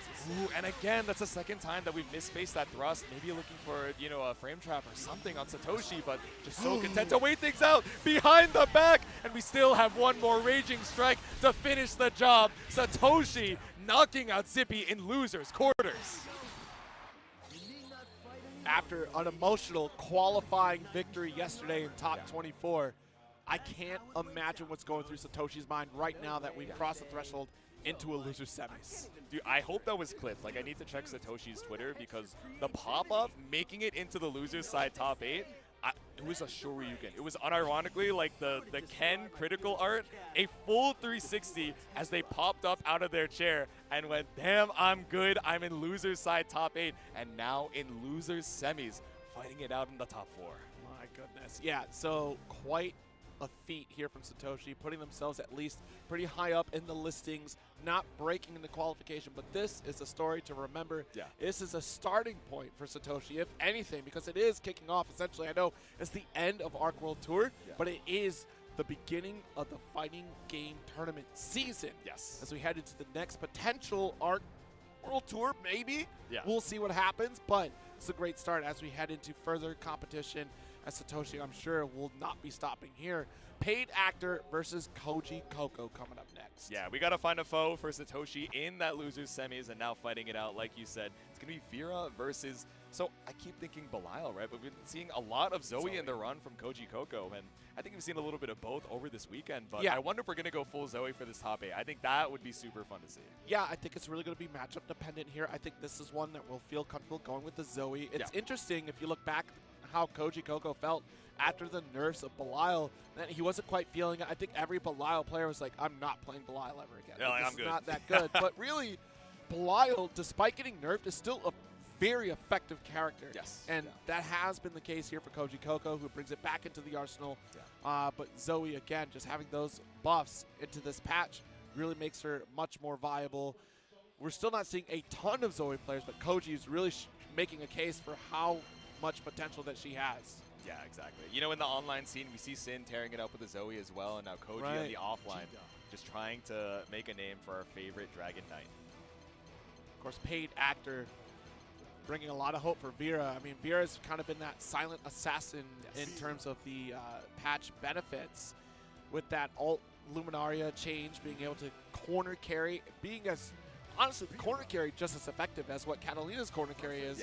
It's just so strong, and the damage output alone. Yeah. Like the same function as that Catalina, you know, 236U, right? That fireball that it hits, you see the blue flash, you're like, all right, I'm seeing the corner, right? Very similar situation for the ultimate, you know, Lumi summon. You're like, all right, I'm going to be up against Vera in corner pressure as we speak. But let's check our buttons real quick. Of course, that Jita is not what Koji Coco is going to be rocking for this loser side quarters. Oh, imagine though. All right, that would be kind of good. Koji could. That's the thing. Koji is well versed in most of the cast here. Not just a one-trick pony off the Nier of many years ago. Exactly, yeah. It's been 2 years of this game. Dude, things have changed so much. Even seeing some of the runbacks that we saw, you know, in top 8 from last year and those, you know, losers top 24 qualifiers, and just seeing how, like, the scene, the landscape, and even the playstyles have evolved from so many of these players. But these players are heading back on into it once again. Losers quarters, we're locking in the Zoe for game 1. It's Paid Actor versus Paragon's own Koji Coco.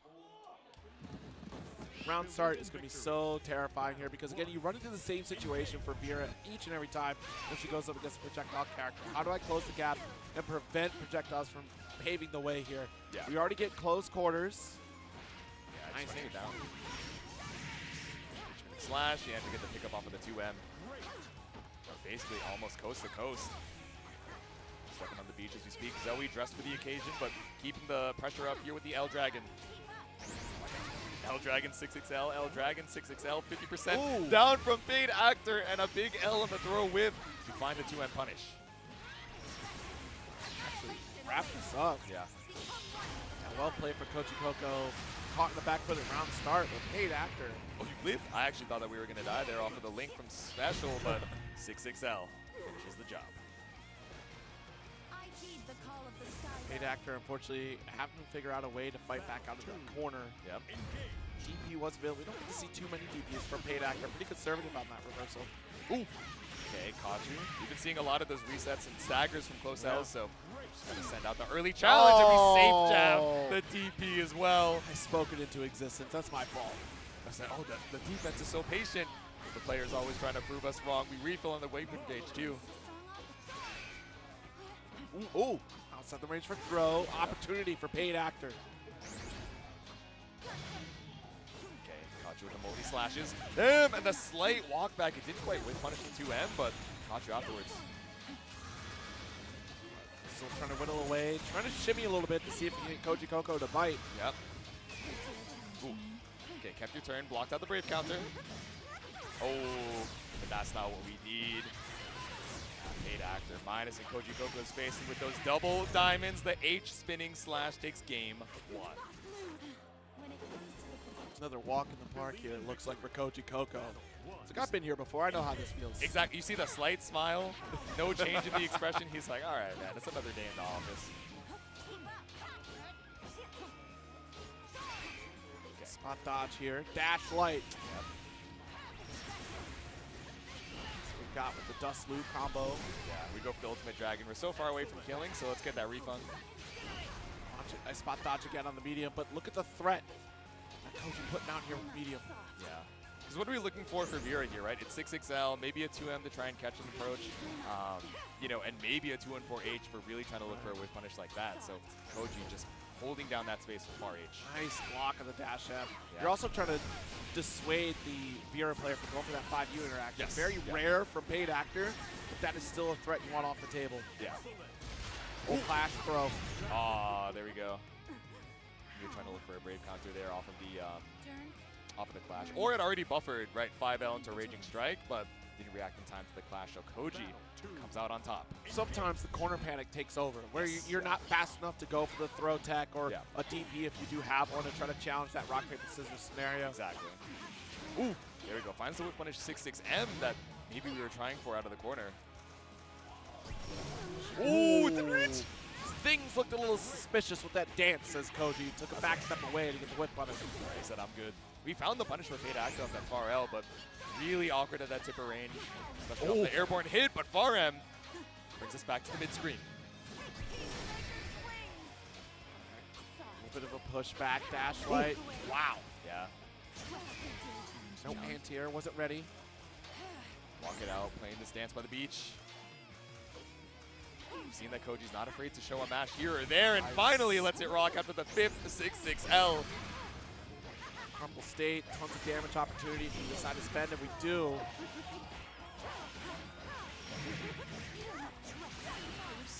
Quite a bit. I don't suspect we have kill here. We definitely don't. With Raging Strike, yeah, you're looking for the base damage, but it's unfortunate that that doesn't quite kill. That made Koji Coco have the opportunity to maybe one chance you with that SSBA, but still able to hold down the corner with far end. If anything, if we had the meter, definitely would have killed. Yeah. That was the path to kill, but unfortunately ran out of the resource. Right, because we have Raging Chain to bypass that combo limit for that extra damage, but like you said, not the meter situation. Koji Coco undeterred as we have a strong start to round 3. Oh, nice dodge. Back special does get out of the corner, but the throw puts you right back. Exactly. Neutral. I'm not sure that's the input we wanted there.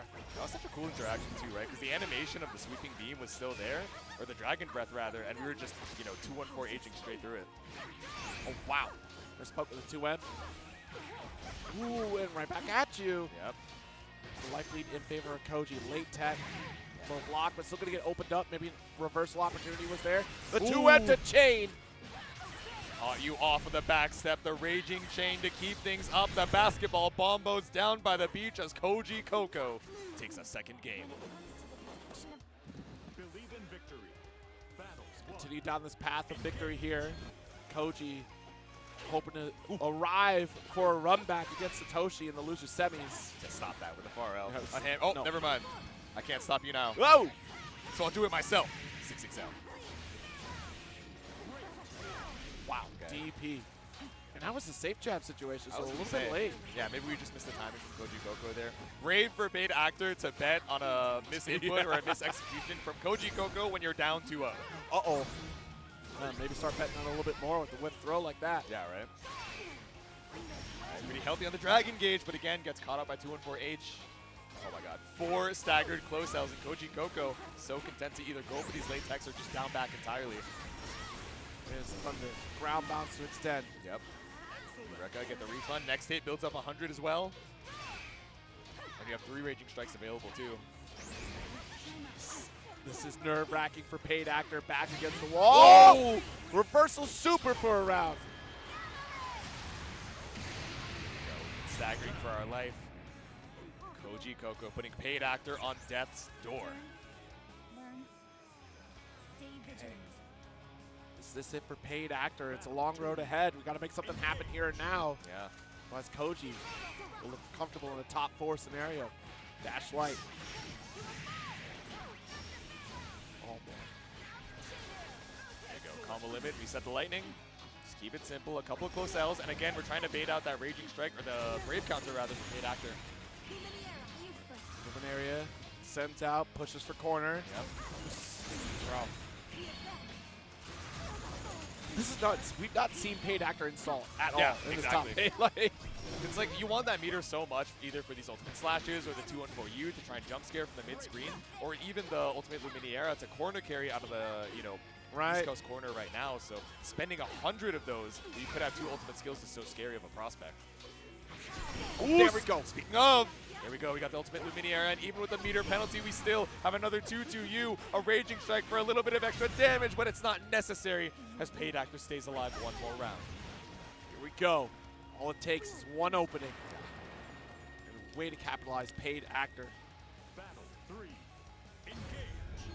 Final round, see if we can put a point on the board. Yep. Ooh. Here we go. 1 out of the 6XL war. Didn't really get any special cancels, but it's all good. A little bit of space, and it's fought right back by Koji Coco. Straight to the corner again, losing out on these clash situations. Oh no! So quick! The handshake. It's like the whip, yeah. Launcher spends for the ult. Next interaction, guaranteed kill. Exactly. 1 touch.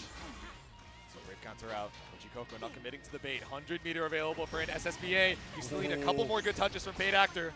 And we've been unafraid to mash out with the 2L and the 2M, and that could be lethal for Koji Coco. 2L, pull up, and once again the basketball bombos down by the beach to take Paid Actor out. Cash out the check. The 3-0 for Koji moves him on to loser semis. This is nuts. Congrats to the advancement of Koji Coco. Big ups to Paid Actor for a phenomenal performance this weekend. Yes. But chat, I got to bring you in for a second on this storyline. What's up? This storyline is going to get crazy. Top 4 scenario, all right? Obviously, next match, winners finals is Blue Sky Guy and Monarch. Monarch, pretty much locked in, all right? Yeah, exactly. Like, we're good. BSG has to play second or better. Depending upon how this turns out, we're in nightmare scenario for BSG right now, because following up is going to be a set between Satoshi and Koji Coco. Now, Koji is probably gunning for that run back against Satoshi. So how dare you put me down here? I'm going to rise to the ranks. Yeah. Now, if Koji takes on Satoshi, and if BSG loses against Monarch, you have to fight your way through Koji Coco, who's already qualified, and then that ends your run. That is it. It's over. Exactly. You're either going up against an EVO champion in Koji Coco, or you're going up against Lowain. And not only any Lowain, but a Lowain that has had the absolute god run here at Frosty Faustings 2026. So you are trying to fight for your life. You're like, okay, I either need to gap Monarch and survive against the absolute bullet hell that is Matera, or I go down into the losers finals where it's like, there is no matchup that I feel comfortable with, confident in. I'm fighting for my life with my heart on my sleeve. And it's Asvas Raga against exactly. Matera. Like, this is you trying to walk things down against Monarch. Yeah. And look, anything could happen here. I know BSG has been chomping at the bit studying this matchup here. Yeah. But Monarch, as we know, the astute king of Matera, the zoning, the notes are locked in on deck. We'll see how this matchup turns out, because this is it. This makes or breaks the bracket right here. All eyes on BSG. I'm telling you guys, I'm not trying to fanboy BSG right now. This is long overdue for BSG to try to take a victory at a tournament of this size. Yeah. Has done tremendous at first attack, has gotten plenty of points, got extremely good experience at Psy Games Cup a couple weekends ago, but this is it. This is your final shot to qualify. Yeah, he's no longer this new challenger. Not to be confused with the Grand Blue player named New Challenger, but he's been through his reps, both in, you know, online and of course offline, just traveling all across the world to get that experience, and now just wants that opportunity to truly prove himself on the biggest stage. Yes. And then on the other side, Monarch, a tenured fighting game competitor, showed up out of nowhere for the glorious return to qualify for Arc World Tour last year at Frosty Faustings. Monarch is here to give hell to Vasaraga right now. Exactly. Let's be real. He's like, I'm here to cause some chaos. I might as well. The victory on the side, even better.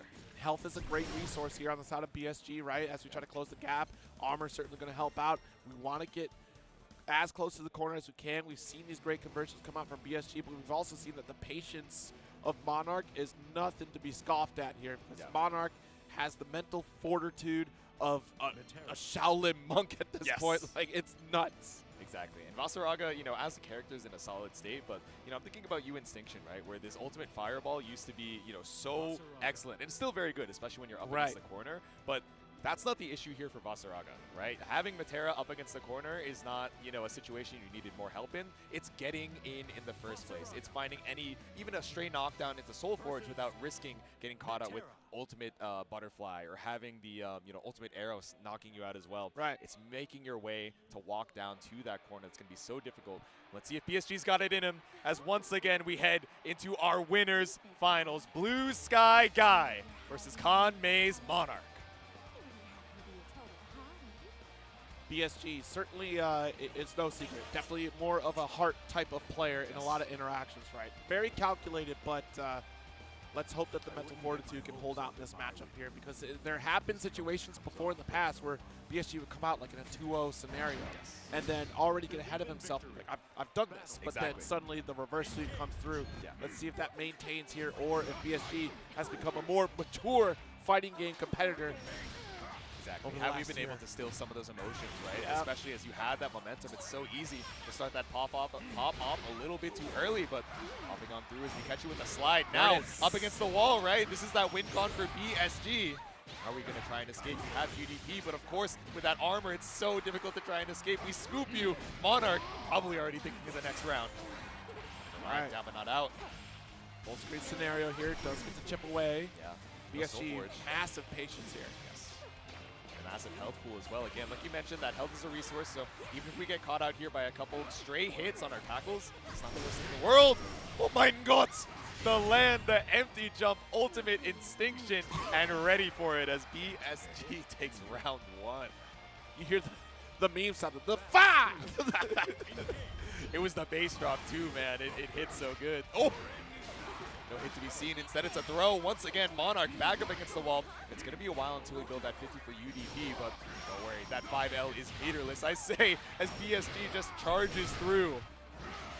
The damage. The damage. Let's Soul Forge up. Command grab. The Damahe. Yeah, and you still got Soul Forge as well. We're stomping on through, and it's not even going to run out before you find that kill. It's double Raging Strike. BSG, barely even a minute in that first game. No emotion. Yeah. BSG's locked in. Exactly. Doesn't care. Doesn't care. This He's is not what I'm he looking trained for. under the waterfall for 7 days and 7 nights. Like, he's chilling. Went to the hot tub on the second floor of the venue. I didn't even realize we had one, to be honest with you. I saw that tweet. I was like, I didn't know that was there. There is a pool. I don't know if there's a hot tub. I made it up. Oh, that's true. That's true. I believe you. You got the risk to do so, right? I have the chops to tell stories like that. And that's something that you kind of have to have as a competitor as well, right? Telling yourself in the middle, in the heat of the battle, I'm 1 game up, I'm doing well, but I need to make sure I'm still locked in. Every game as fresh as the first, and even if you're still ahead. Of course, you're up against Monarch, right? This absolute legend. Battle 1. Here we go. Game 2. Game number 2. Monarch, I'm sure, was looking over the notes on how to approach. Oh, no. Bad spot to be. Could have been worse. Yeah. All right. Spot dodge on the low arrow. Oh, didn't quite Soul Forge all the way through. Wanted to go for the low swipe. Yeah. That's the reach, but now stuck in this corner. Massive life lead from Monarch. The tides have turned. Yep. Okay, set the low butterfly. Again, trying to bait on a throw tag or a Raging Strike as a Brave counter, but nothing to be seen. BSG holding down back and going for the latest text possible, maybe. Watch it. Oh, butterfly once again here. Rainfall. How do we get out of this corner? Just built 100. Oos. Big swing with the slide, but nothing found. That Soul Forge is running out, so we bet it all on the EX tackle. Soul Forge refreshed. Can't say the same for the HP though. Time will tell as we get ever closer to that corner, threatening with the low swipe. Spot dodge the rainfall. We're close. Ooh. Whoa! Still has the quick recovery to get the 5L into the Soul Forge charge, but misses the juggle. Yeah. It's just in a bad spot for BSG. Of course, you have the corner, barely any HP. So with 3 Raging Strikes available for Monarch and all that meter in the bank, you still might be able to kill off of a stray like Confirm. All right, we're looking to just chip away at the health. The stress will build up. Keep pushing. Watch the butterfly. Can stand up into it, but still gets caught. And off the detonation, not even necessary. Monarch, round on the board. Again, mental fortitude is the matchup here. Monarch is willing to chip away, especially when your life deficit gets further and further away from victory. We can still force errors. There you go. Again, these low shots. Watch it. Shoulder check. Backing off though, full screen scenario. Monarch looking very comfortable with room to retreat. Set the butterfly once more. Yeah, back out of the sky. You're so far away, there's no arrow unblockable threat, but again, tried to stop the approach, but jump in, ultimate instinction. Works out. That Soul Forge running down though. Still getting sniped out. Ooh, she reached. Extended your hurt box into that high L follow-up, and now into the EX tackle. We got meter for the ultimate follow-up. It's one touch. Never mind, it's 2 with the scoop, the chip off of the ultimate instinction, and the back throw. Had a perfect spot dodge timing there. Still not out of the woods yet. Monarch needs a little bit more breathing room. Yep, be careful of that ultimate fireball. Goes through. All right, we need some just blocks here to try to combat this battle of attrition in terms of meter. BSG still has a couple rolls forward. The instinction. Yeah. Watch it. Oh my god, I thought the butterfly would activate and it would have been a wrap. Yeah, didn't bite on the shimmy, no backstep bait. Ooh! Tried to look for the spot dodge, but you got no escape thrown. BSG makes his way in with 20 seconds left on the clock.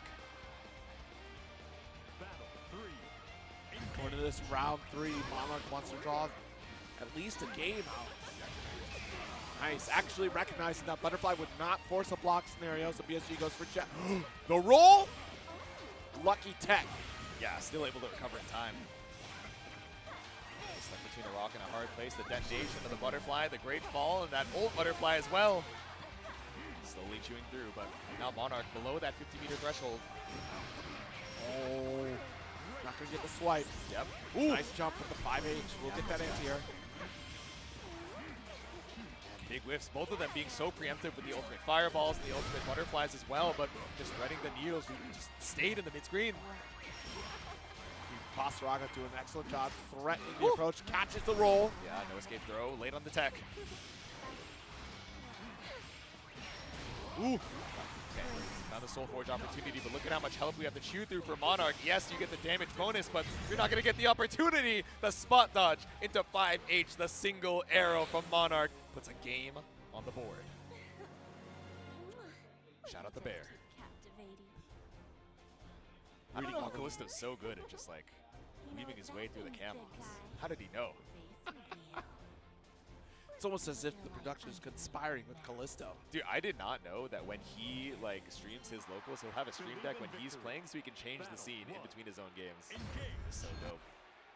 But no split focus like these competitors here, right? Game number 3, they're all locked in and trying to fight this mid-screen to vie for dominance, but counter hit 5Hs, right? No conversions to these specials. We're just trying to hold that space.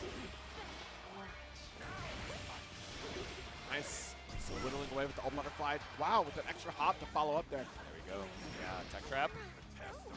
Ooh, yeah, really early on the spot dodge because BSG just full held that charge, trying to bait that out exactly. All right, pick up here off the detonation, and we're able to find the Zephyr, that short hop into corner carry. Now ultimate butterfly chewing through the HP, 100 meter for BSG, but it's scary to send out that instinction. No more ult skills available for Monarch for the next 3 to 5 seconds. Okay, okay. It's nice. We got our corner position though. Make the most of it. Great patience. No reason for Monarch, but still will get sniped. Yeah, jump, arrow, and just keeping the pressure on. BSG afraid to look for some of these swings, right, and some of these tackles in case we just end up going wide. Battle 2. Engage. Nice. Walk it up. Well. Yeah, now we're looking for some more of these preemptive checks, right? BSG was a little too passive where Monarch felt so comfortable looking for these dash-up throws. longer the case. Force there. 2H. Oh, what a spot dodge, but still going to get smothered. Beautiful round right now for BSG. Yep. Ooh, we bait out the UDP as well. Both of the sets that we've seen from Monarch, his reversal timing is just not working out for him, and we finally commit to spending that meter. All right. Back it up. BSG looking for the round start roll. Taps on the toes with the 2L. Yeah, I wonder what we trying to fire off there from Monarch. Maybe expected to jump out. Shoulder, able to get a hit, but a bad positioning. Yeah, in terms of tempo, right, we traded Soulforge for that ultimate butterfly set, but still able to find the hit, so the butterfly goes wide. Monarch in the corner, 3 diamonds to your name, but when are we going to try and Brave counter? The back and forth here, willing to chip away with this Instinction. Yeah. Still threatening with the Soulforge command grab. BSG is up 2-1 right now. Stepping on the beach, the double stomp into Scoop, the double games, and just needs one more for this qualification. We can see BSG trying to steal his nerves, trying to make sure he doesn't get too ahead of himself now, knowing that Seoul, South Korea qualification is just around the precipice. Just has to win. Yeah. This one game. This is where, again, mental endurance is the theme of this set. Yeah. And it's going to make or break. We've been in this situation before. Historically, BSG will get on this precipice of victory and get a little ahead of ourselves here, but it's looking like a different BSG right now. Exactly. We've grown, we've matured, we've been through the ringer. Calm, cool, and collected, right? The BSG of last year, maybe the BSG of like 6 months ago, is early, popping off to the crowd and saying, I only got one more in me. He has not taken his eye off of that monitor. Water breaks, and now he's locked back in as Monarch mounts the defense. All right, don't get the low, that's a hit. Corner carry, great start for BSG. Spot dodge here from Monarch. 5U still available in the Soulforge. Oh my goodness. Oh, okay, Monarch here on the stomp follow-up. Out of range for the Brave counter. It's all right, the snipe shut down his Soulforge. Oh yeah, my god. Break. Yeah, finds the 5U pickup as well, that short hop. Double low arrows. We noticed that Butterfly's out there, so we kind of just have to pump the brakes on our next action. Soulforge active. There's an opportunity here if Monarch decides to give it, though. Look at the layering. Ooh, there we go. Reacted to the L follow-up and tried to take the turn right back, but didn't believe in the 2M, even off of the counter hit. We're still chewing through the HP. So much meter for BSG, and stops the ultimate skill startup. No! But it doesn't matter because the jump in is clean. One touch apiece as we dodge the ultimate Instinction. Doesn't confirm into the tackle, and Monarch, one more chance to live. No, he waited so long. Oh my god! Oh my god! Please! The tech. Your food! No chip territory quite yet. We need one more touch of anything! And Monarch just barely staying alive with the fadeaway. 10 seconds straight of them both being one touch. Any block special was enough, but Monarch stays in it. What? All right. BSG at least aware of the anti-air attempt. Nice JM. Yeah, I was wondering if we were gonna, go for the low shot to try and detonate the butterfly in time, but Monarch maybe just not reacting to the jump in as quick as he needed. Spot dodge, shoulder right through. Oh, stops the roll, and we have all the time in the world off of that crumple state to roll through and get the corner. All right, this victory is escaping BSG right now. Denies the startup of an Instinction. Denies the startup of a command grab. Yeah. I mean, this game has gone all Monarch so far. Every time we're looking for these ultimate skills, get stopped in your tracks when it matters the most. Monarch ties it up. This is the moment you take a breather here because that ran away from BSG. Like, quite literally. Once that scramble situation happened, things started to fall apart. Let's not lose faith. Yeah. I mean, both of them taking this deep breath at the rematch screen, right? So much respect for the other player on the other side of the setup. Just trying to clear any of these last nerves. Our final game of winners finals. We want that spot in the winner's side of Grands. We want that qualification. And we bet it all in the round start roll.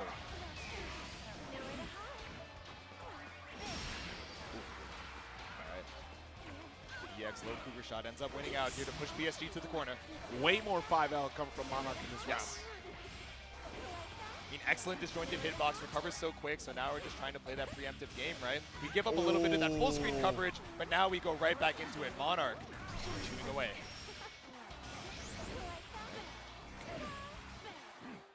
Another great fall. Now we're just going for some of these single arrows. We have to respect that meter. BC away. Tries to chase down with Instinction, but just outside the range. Monarch. If we do get caught, being down 2 braid points, not a good look. Yeah, exactly. You're in 1.5 touch territory. 1 throw and 1 confirm his kill. I didn't even need to proc the ultimate butterfly just yet. You keep that pressure on. But no brave points to your name. Let's be so careful.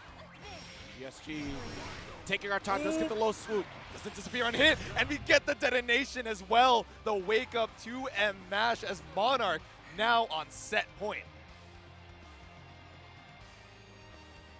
All right, I hear the crowd cheering on PSG. They want to see final game, final round. They don't want to see it end here. BC away. Nice Savage Rampage. The challenge, the hop. Yeah. Slight delay on those double hits to make sure we can get that L follow up and that back throw. Oh my God! He doubled down with the ultimate command grab. That great Scythe Grinnet to put Monarch into the corner, and we charged through, but we ended up getting caught in the detonation. So tricky off of the scramble, but Monarch still rough on HP. Has to respect the butterfly here. A minor life lead right now. Backdash. You backed yourself into a corner though. Lots of meter. Control. Scary stuff. Getting found off of the jump in. Still half duration for that Soul Forge armor. 5L. Trying to just. Oh my goodness. The spot dodge does get command grab. Instinction to keep you locked in the corner. What a challenge on the low. Now we put you in throw lethal territory, but of course you got to watch out for that detonation. Just goes for it immediately to chip through. 80 meter for PSG. One more touch. There's supposed to be Instinction there. Watch it. Our chip is a factor, but we get around. That is the game. 3-2. Monarch locks in a grand finals position. Whoa. But you can even see the smile on BSG's face, right? I am seeing the character development time after time where maybe before that's the mental boom. It's damn, that was my chance. I was 1 round away from the qualification, but that smile knowing it was a damn good set in the winners finals, and you still have your chance as you get sent down into the loser's side. We're going to be watching that loser's semis to see his opponent. He knows he's down but not out. But Monarch in the grand finals winner's side, that Matera all but inevitable. Absolutely. We might get a run back here, a repeat of Monarch, Frosty Faustings reigning champ. Yes. But man, even still, if BSG have won, it's still anyone's tournament because look, Satoshi in the background out here looking to potentially make a threat to qualify. We're getting this run back against Koji Coco, which Satoshi put Koji in losers. Will that happen again though? Have we learned the lessons of the Lorraine challenge? Yeah, let's see it. I mean, you had all of yesterday, right? You know, once we were done with that top 24, we had all the time in the world to look for casuals, you know, train up, see if we can get any advice from, you know, multiple Lowains around in the venue as well. So let's see if the training is going to be enough. If he, you know, even thought that he would be running into Satoshi one more time here on this top 8 stage for losers semis. Yeah, I mean, honestly, there has been no competitor as tenured as Koji Coco in terms of just that dedication and training regimen. And I think Koji put folks on notice right after Evo. Got sick and tired of Koji being that victor, being that deciding factor. But yeah, I mean, honestly, look at the level up of the community in general in NA. Just so many faces have really come up and shown out, has started to travel more and really explore just their skill set. We do see Koji warming up a Belial, so this might be the character swap here. Exactly. Chilling out, and Koji just seems so calm and cool and collected. He's like, all right, I already won Frosty Faustings last year. I'm looking far ahead for that grand finals run back against Monarch to get that double crown. But again, you still got to make it through Satoshi, right? And then even if you make it past that, it's BSG who wants that run back even more with that heart on his chest. It looks like the buttons are all good, and it looks like the Belial is staying in the back pocket. So we're hovered over the Zoe. Into the Lowain. That looks like it's good. Locked in here, going into our loser semis. Oh, man. Quite the story ahead of us here. Satoshi on the Lowain. Look, I'm sure Koji probably called all of Europe and said, listen, guys, I could use a hand. And Saki said, no, everybody, no, don't talk. There's so many Lowains in EU, man. And I thought it would just be like a region thing for so long. I watched Cygames Cup. I saw Tororo on that Lowain, and I knew it was the beginning of the bros. It's because of what happened at UFA. That's what happened. Exactly, yeah. He saw the vision. I can't stand it. He's like, hold on, I gotta I got to become the bro myself. I was going to say become the villain, but I can't bring it. They I have bring myself to hate out those there guys. saying, yeah, yeah, yes, here's the dude, way. yes. I already know. I don't have the chat open, but I know he's going crazy in there. Let's see it. Losers semis once again. Paragon's on Koji Coco. Satoshi fighting it back out. Big swing, Spodge. Already threatening that position. First BC drawn from Satoshi. There you go. EX parry, but nothing found.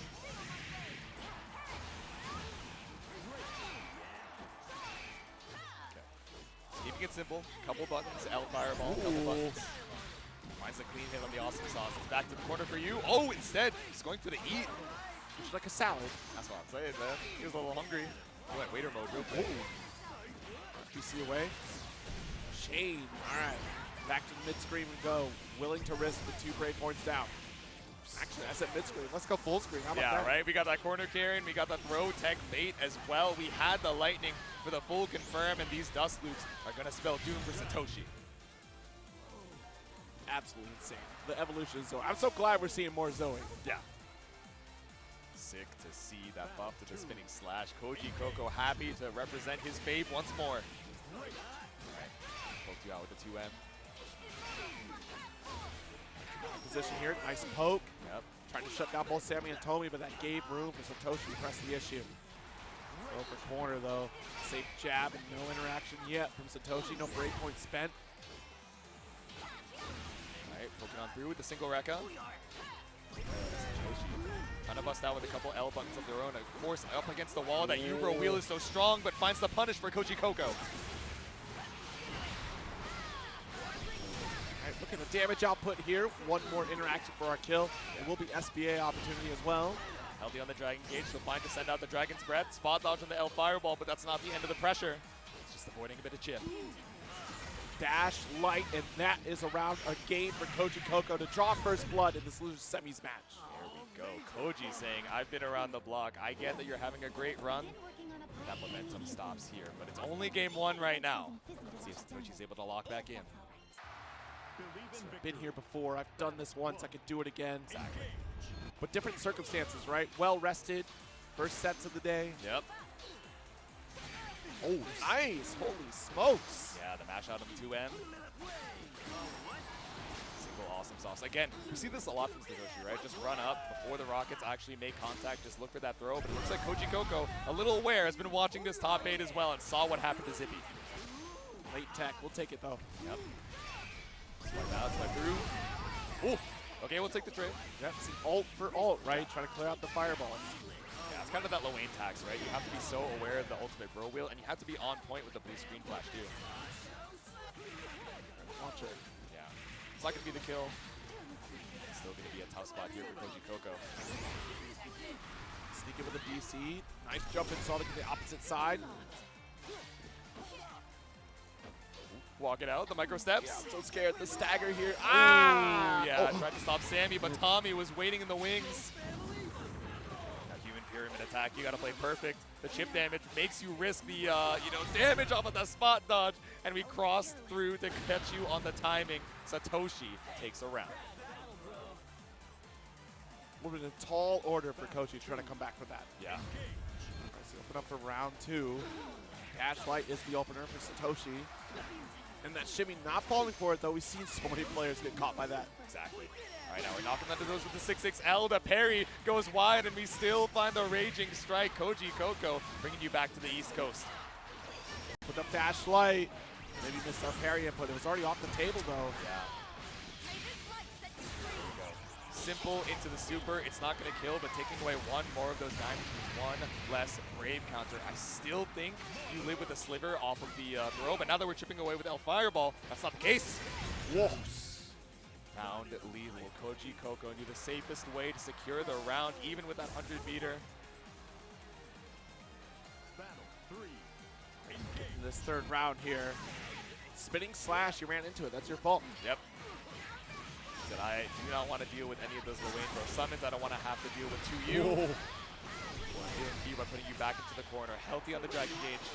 Quite the parry spot dodge, though. Yeah, exactly. Benefits of a safe jump. Avoid in time the spot dodge on the Dragon Breath. Okay. Koji Koko again betrayed, and not only that, Satoshi not able to block in time, so it's even better than a trade. We get the knockdown, putting you in one touch. It's a quick call. I feel like we reacted to the animation of Lowain as opposed to the sound, which is very tricky. There it is. Poked out the 2M? Yeah, no, that's going to beat the L Dragon every day of the week. Minor life lead. Down back is the play. What's the worst you're going to do? Overhead B? There's no follow-up after. Exactly. Yeah, we summoned the Bro Wheel so early, so Satoshi, of course, able to run past the trade. Still not going to be the kill here, but we're putting Koji Koko in throw lethal territory. Summon the single Tommy. Ooh, on low. And with the stomp, that's game number 1. Satoshi back in this. You've been here before, maybe not on this top 8 stage, but up against Koji Koko. So let's see if we keep that momentum up. Dashlight denies. There's our tech. Big jump. Cross him with the 5L. Yeah. Backstep it out. Ooh, all right. Teching away, that does give him vulnerability through those missiles. Yep. But low on Wyvern Gauge. She did a little charge with no opportunity. Koji just says, screw it. I'll just press the issue. Exactly. I'm good. Let me send out the 2M. Here we go. Opener allowing for a massive charge. Ooh. What a 2M to call. Oh my god, up against the wall. I wonder if it said we were looking for the ultimate Bro Wheel there. I'm surprised that we would risk it on the summon. Koji Koko immediately stopping it. The sword to the sky. She said, all right, next round. She said, way, how's that? I've never heard that. She learns something new every day. I'm going to be just like Lowain. Oh no. We got to find a different role model for you, girly. Skip to the corner once more. Catbot, jump up to try and bait the throw tech because he's been committing to it every time. And now the counter hit lands for Satoshi. Against the wall here once again. I wonder if we cash out with the HBA. No, again, just setting out the single, bro. And baits out the throw tech again. Satoshi tying up the rounds clean here. And do we need the human pyramid attack? We do. The party poppers to find the kill. Party poppers for the excitement that we're advancing this next round. Exactly. So who takes the lead here? I can't believe how down to the wire this is. Satoshi playing out of the line. Yeah. All right, 5L. For the EX Bro call. Ooh. Shimmy works. Yeah, I mean, run back to you is just so tricky for Lowain, right? You stop your momentum on a dime's notice. Ooh. And we get the full confirm as Koji Koko up against the wall. Summon Catbot, BC through it all. Yep. Like the charge, Dragon Breath.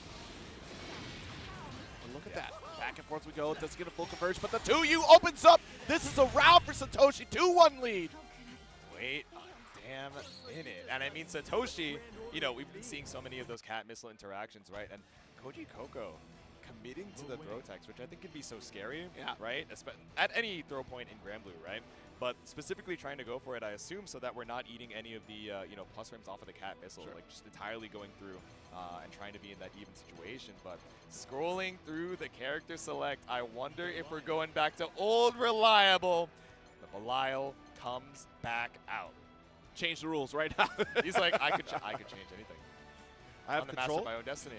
I could go back to the main menu and change it to Japanese right now.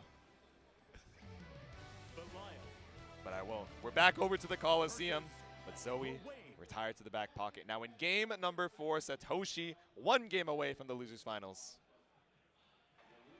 Let's see if the Belial is going to be enough to swap up the story here. This is nuts.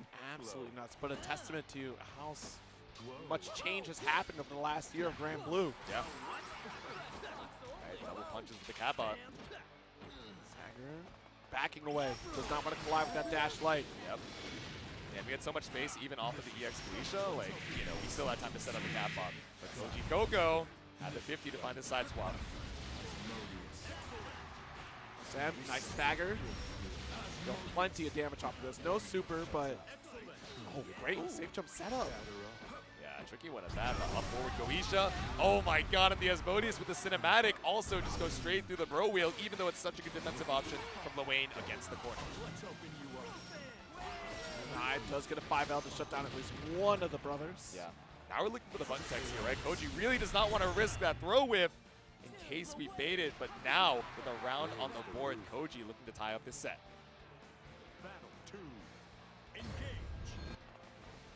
Backing away. Whoa. That was dash heavy startup. Yep. 6XL, run back, 6XL. Oh, no! Thought we'd look for the throw, but instead it's that back run to you, the sweep from Satoshi. Oh, brother. Goes off the wayside, that DP. Full corner carry off of this one. Yeah. I was going to say, we had already started like pretty far out of the corner, so instead just going for the coast-to-coast route to make sure that we secure that wall.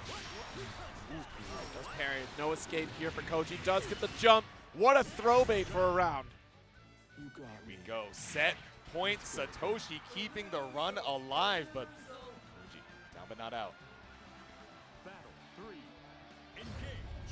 Cat Missile's just doing absolute work right now, but stops the summon in its tracks. Poke out. Nice. All right, well, late tech, though. A little bit of damage to Satoshi with no escape. Ooh, 5H denies Sammy Tomy. Exactly. Full follow-up. I mean, up against the wall, right? You have all the range that you need to get all three of those bros in tow and spend the super while we have it. We can chip out with the Goisha, chip out with the ultimate Asmodeus, and put you in throw lethal range. Right. Oh! Just a command grab, a perfect round, ties it up 2-all. You see that slight smirk. He's trying to keep in the emotion. Yeah, I read Meditations by Marcus Aurelius. There it is. You know, you gotta let that single smirk poke through. Why are you laughing? That's mad disrespectful. I'm watching your top 8 right now. Taking a second here, Satoshi still, even in the games that we're losing to Koji Coco, right, are still going down to the wire. Right. So final game in the losers semis. Let's see how this plays for a stellar run of Satoshi. Oh, hello? Went a little wide. The body splash, but he's been cutting. He's been doing contest prep. So I see. It's all the apples that Belial's been eating, really. That's what I'm saying. Ads versus apples. But looking for a salad right now. Instead, gets caught out and mashed out. Koji Coco no! What? We're trying to reset it. Wait a minute. Things are looking a little dicey right now in this final game. Okay, there we go. Just walking it back. That throw point off of the missiles. It's so crucial for Satoshi's game plan. Spot dodge with the ultimate Goisha because you don't get those free plus frames. Reset. Trying to go for that BC. Run up. Throw bait. BC back. Yeah, because we jumped forward, now it's a little bit tougher for Satoshi. But wow! I can't believe it. Spot dodging the dash H. We go for human pyramid attack. This should be almost certain. But Koji could survive. There's the chip. Ooh, yeah, maybe miscalculated a little bit. Just thinking, okay, I can weather the storm. It's not chip damage territory just yet, but Satoshi not looking for any of these baits, just looking for that chip mate situation. Now, once again on set point. And it's one of those supers that if you mess the rhythm up, you don't dare try it again because you will get caught counter hit. Exactly. All right. Up to you. Spot dodge this time, though. Gotcha for the spin, and that spacing is so difficult to try and challenge, but even though you caught with the 6-6H, the bros got your back. We're back to the mid-screen and spaced off of the awesome sauce, not able to find the backdash 5H shimmy that you wanted. Dash H, ultimate bros. Oh, that's a jail. That very dangerous. Could have been anti-air for Satoshi. It wasn't ready. There we go. We got the cold shoulder coming out from Koji Coco. Ult to extend as much as we can with the ult Asmodeus for extra damage. Yeah. Double ult link, no, but a little bit too far after the pushback. Now the clean hit, awesome sauce. Not going to do a ton of damage off of the starter, but we find the corner for Satoshi. It's going to be a while till you build that 50. Blocks the BC. Nice sneaky throw. There you go. Low wheel is a factor. Thank you, Sammy. Saves the day here. Full screen scenario. Sets up with cat bot. Shimmy does not work. Koji down backs for his life. Exactly. That throw doesn't kill, but a throw bait does. SSBA for both sides and finds the confirm with the 6-6L ultimate DP to kill as Satoshi moves on to losers finals. Absolutely stellar performance. I can't imagine anybody had Satoshi at this position, but man, oh man, what an insane run. Has been, again, on the rise in online brackets. The job is not done. The threat remains. Who is going to get an invitational seat to Arc World Tour Finals? Will it be Satoshi? Will it be, at long last, Blue Sky Guy? Or will Monarch lock it all out and make a statement here this weekend? Yeah, it's terrifying, and there's still so much more Grand Blue action to be seen. I know you guys are ready and waiting. We got a quick break. Don't go anywhere. We got some more Grand Blue action right after this.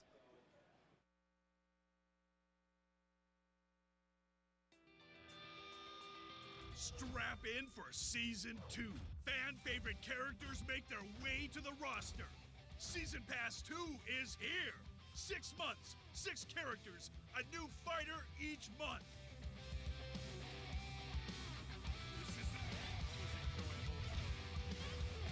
Legends Unleashed! Available now.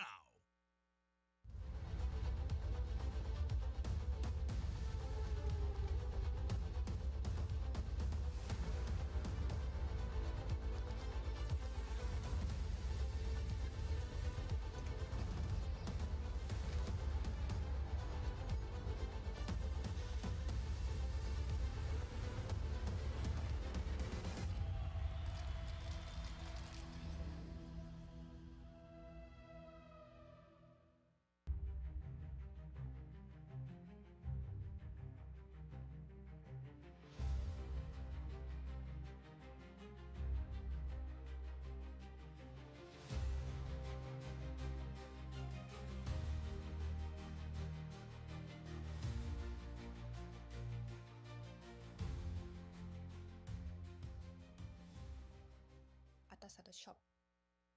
2XKO Season 1 is now live, featuring an all-new Battle Pass, stage, and champion, Caitlyn, the Sheriff of Piltover. 2XKO is excited to announce Frame Perfect, a competitive-themed skin set where a portion of the proceeds help fund prize pools and tournament costs for TOs across the world. Elite competitors will clash across the globe, from EVO Japan to Combo Breaker and beyond, rising to the ultimate finals in Seoul. Don't miss your shot to qualify for the high-stakes ARC World Tour Finals on March 20th through 22nd, 2026. Kwanba x Atasa Collabo just dropped. Limited run sticks with that filthy Kwanba Wolf drip on premium Atasa Noir bodies. Loaded with Semitsu LS56 and Sanwa OBSF 24s for buttery inputs. These ain't your average customs. Hand-painted by Atasa Limited in Japan with Kwanba's signature teal flames and gold accents. With only 50 units worldwide. Paragon. Grassroots FGC since 2021. Monomoon. TCG and apparel since 2010. Creators of the Dice Winder format and fully artist-owned, they've got everything you need and a little more. Check out their booth in the hotel lobby. This summer, chase away the cold with Boston Blue Beats Beach episode. On July 18th and 19th, join the Massachusetts FGC at the Westin Waltham for the hottest event of the Northeast. Max Mode is back for Year 3 in Atlanta, Georgia, on February 27th through March 1st. Featuring SNK's World Championship 2026 Tour with Fatal Fury City of the Wolves and the King of Fighters 15, with them also being the first Jazzy Circuit auto qualifier. Registration is now live at start.gg/maxmode3. Don't forget to register before February 15th. Snake? Why are you at Frosty? I took a detour to buy a new sneaking box. A box? Not just any box. A Mana Moon box.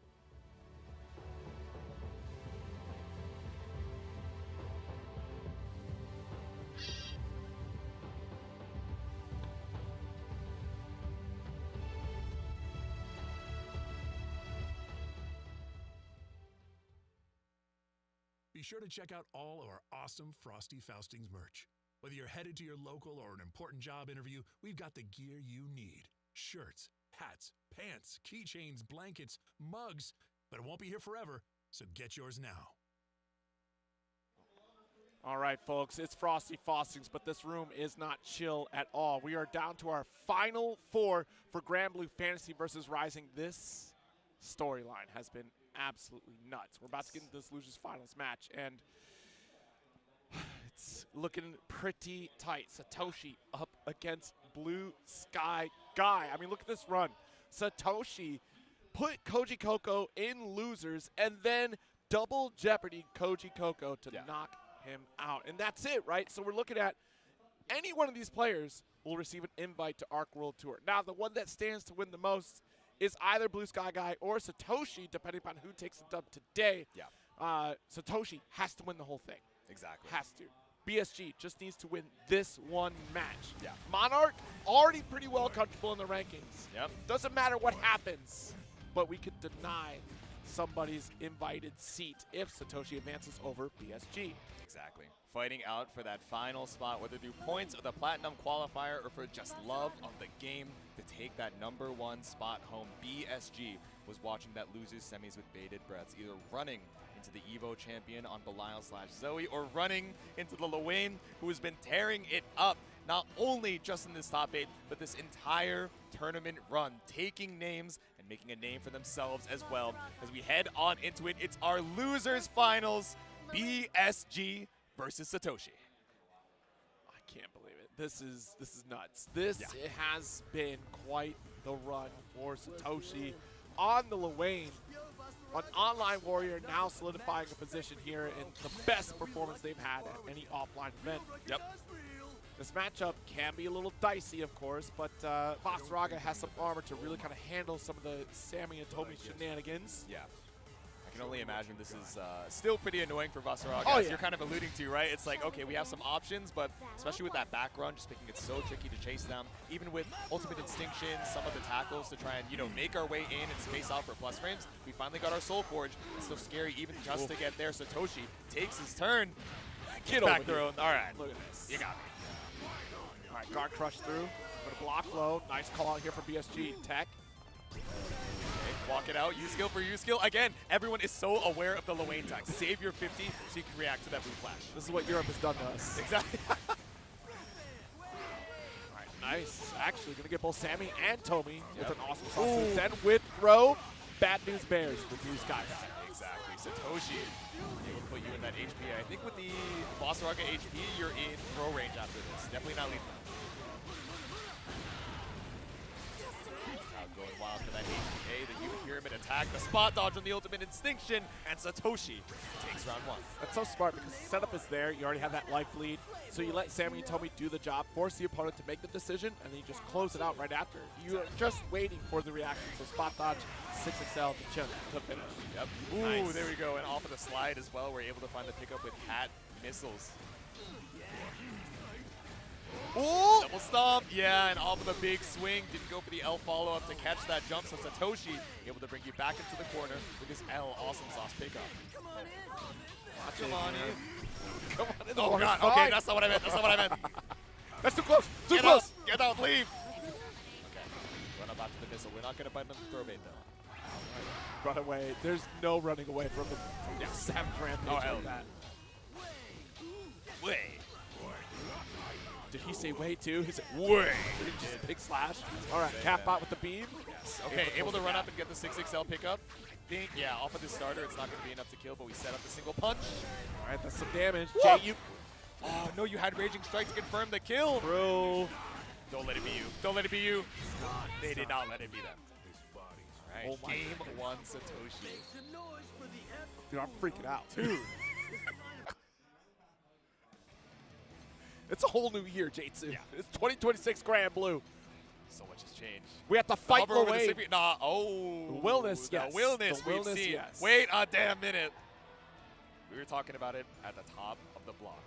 We had the cover illustrations from Psy Games Cup, the beautiful Galleon sketch, and what people are terrified to see on the backside of that card is the Willness. And it looks like we're locking in. The Voss is not going to do the job. We need the 3-hit confirmed to kill. It's time for BSG to bring out the Willness for the one time in game number 2.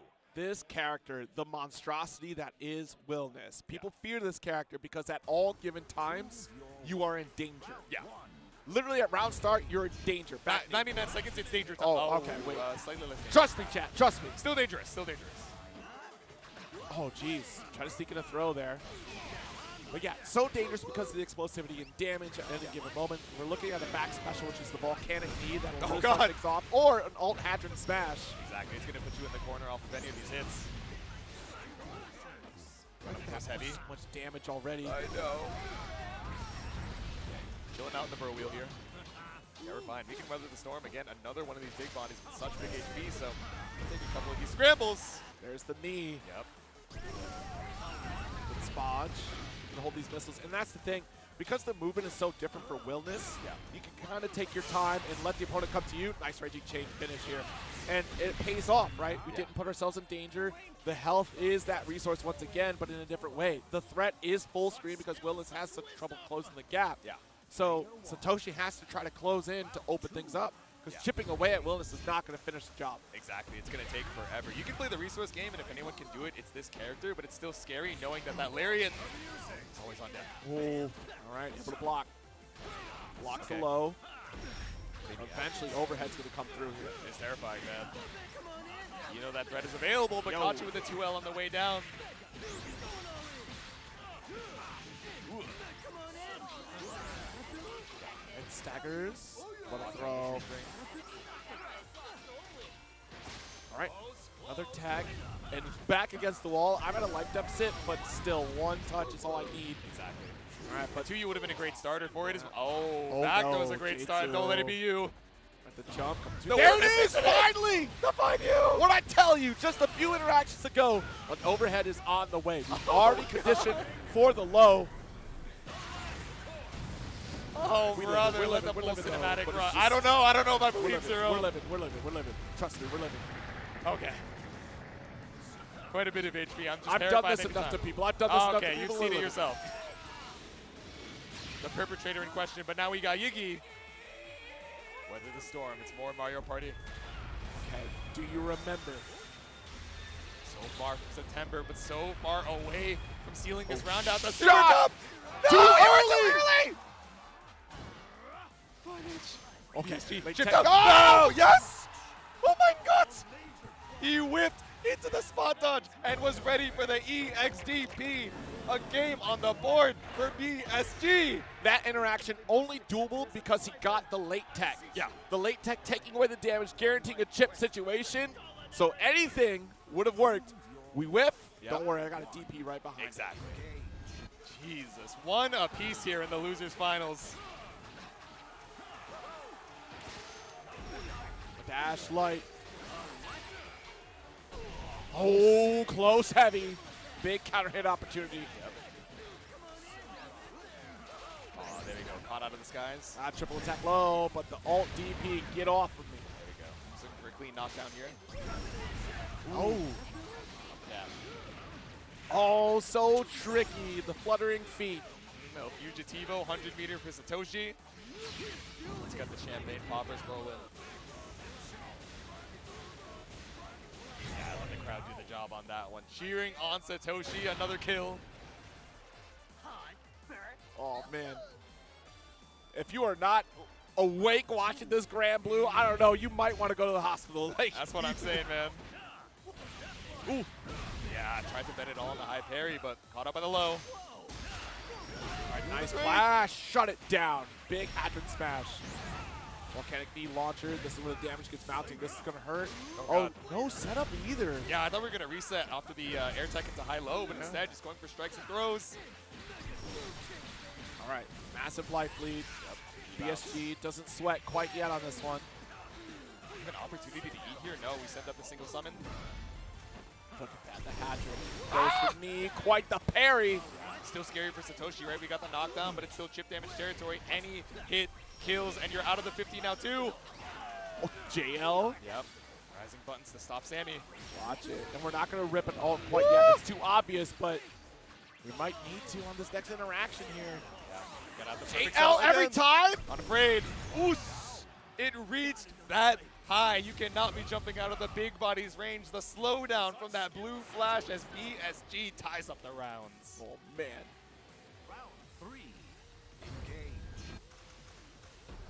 Watch the knee. Every round start is going to be a Wilderness Volcanic knee, I promise. Saying, man. Watch does miss the overhead here. It's a good situational awareness from Satoshi. Yeah, it's scary to go for these summons up against the wall, right? Because there's 2 U's, these 5 H's just end up swiping all the bros on summon. Right. Ooh, knee, slow motion. And air unblockable. A little bit too high to follow anything up after. Yeah, exactly. Still getting the corner carry, though. We find a close L starter.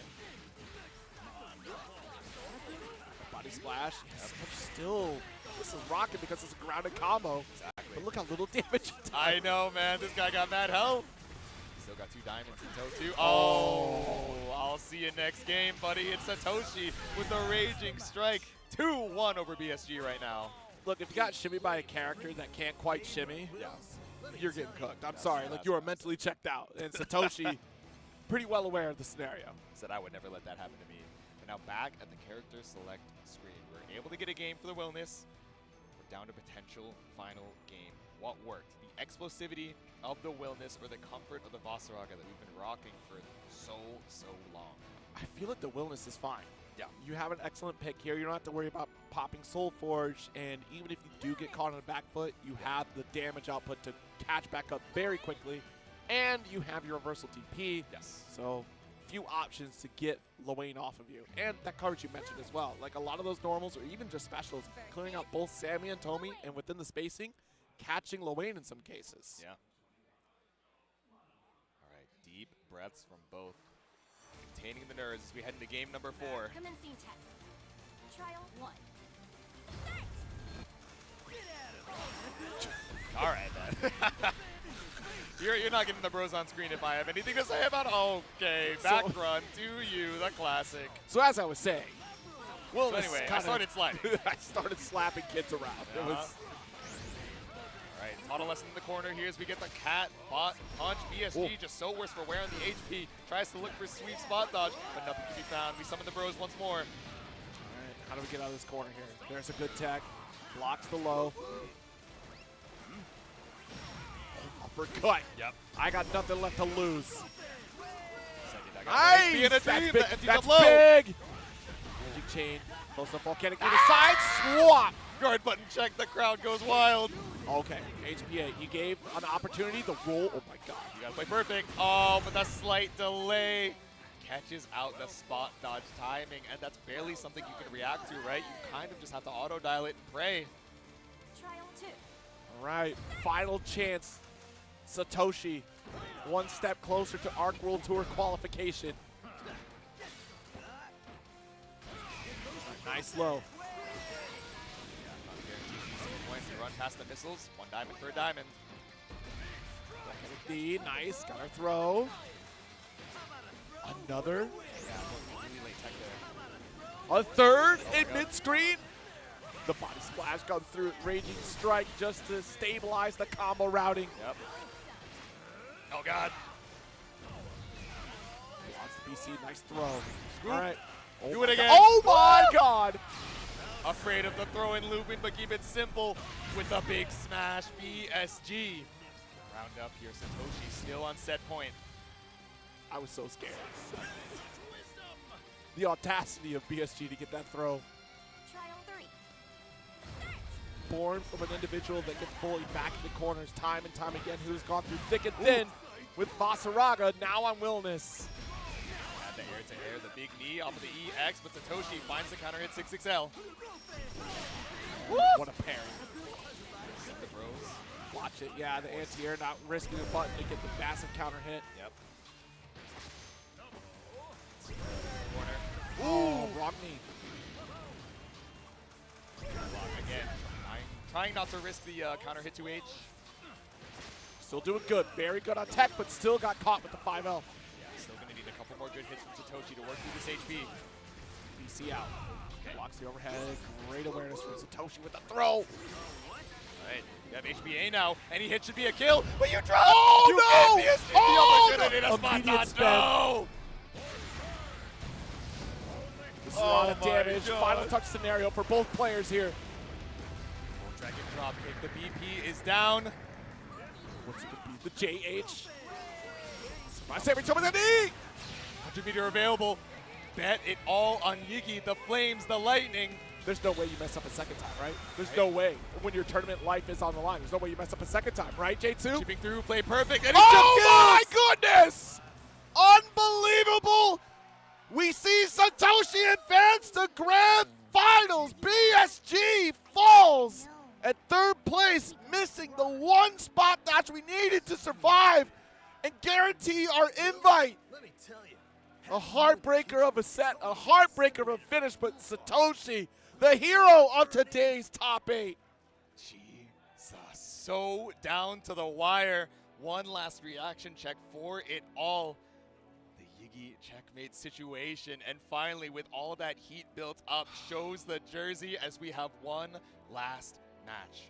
One more battle here for Satoshi to secure that Arc World Tour qualification through the loser's side, no less. Smooth Braid Gaming is what SBG stood that's for. Crazy. I thought I saw some wrinkles there. The entire time I was like, I actually have no idea what SBG I was stands looking for, too. but I need to find it. I tried to Google it. I couldn't find it. Little did I know. That's an insane title drop, man. And what a sad turn of events for BSG. All eyes had been looking at BSG's performance for this weekend, expecting that that was going to be the result, that BSG would be getting this invite. But yeah, who could have planned for Satoshi? I mean, who could really plan for Lowain in general? Yeah. But Satoshi's performance, like historically, has not performed this well ever at an offline event. Exactly. This is big. So now we're in this grand finals position. For Satoshi to get an invite, it's got to beat Monarch. Yeah, not only coming in for the loser side, you have to win once against the Matera Master. He who has the death note, all of these player notes, the character notes, the wealth of knowledge to keep you at bay with Great Fall, all of these arrows, and of course, that ultimate butterfly. How are you going to try and make your advance here in the grand finals and do it twice, no less? Look, I don't envy Satoshi right now. I do not want to spend a first to 2 against Matera, let alone potentially 2 first to 3s, right? So it's certainly doable, though, right? You do have Sammy and Tomy that can really kind of help out. Alt Wheel will always be at the front of the conversation in this type of a matchup.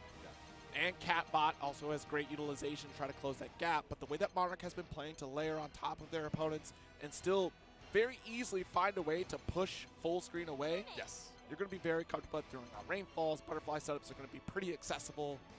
So we're probably going to focus on closing the gap and rush down. But let's see if Satoshi can recenter going into this set, because this is where it all becomes, you just have to play out of your mind like you've been all weekend, Satoshi. No notes. Exactly. Just keep gapping. Take the book from Monarch. There's nothing else to do but to keep it up. But when you put your heart on the line, set after set, you've played so much in this top 8. You've been in this seat longer than anybody else this afternoon.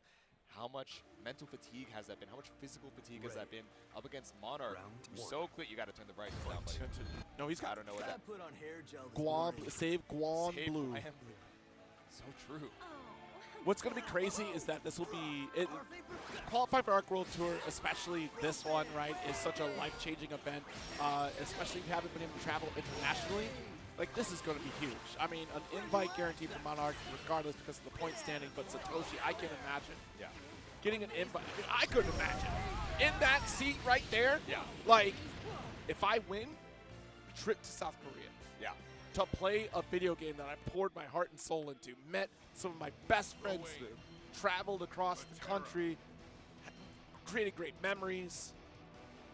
Huge opportunity. So thank you so much to Arc System Works and Psy Games for putting out this game and really bringing us all together for one great appreciation as we get to this final set of Grand Blue Fantasy vs. Rising, the final qualifier for the game here at Frosty Faustings 18. Yep. The last match of this Arc World Tour qualification. Again, Monarch coming in from the winner's side, trying to keep this Lowain at bay. As Satoshi has the weight of the world on their shoulders right now. Coming in from the loser's side. Let's see take it all home and book that flight. Satoshi, the protagonist this entire time. You know what? Actually, what's crazy, you know Ash's name in Japanese? Satoshi.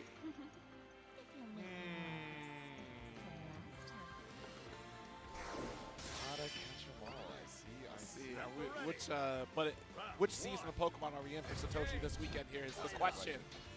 It's the one where he finally wins and takes it home. Of course, game number 1 of our grand finals here as we pull up for the throw. Stagger, just run up. What is happening? 50% life gone? We just walk up on somebody and shank?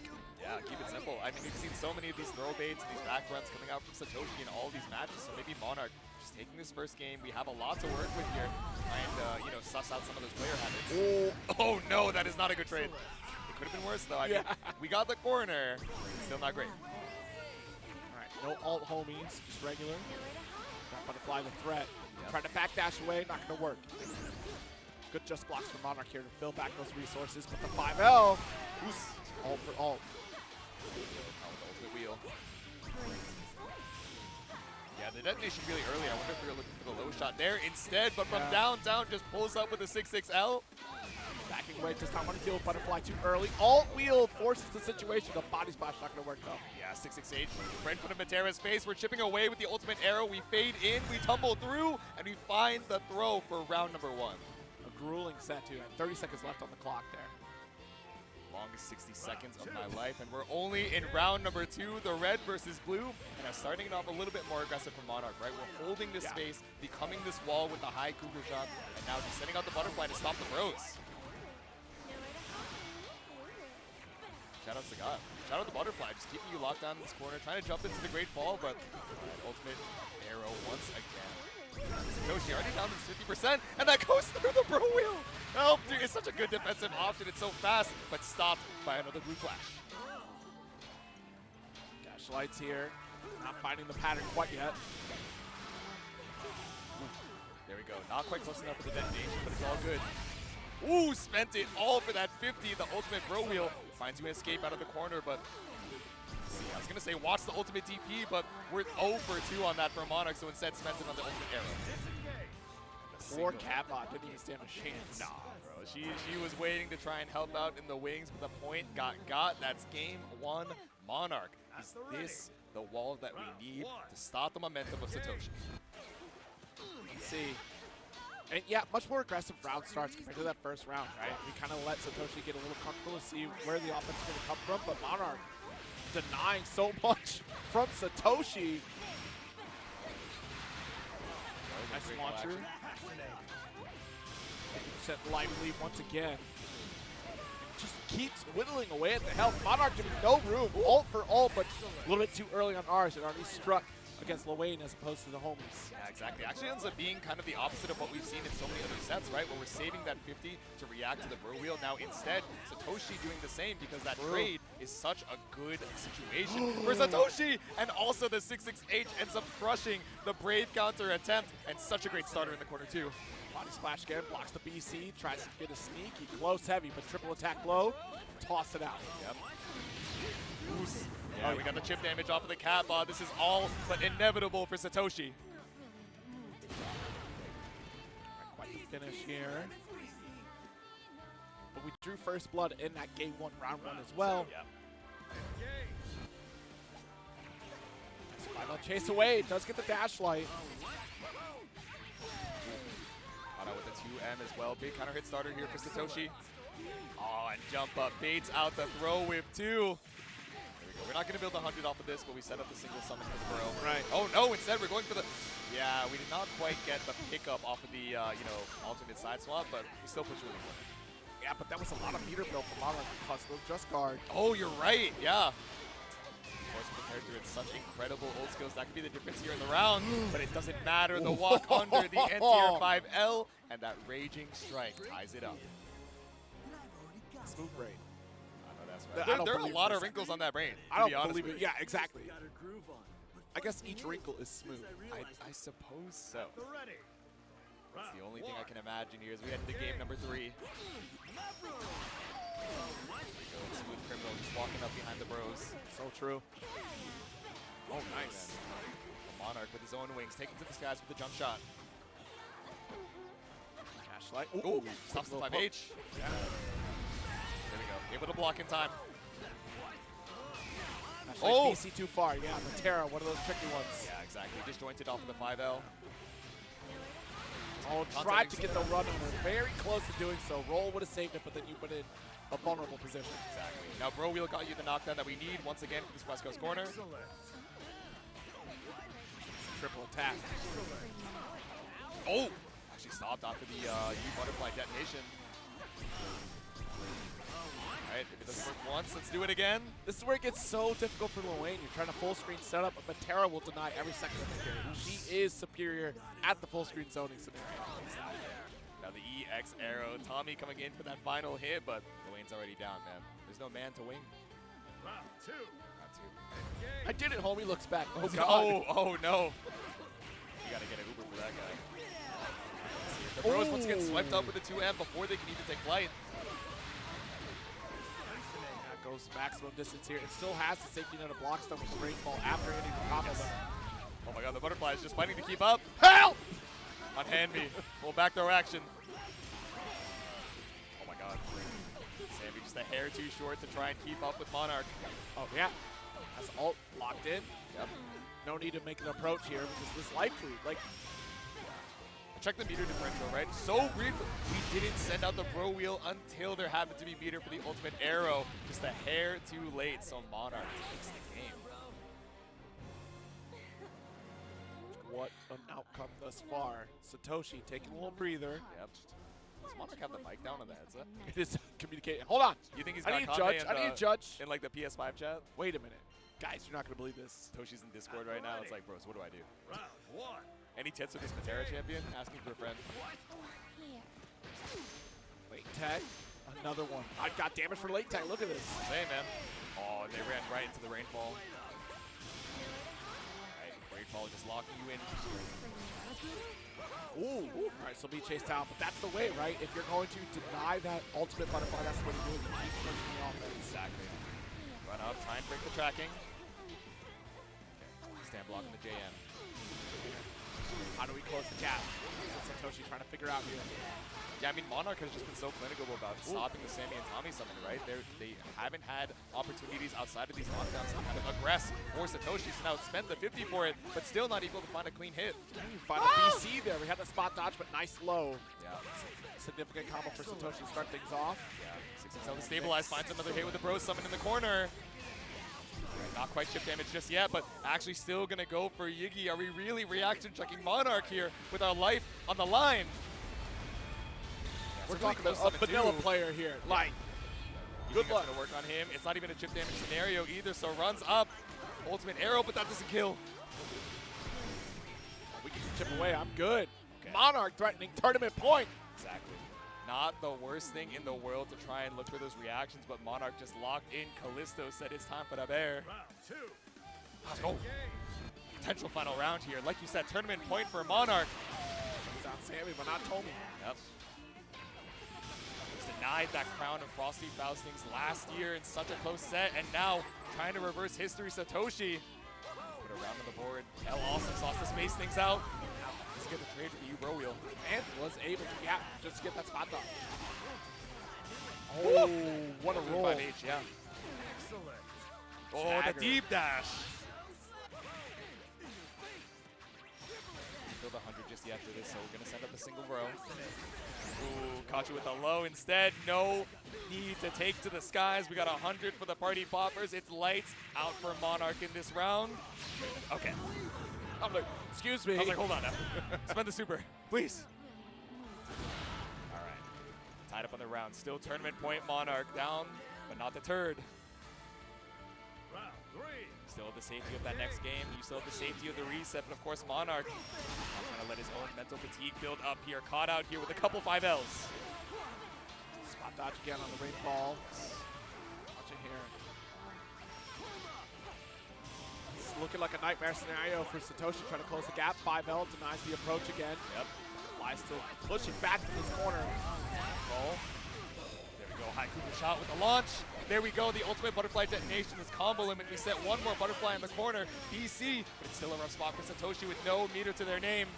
Yeah, and I love the fact that we did deny that explosion all butterfly, but right now, there's no room to breathe. Monarch, literally a touch away from victory. So close to getting that guaranteed qualified spot.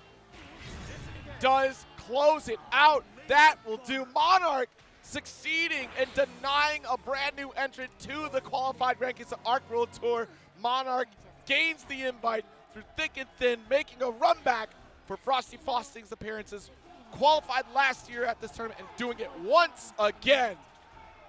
There we go. Such a close second place finish last year and now sealing the deal in 2026. But speaking of a close finish, Satoshi with an absolute run of a lifetime, taking name after name. after this, it's going to be hard to even call them upsets, right? With a performance like this puts you on the map. It doesn't quite put you on that flight to Korea, but still an absolute insane competitor with a stellar run. So Satoshi, you can't help but be proud of it, even with that second place finish. Exactly. I mean, quite the storied event here at Frosty Faustings, number 18, the final Arc World Tour qualifier for Grand Blue Fantasy versus Rising. Locking in plenty of seats, making folks breathe a little bit of a sigh of relief now that the stress of the points battle is over. But this was the one bracket, right, that was so close. You had to achieve victory here if there was any hopefuls for doing it. And, yeah, it's well settled in. I mean, looking back at this top 8, Satoshi with the phenomenal performance here. Blue Sky Guy, the heartbreaker of the event, thought to have been the one to take it all, only had to achieve at least second place finish, but Monarch had something to say about it, and so did Satoshi apparently. And yet still, previously qualified champions, not in this top 8 and not in Arc World Tour qualification. So it's a scary time out here. Of course, all eyes on LCQ from this point on. There are a few contenders I believe are going to make the trip out there. But as far as stateside competitors, I'll be surprised to see who actually makes the trek out there to try to achieve victory. Yeah, and I mean, it's like you said, right? Some folks that were in the top 8, the top 4, even the champions, right? Of that previous Arc World Tour finals, not even having their qualification for the 2025 and 2026 finals. So it is absolutely going to be a bloodbath in that LCQ. So coming up in, just under 2 months, right? We're going to be seeing that last chance qualifier in Seoul, South Korea, and I cannot wait. But for now, we can breathe a deep sigh. Frosty Faustings is complete. Monarch, your champion, and Jesus, what a string of sets to get here. It's going to be quite the story for the rest of the month because February 10th, right? New DLC patch. New character, Ilsa dropping in, so you get 1 month's time to practice up for the final event here as we all vie for victory to see who will be crowned Arc World Tour champion. As a reminder, Totoro, last year's champion, not qualified, so maybe making it out to LCQ. I would believe that they do. I've heard rumblings, but we'll see. But, it's quite a stellar year of competition. There's still Guilty Gear Strive action happening later today as well to see who else locks in the final Arc World Tour finals position. This has been a ride. This has been quite the ride at Frosty Faustings, a spectacular showing. I'm glad you were all here to witness it with us, with all these storylines lined up, because I don't think anybody could have guessed this bracket. Exactly. 411 entrants, and so many folks that have been training day in and day out. So many folks that have come back from maybe a long break from the game and then just refreshing themselves right before the bracket and saying, you know what, I'm going to do my best with this new mindset, this new refreshed spirit of mine, and see how much I can do. And we saw a mix of that in the top 8 as well, right? All of these players putting their hearts on the line, whittling down to that top 96, that top 24, and of course, that #1 champion for today in Monarch, just this master of Matera. Absolutely masterful play. The game plan was just too solid. And Matera alone, just a difficult character to navigate, both on the defending side and offending side. When you look at the cast of characters, there's so many opportunities, like if you look at Fossaraga being able to armor through with the threat. We've seen Lawayne kind of get bested in that way as well, but also having some projectiles to kind of contest against that mid-screen. Like, it's not easy to just pick up and play Matera and then just take the dub the way that Monarch has, who just completely denies those counterplay options against his own character. But that comes from years of experience that Monarch has brought to the table here, not only just playing in vanilla Grand Blue as Lancelot, but then switching to Blaze Blue and then back here with Matera to rise to the occasion once again. I'm sure Kanmei is happy despite not getting Elsa to qualify. Guaranteed their lock-in position for both Zerom, obviously already having that invite, but now Monarch as well. Paragon also feeling pretty good, right, because stellar performance. Unfortunately, B-Paw fell short this weekend, but man, it's going to be really interesting to see how the finals break down because we do have so many new faces that are in this finals qualification. This was a much more international string of events as well, right? Like, you really had to travel outside the state side here to try and get those qualifying points, and all the better for it because we got to see way more competition. Brazil has representation in the qualifying position this year as well as compared to last year, stolen by Riazo, which, hey, you know what? Stellar performance regardless, but JF showed up and showed out this year as well. Exactly. He's like, let me claim that Battle Coliseum spot real quick to make sure that you guys know that you cannot sleep on our scene. No, not at all. South America is definitely, y'all need to be put on notice. South America is definitely a strong region out here. I'm glad we're seeing some of that representation and hoping for more, honestly. South and Central America definitely need many more opportunities than what they get. And with this change of silver events, right, that's been a stellar opportunity to really highlight those regions. Yeah, exactly. And it's been so sick to see, of course, you know, talking about February 10th, right? It's going to be interesting to see how folks kind of settle in with any changes that happen to come in with ILSA. I imagine we're going to be a little bit, you know, conservative with some of these like big gameplay changing, you know, effects with the Arc World Tour Finals being right around the corner. But I mean, who's to say, right? Maybe a small change could have such a big ripple effect in what we end up seeing in that finals. But again, we have like a month and a half to really train things out and, you know, fix any errant muscle memory. By the time we get to that last chance qualifier, and that finals as well. Absolutely. Yeah, that's going to be the real shakeup. Like, how do they address any sort of changes that they end up making to the cast, right? Because there are certainly some ideas from the community that have been expressed loudly or quietly.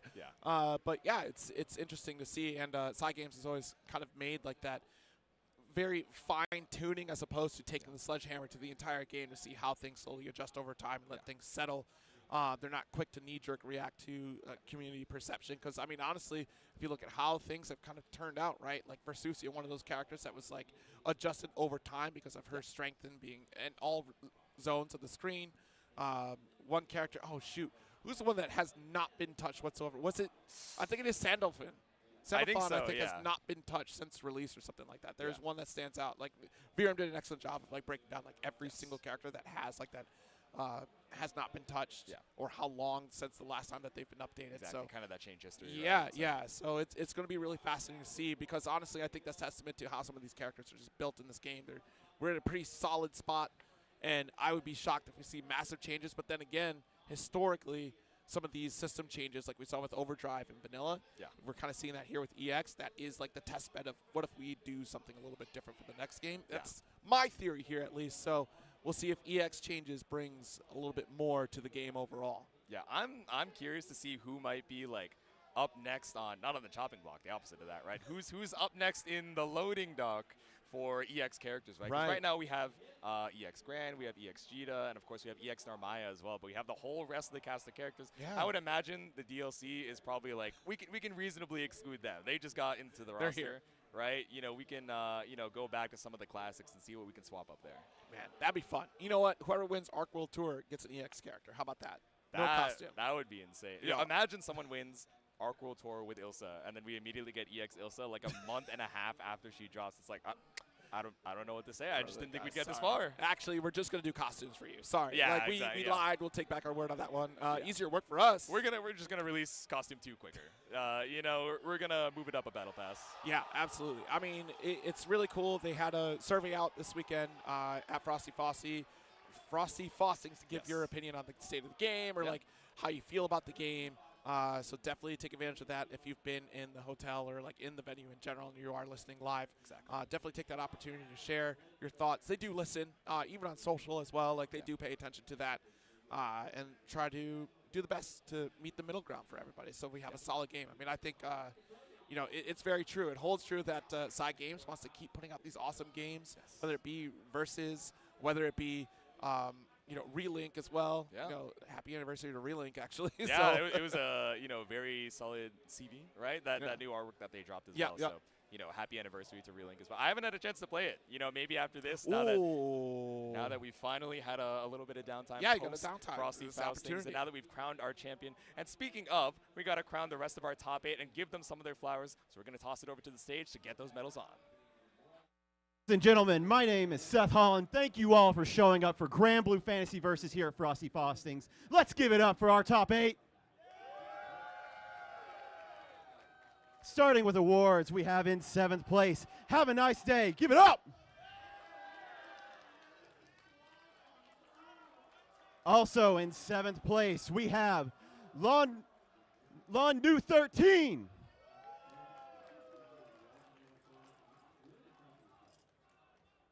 Tied for 5th place, we have Paid Actor.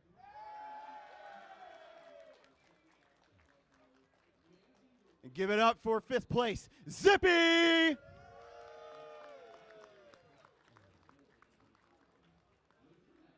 In 4th place, we have Koji Coco.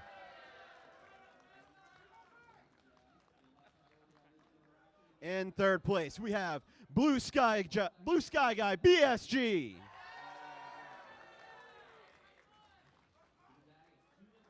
And give it up for your runner-up, our second place, Satoshi. And last but not least, your Chicago hero, Monarch!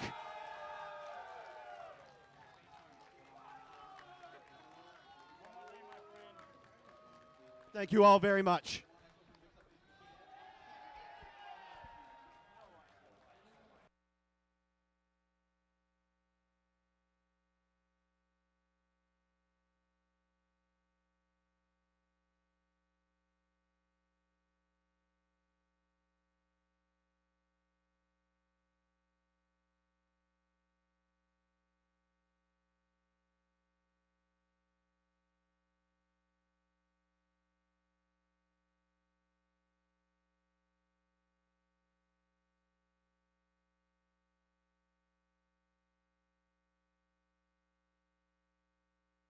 Still so much on the horizon that I hope you guys are so excited to see. It's been J2, it's been 0-0.